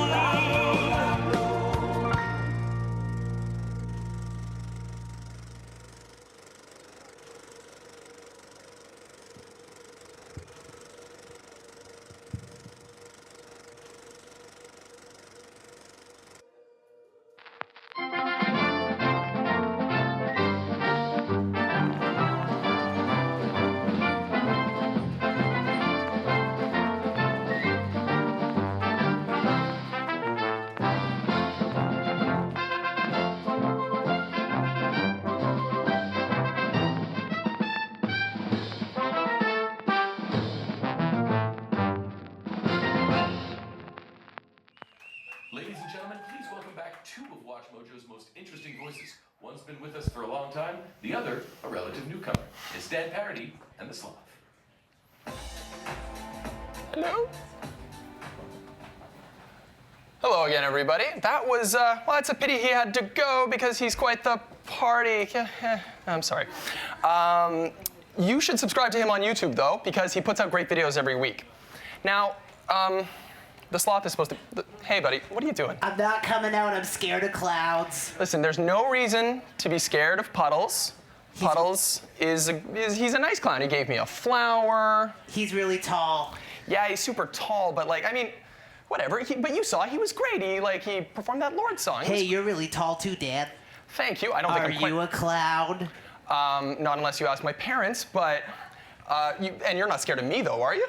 No, I've been scared of clouds ever since I watched WatchMojo's Top 10 Creepiest Cloud video. That actually kind of was a scary one. But you know, that's basically why you created Junior Mojo, wasn't it? Yeah, Junior Mojo is a place that's a safe space for kids to explore and play with the internet. Oh, Oh, Yeah. sweet. It's brand new, JuniorMojo.com. You gotta check it out. So what would you say your favorite part of that is? The free food, yeah. Wait a second, you guys get free food too? Oh yeah, all the time. You should come check it out. Before you said I could, I'd love to come check it out. I'm always down for free food. Yeah, but you gotta bring me food too if you come. Double the eating. But don't forget, I'm a fallivore, so bring you know. What's a fallivore? Well, a fallivore is somebody who eats herbs and stuff, you know. You like herbs and stuff, don't you, Dan? Huh? The sloth, everybody. Well, as one of YouTube's top channels, we're always looking for cool new stuff that's happening on the platform. And with YouTubers making creativity travel around the world, see what we did there, we thought that we'd be setting the spotlight on some people that we found in these WatchMojo Live cities. And so this is what we're calling, it's a shout out that we're calling Mojo Discovers. Tonight, we're recognizing New Yorkers. The first, actually 2 New Yorkers. The first guy is breaking barriers, opening minds, and making a lot of people laugh. So, take a look. Check it out. Kareem Medwali, also known as Kareem Jovian, is a viral sensation. Whether he's making you think with one of his many social experiments, making you laugh with a silly prank, or making you dance with a musical parody, this actor is bringing his unique sensibilities as a Muslim American to viewers across the globe. Breaking stereotypes since 2009, Kareem is the rare entertainer that can make you laugh and make you cry in equal measure. Cuckoo, out. I can't see that fucking telebronzer. Kareem, and Kareem, you've built a YouTube can't see that following of fucking more than teleprompter, man. 1.5 million followers. It's like super impressive. Not only that, in true WatchMojo style, you've even made a top 10 misconception about Muslims. So, I mean, could you tell me what your inspiration is? What has motivated you to be in this space? Inspiration that really gets me is just people's emotions, making them happy. That's what really inspires me, as cheesy as that sounds, but believe me, it gets me going. All right. Well, I mean, there's so many videos that you've had. You've had the video where the Muslim woman is walking in normal clothes and then she's in a hijab, and the reactions from that. But where are you going next? I know that those were social experiments. Are you going to do anything different going forward? Yes, that's one of my biggest shifts in what I'm doing now. I used to do a lot of public things and social experiments in public. And one of the biggest things about me is that I have social anxiety, so I don't really like getting in people's private space. So I decided that I want to take it in a different level and start doing films and doing a more narrative work, and seeing how that takes off. Because if I could, really get people to see things from the story base instead of like what's really going on, it could be something that's fulfilling for me. Social anxiety, really? Yes. You? Yes. You? This is actually very scary for me right now. All right. Well, you and me both, actually. I'm a gamer, and I've heard that you're a gamer too. So what have you been playing lately? Everything. I think if it weren't for video games, I'd probably be depressed for not having a girlfriend, but it really pushed me through. Thank you, video games. But I played everything under the sun. I'm really excited for a game called Shenmue 3. That's actually got kickstarted, and it got one of the most, it's amazing. It got like 6 million, which is the highest grossed game on it, and I'm really excited for that. I mean, it's a classic. So, I know you said that you're going to be doing more narratives, more films. So, is there something specific that we need to look out for? Yeah, that Muslims are not here to be bad. We're not bad people. We're good. I know that. Thank you. It's very nice of you guys. Thank you. I really appreciate it, and that's one of the biggest things I want to bring forth. And it's an honor to be here on one of the biggest YouTube channels, and to have me is just a really humbling experience. I just want to decrease tension. That's one of the major things with my videos, because a lot of people outside of the States see my videos and then they see hey, he's a Muslim and he's living pretty cool in America, so they don't hate us. And then that decreases the tension, so you don't have any I don't know. That's just me. I just love having peace on all sides. I know it sounds cheesy, but I swear it's what I want. I really want people to just live happily and enjoy life, because we only have one life. Well, Kareem, keep doing what you do. On behalf of everybody at WatchMojo, Ramadan Mubarak. Oh, Did nice. I pronounce that right? Yes, awesome. All right, then. Thank you. Well, thank you so much. Hello, everyone. everyone. I'm Rebecca Brayton. You may not know my face, but you probably know my voice because I have voiced many, many, many videos. With me, of course, is Ash Carbis-Fushan to do a drum solo. No? No, maybe next time. It's funny hearing Kareem talk about, he said, I'm Muslim, I'm not bad. I'm like, I'm born Muslim. And I'm thinking of George Costanza. I'm like, I'm bad. I'm a very bad man. But anyway, that's a little Seinfeld no reference. comment. Forget about that. So I just wanted to ask you a few questions about the event. Sure. I mean, we're, I don't know, halfway through, more than halfway through. What are your first impressions so far? It's been 100 days from conception to inception? Yeah, from concept to reality, about 100 days ago, we were sitting around having a drink after visiting space, and my colleague Kevin, who's worked with us since day one, he was like, you know what, we should just throw a party. I'm like, yeah, it's basically, we should throw a party at YouTube Space. And he's like, we should hire a band. I'm like, yes, and we should record it, and we should live stream it, and then we should go all over the world and do it over and over again. So that's kind of was the genesis of it, just wanting to have a party. Right. And what do you kind of see for the future of this event? Sure. I mean, the reality is that, you know, we have 15 million subscribers today, but some time ago, we didn't necessarily even have 10,000. And once we decided to focus on top 10 lists, some people were like, well, what's the obsession with top 10 lists? And we were like, well, look, we're passionate about ranking things, and we're covering, musicians and movies and video games, things that we like. So this, to me, is just like a natural evolution. I know today it's like very different than what our core programming is, but ultimately what we're doing is we're partnering, we're kind of leaning into our partnership with YouTube, and we're kind of like going closer. We're creating an offline event that's outside of YouTube, but I wouldn't be interested to just do an offline event. To me, that's like boring.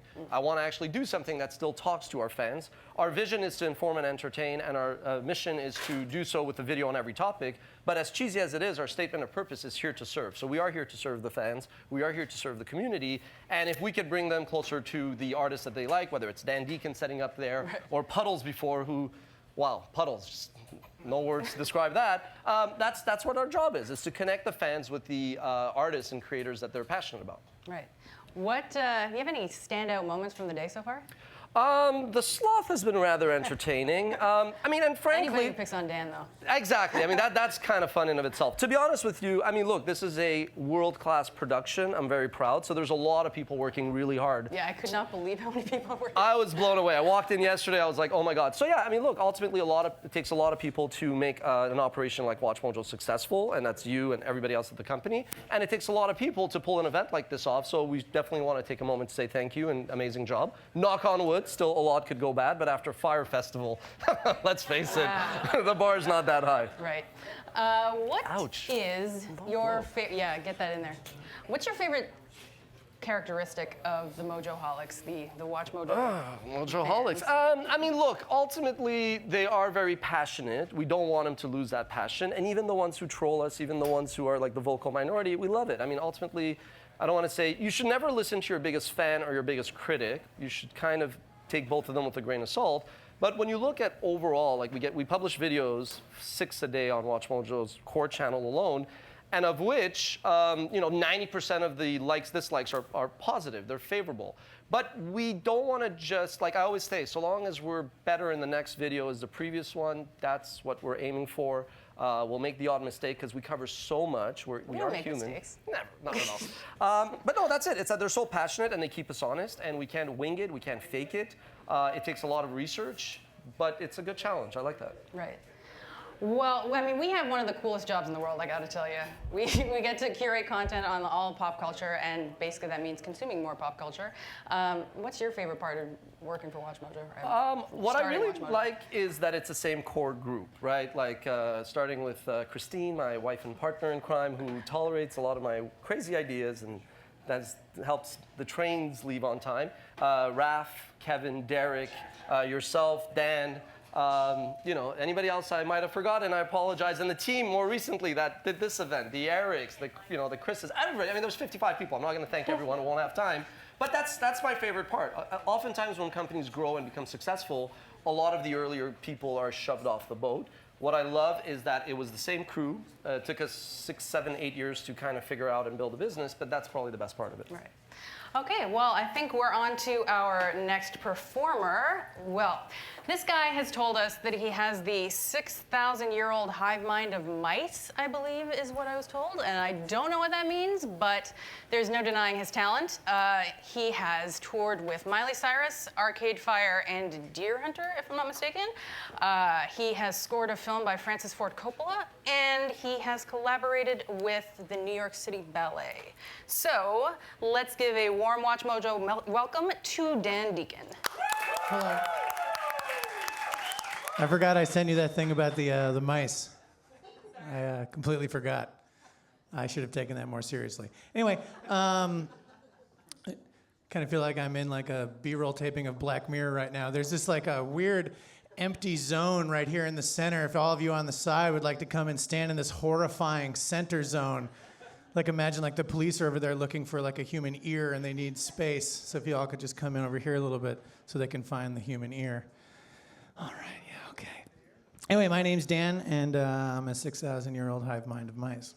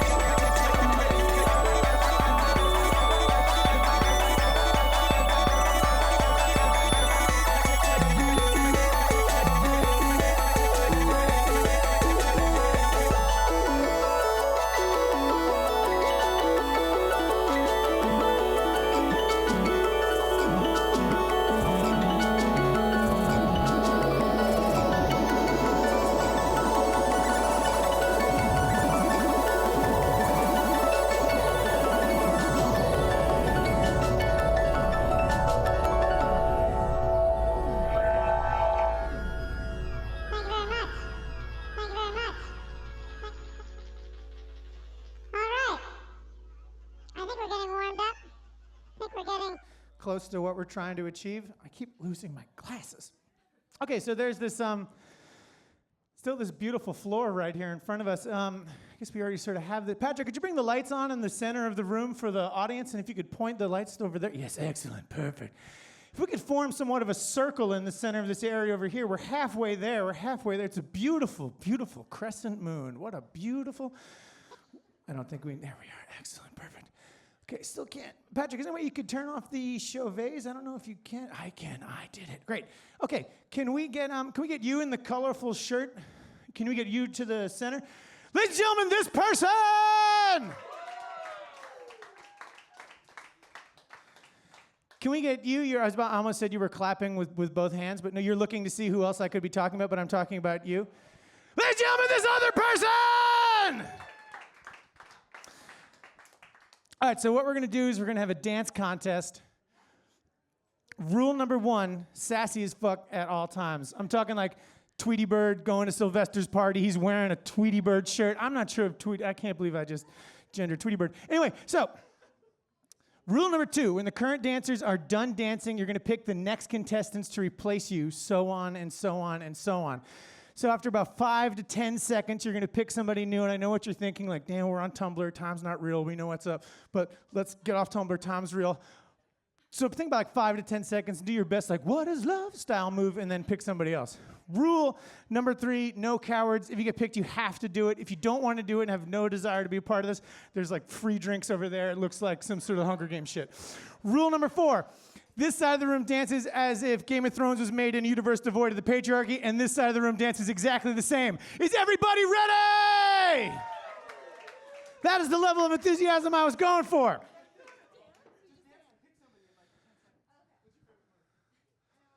I've got this microphone right here because I have these plugs in my ears, and it's pointed directly at them, and I don't know if anyone else can hear their conversation, but I can hear it so vividly, and it's freaking the shit out of me. Sorry, I'm cussing. We asked if we could cuss. They said it was okay, but we shouldn't. We relabeled this pedal board. All right, so imagine you're Neo. You just got off the Nebuchadnezzar. You've landed in Zion. You know your boy Morpheus is in for a world of pain. But you know there's this sweet all-you-can-eat buffet going down in Zion. Very rare occasion. Not sure if anyone can hear a word I'm saying. But if you've ever seen The Matrix, you gotta see it. Again. This is starting off all right.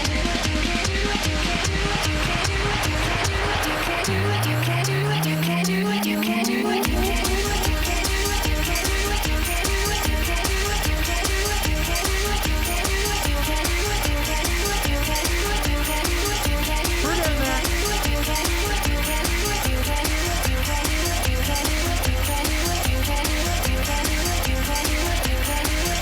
It's the fucking party of the century!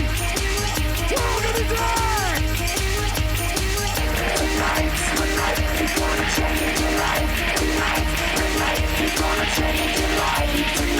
Tonight is gonna change your life. Tonight is gonna change your life. Your life, your life, your life, your life, your life, your life, your life. Tonight is gonna change your life. You're gonna change your life. Tonight's the night you're gonna change your life.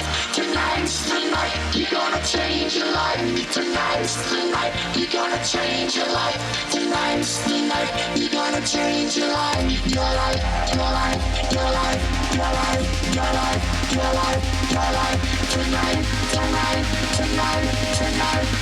Everybody, everybody, everybody. Tonight's the night you're gonna change your life. Tonight's the night you're gonna change your life. Tonight's the night you're gonna change your life. Tonight's the night you're gonna change your life. Your life, your life, your life, your life, your life, your life, your life.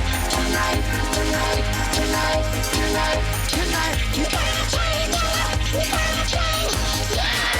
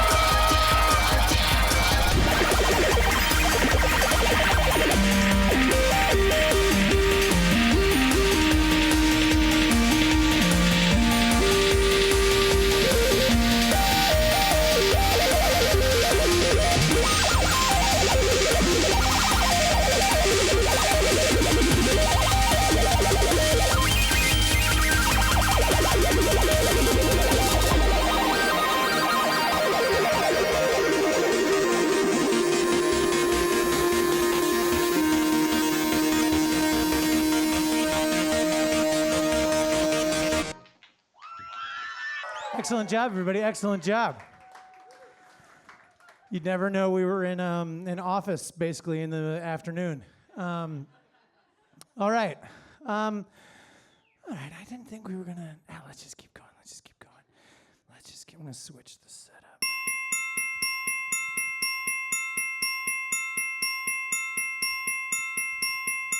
I don't know if there's any members of the Ethereum Trader subreddit here, but if there's anyone here from ETH Trader, this one's for you. Going out to my boy Patrick McMahon. Top Ethereum trader in my life.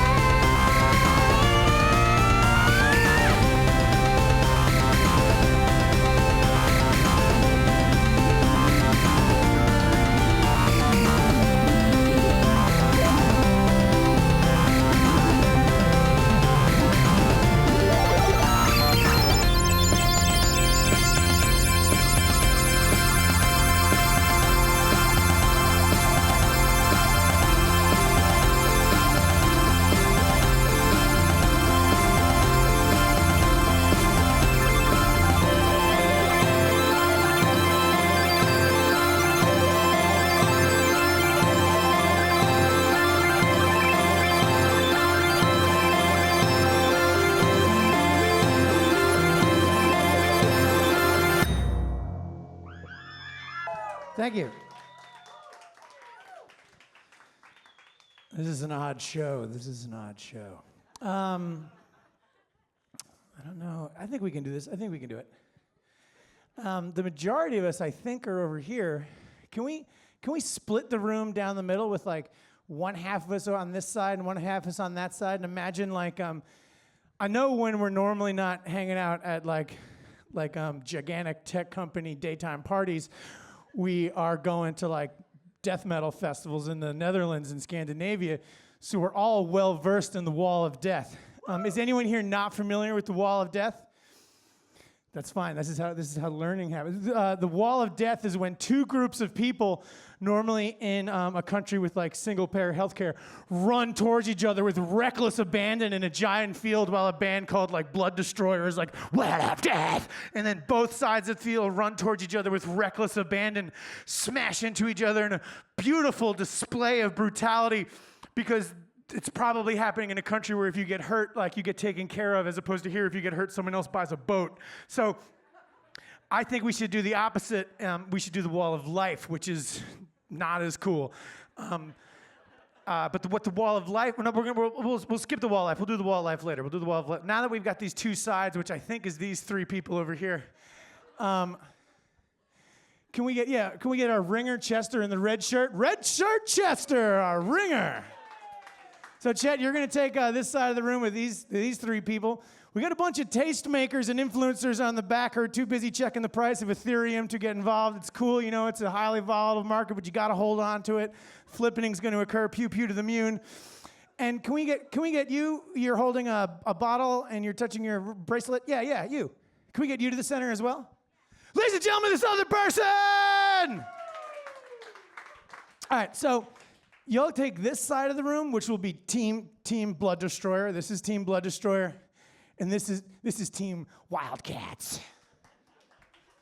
You are terrified of the Blood Destroyers. They're a bigger school district. They have tryouts. Your team, anyone who joins can play. It should be a private school, but the land was structured in a racist way so that it's hard to buy a home in that neighborhood.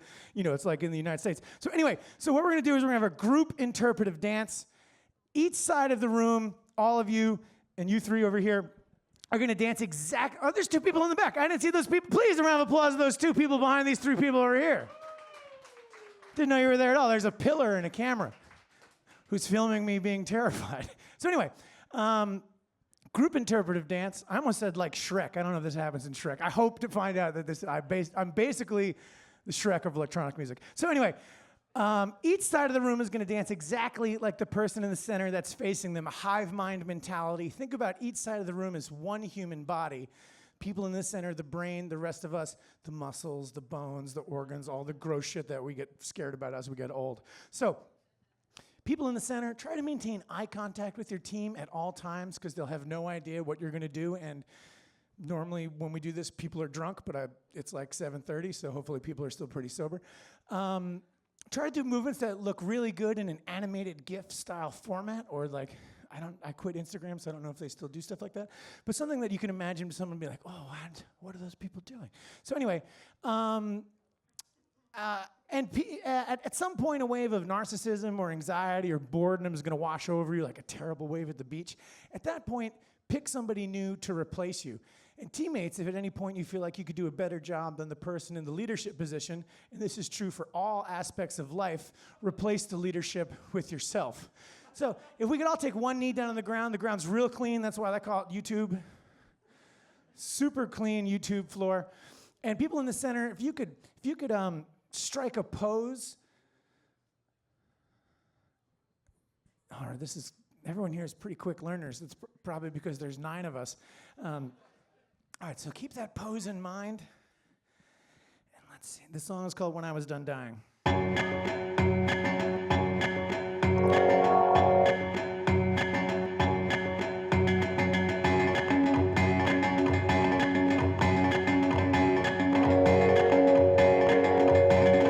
I was done dying, my conscience regained, so I began my struggle of nothing.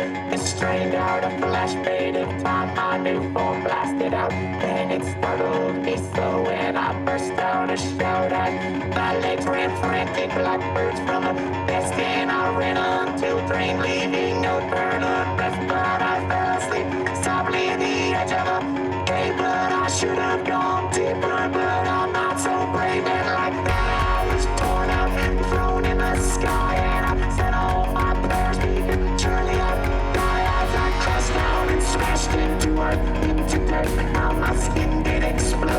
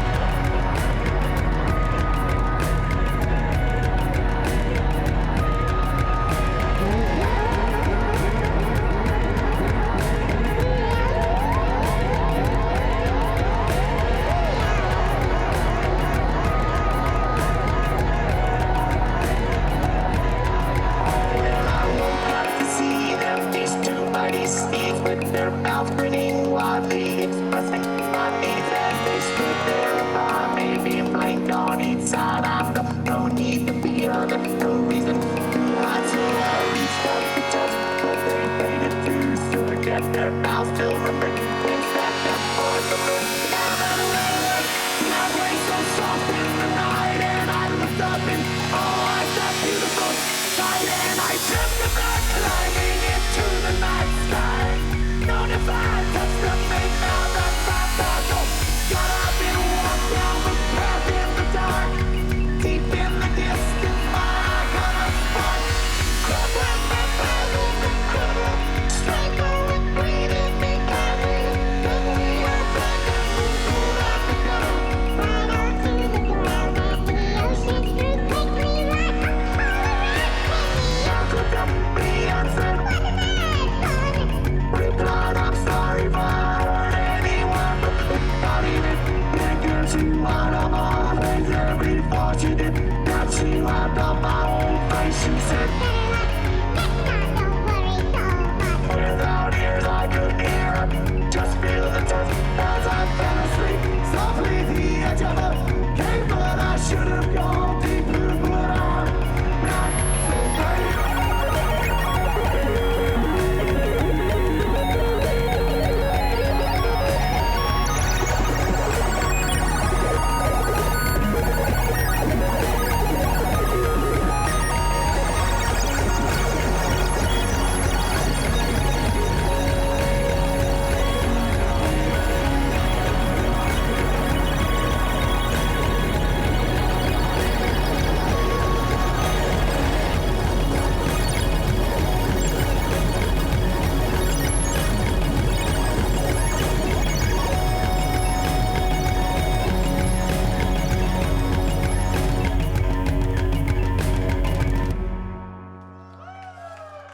Excellent job, everybody. Thank you for clapping. Oh my God, this towel's been here the whole time. I've been staring at this towel, just have no idea what it was. All right, I think we've got time for about one more song. Just want to thank this side of the room for continuing to stand, although this side of the room does have the privilege of seats. So perhaps if you had seats, you'd be sitting as well, but there is one chair over there and it's empty. So what's up, that side of the room? I know we've been at hard working all day sitting in chairs. And anyway, I was about to talk about how I was about to talk something, and in essence, just talking about it. I'll just give you the summary. I got a step counter. It's depressing. So diving right in, let's do this wall of death. We got one person over here. We got this one person over here. We got two. I was kind of psyched on the one-person wall of death, just like... This is like a Marvel film right now or something. All right, so we're going to do the wall of life. Like I said, you know, we need single-payer healthcare. Many will disagree. I don't know if any of you have been to YouTube before, but they've got a controversial comment section. Not sure if you've ever seen that comment section. You just go to any YouTube video and look at the comments and be ready to be amazed. We'll leave it at that. Okay, so we're going to do the wall of life, which is going to be these probably 5 people and you 4 people. And we're going to give high fives for the rest of time. Like, our hands are going to turn into, like, bloody stumps. And we're going to be cruising through the center of Jupiter as long after we've left this physical plane, which Jupiter, of course, is a part of, but Jupiter gets down. So as soon as the sun, let's get in our sprinter's position. We've all seen the Olympics on TV. And I'll count you in. I'll go, 1, 2, wall of life. And then imagine it's like, again, we're back in Zion. Maybe you're not Neo, maybe you're some like lesser Matrix extra who's just like, I'm never gonna leave Zion. But once we return to the planet Earth anyway, we'll probably return to a horrible hierarchical caste system based on capitalism anyway. So let's just chill in this utopian underworld. That is Zion. Think about it. So anyway, this song's called Feel the Lightning, and it's gonna be my last song, and I wanna thank again, all the Ethereum traders on Reddit, ETH Trader. Subreddit, Patrick McMinn on lights, Andrew McClyman on sound, Chester Gwazda on participating in everything and making sure we don't get beat up. All the people from YouTube in this space. It's been kind of a wild day, We've been here since like 400 AC. That's not a year. All right, let's give it a try. I'll count you in. Each one of you is like 400 people. Matt, this is like, they're storming God.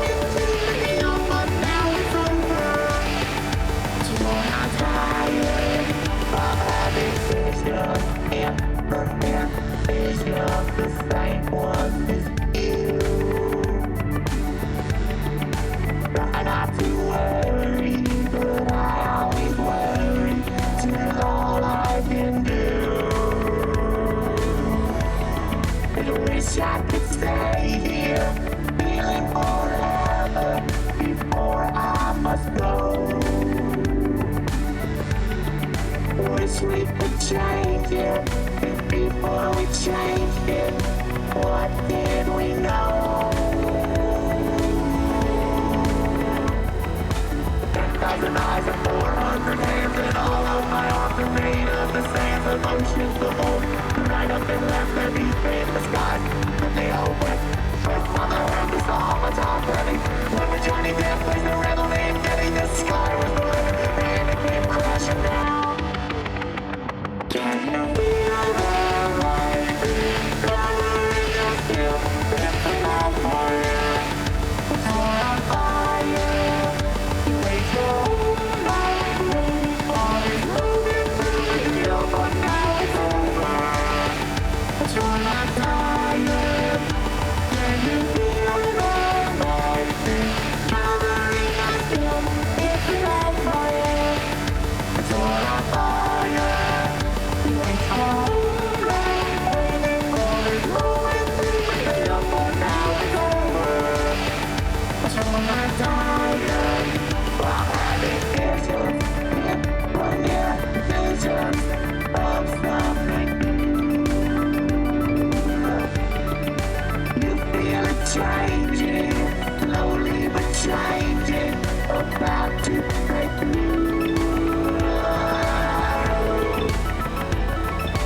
10,000 eyes and 400 hands, and all of my arms are made of the same oceans of all that's right up and left and in the sky. And they all were. First time I heard the song of Tom Petty, when the Johnny Depp played the rebel named Eddie. Sky was blue and then it came crashing down. Can you feel the lightning covering your skin? It's a nightmare, but you're on fire. You waste your whole life waiting for this moment to begin, but now it's over.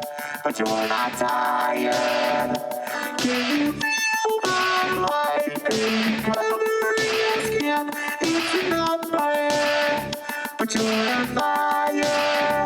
You wait your whole life waiting for this moment to begin, but now it's over. But you're not tired.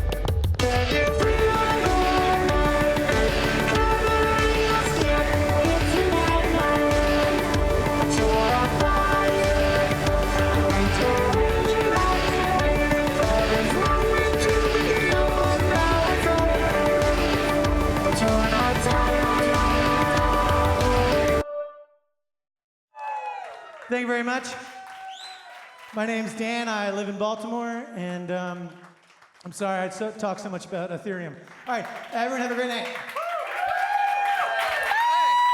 Thank you very much, Dan. Thank you so much. That was amazing. That was incredible. That was crazy. Yeah, I'll say it's one of a kind. Especially seeing everybody dance out here. That was amazing. That was really good. Yeah. We asked Dan Deacon, who is apparently under the desk right now. Okay. We asked him to suggest a top 10 WatchMojo video that he might appear in, and he said 10 people mistaken for Carrot Top. Right. Well, at the risk of sounding like one of those mean YouTube commenters he mentioned, that is a terrible, terrible idea. But anyway, right now it's time to. It's a pretty good idea. It's let's 6 on 10. 6 on 10. Anyway, right now it's time to spotlight our second Mojo Discovers talent. He's a guy who's single-handedly made a ton of tummies rumble. Actually, millions of tummies rumble. If that's a bit confusing, you'll see right after this. Should make sense. Andrew Ray's YouTube channel, known as Binging with Babish, is the go-to destination for hungry pop culture junkies who love to feast on dishes they've seen on screen. From the Rick and Morty Szechuan sauce to the foods of Seinfeld, he shows us how to prepare delectable dishes from some of our favorite movies and TV shows. He says his MO is to be as ruthlessly accurate as possible when it comes to replicating the recipes. But sometimes he has no choice but to get creative. One thing's for sure, the dishes look delicious.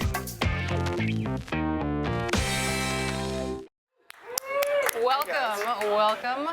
I am very hungry now. I haven't eaten dinner, and looking at that, I'm just like, I want to eat all the food. Welcome. Thank you. Tell us a bit about Binging with Babish. Binging with Babish is something that I make out of my apartment, something that I started as a hobby, and I'm very happy that I just made it my full-time job this week. Actually. Congratulations, that's awesome. I'm excited to see more. I'm a huge fan. Me too.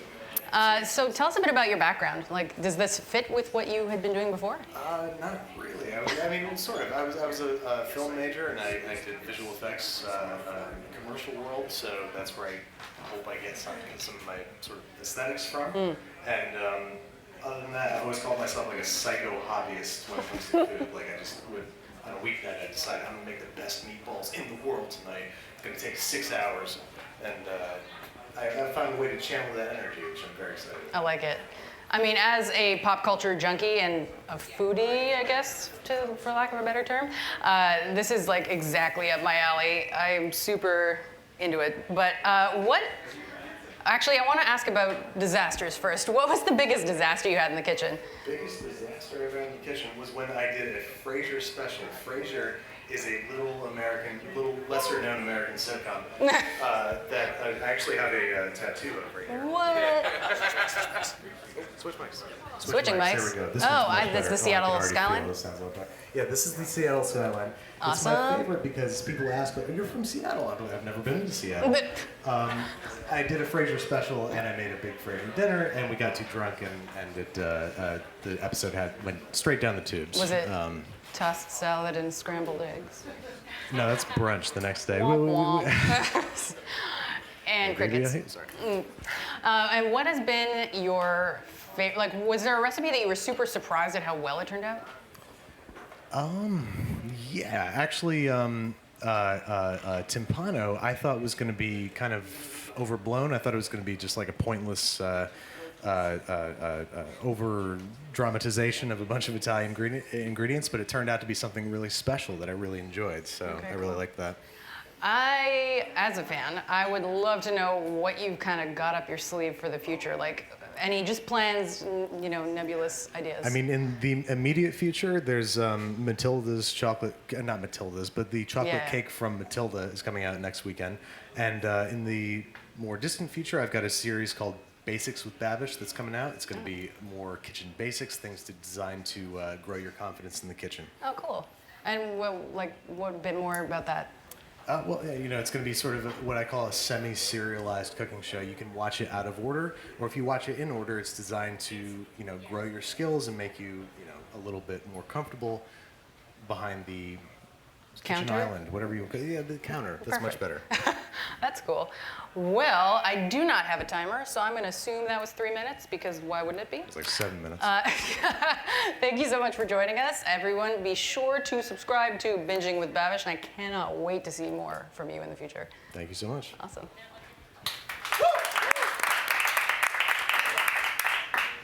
Hey, so we got a lot more music coming your way, actually, with an exclusive WatchMojo Live performance by one of the coolest bands around, Caveman. Yeah, I mean, those guys are epic. If you've ever seen any of their music videos, they're so creative. Oh man, I can't wait to bring them out. It's going to be a great show. Yeah. You're a fan? I'm a huge fan. Really? Okay. Well, tonight we welcome Mojoholics from around the world. Keisha, did you know that we have WatchMojo channels in 8 different languages? That's 8, right? Okay. I mean, I know now, but can you name them off the top of your head? Okay, let me see. I think the boss is watching. The boss is definitely watching, and people around the world are watching. So, easy one: English, Spanish, Francais, French, German, Dutch, Portuguese, Turkish, and Polish. Polish. There you go. Was that 8? That was 8. I think you cheated, but anyways. Okay, whatever. Well, listen, Keisha, WatchMojo actually has viewers just about in every single country in the world. And for more on that, take a look at this, or this. We've got an announcement to make. We at WatchMojo have been together for a long time, since 2006 to be exact, and we've decided to take things to the next level. We're now proud parents. Meet the extended WatchMojo family. Want to see some shocking red carpet outfits? The funniest ways TV shows hid actresses' pregnancies? How about the top 10 underrated Disney songs? Miss Mojo is the go-to source for female millennials who love all things celebrity, TV, film, lifestyle, and pop culture. Junior Mojo connects with 6 to 12-year-olds through original animated programming as well as educational and crafty videos. Less than 2 years in, and WatchMojo Español has built a fan base of roughly 1 million followers thanks to its mix of original and translated Spanish content.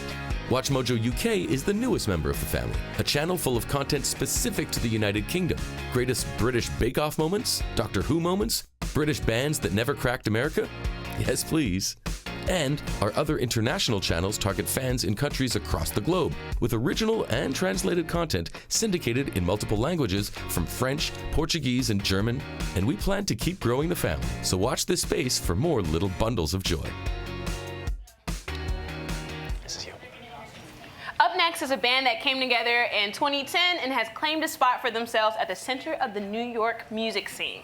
They've toured the globe and shared the stage with artists like The War on Drugs, Jeff Tweedy, and a personal favorite of mine, Weezer. Their latest album, Otero War, has the band sounding basically bigger and better than ever. From Brooklyn, New York, please give it up for Caveman!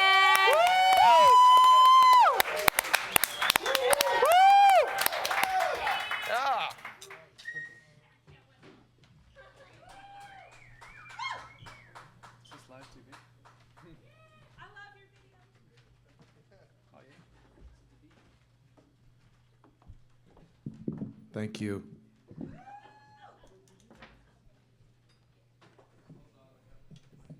Didn't realize I was supposed to plug all this in.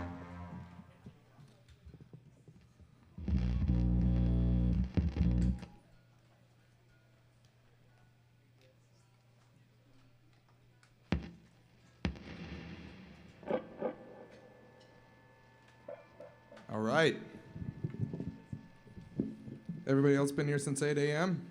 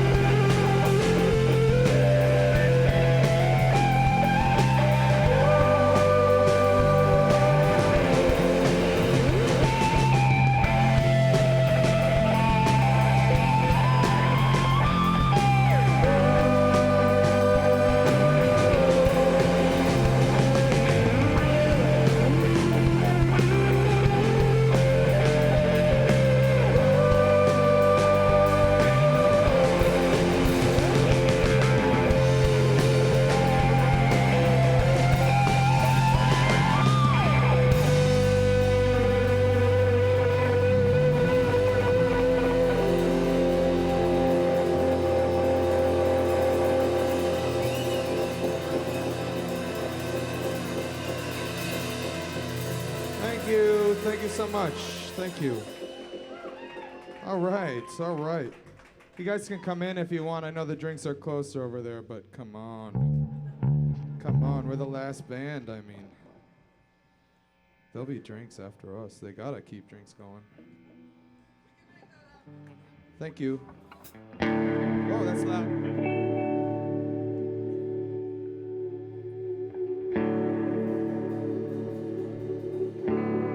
All right, here we go.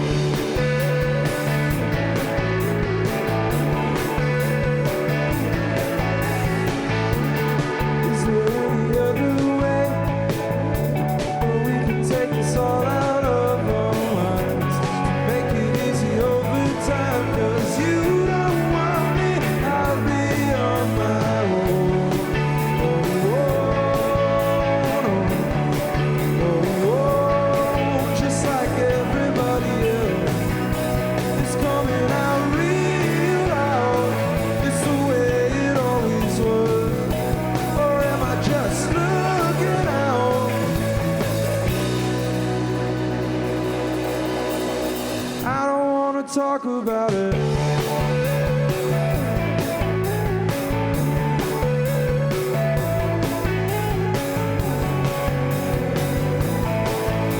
You don't want me, I'll be on my own.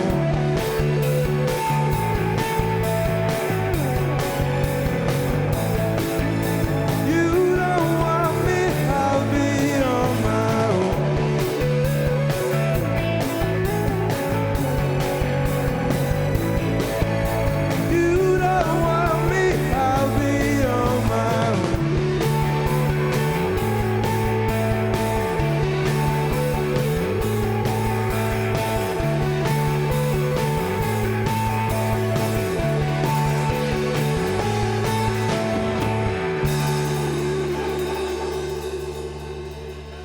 Thank you. Thank you so much. So nice to be here. So nice. No, seriously, everybody's treated us very nice today.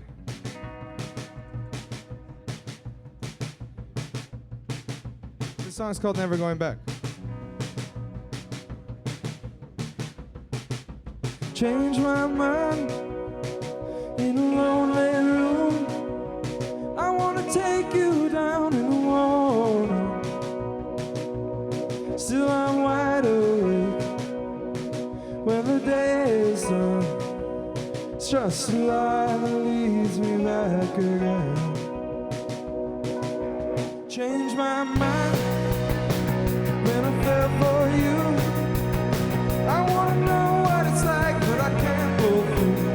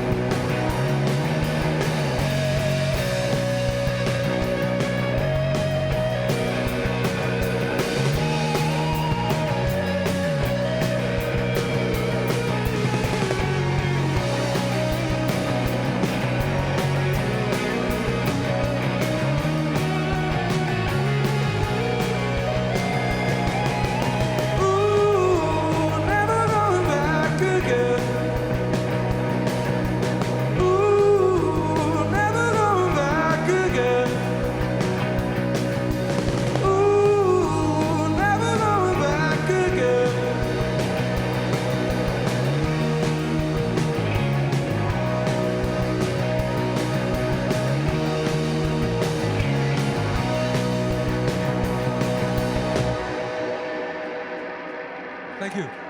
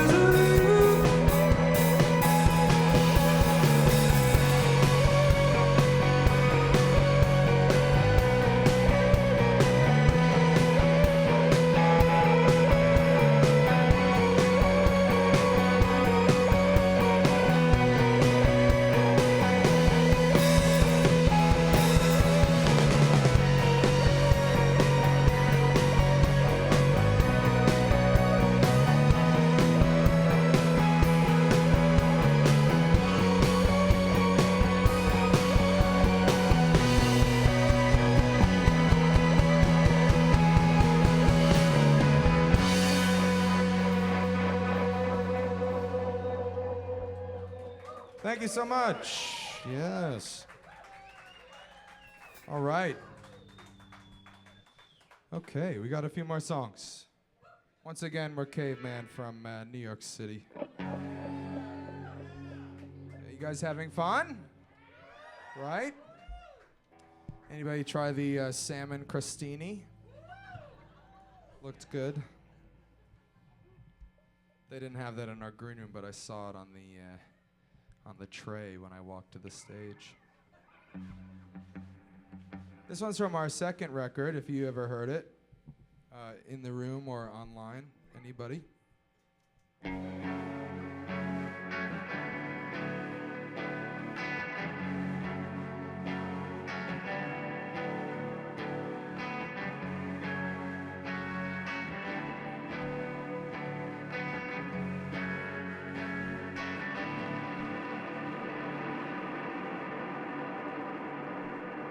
All night for what it means.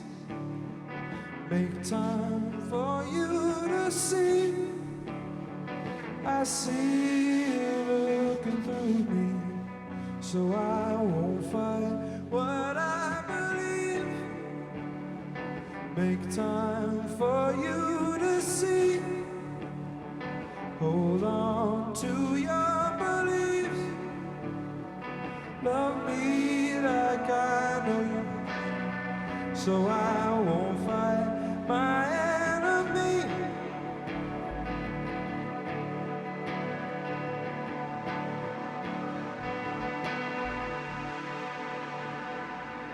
I'm on my own little trial, hoping to fall in line.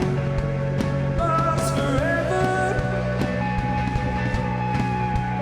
looking at what is life, making it all this time. Lost forever.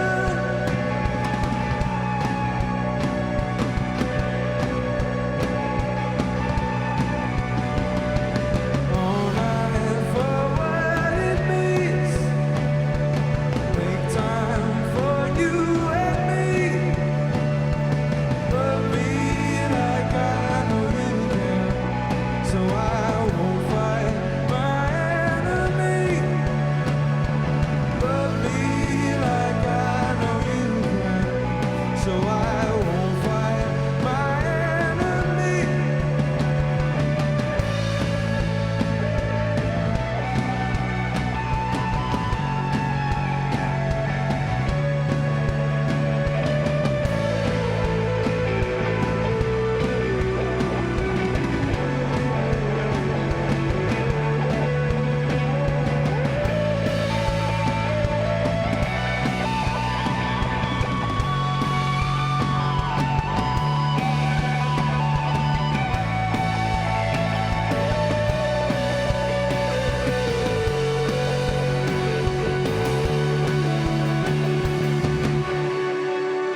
Thank you so much. All right. We made it through that one.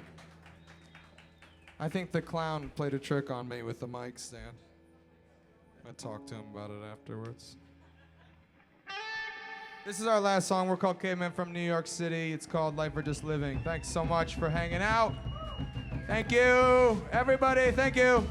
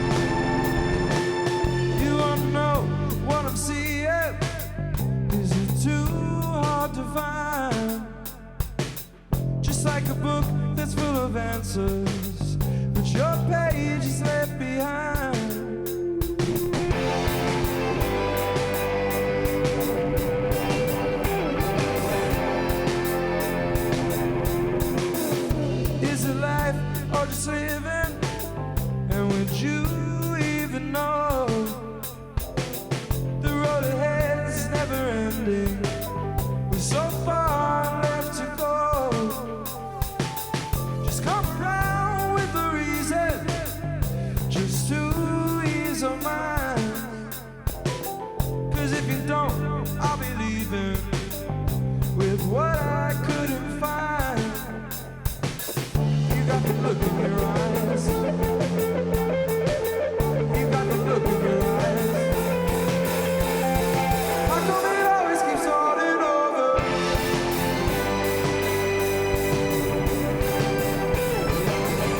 It's just the way I am.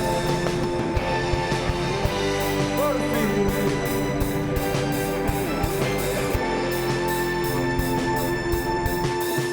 Take a breath or just breathe in so you can rewind. Made me a fool for believing, or was I always blind? Found that look so deceiving, 'cause it hurts every time. It put my head on the ceiling to watch it all unwind. You got the look in your eyes. You got the look in your eyes. How come it always keeps starting over?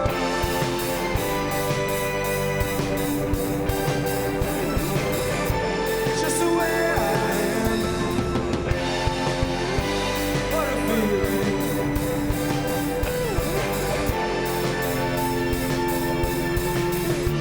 Does it feel like you wanna be after the moment? And I know that, yeah, I know it. Does it feel like you wanna be after the moment? And I know that, yeah, I know it. Does it feel like you wanna be after the moment? And I know that, yeah, I know it. Does it feel like you wanna be after the moment? And I know that, yeah, I know it. You got the look in your eyes. You got the look in your eyes. You got the look in your eyes. How come it always keeps starting over?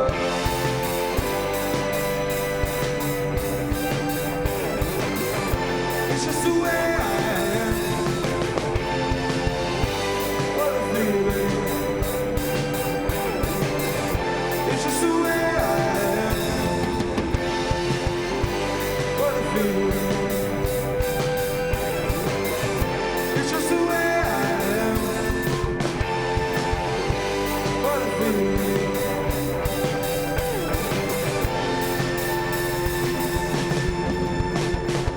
Thank you very much.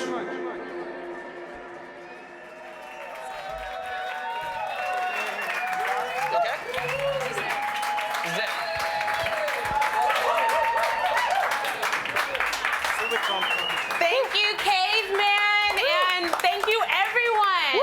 How awesome was that?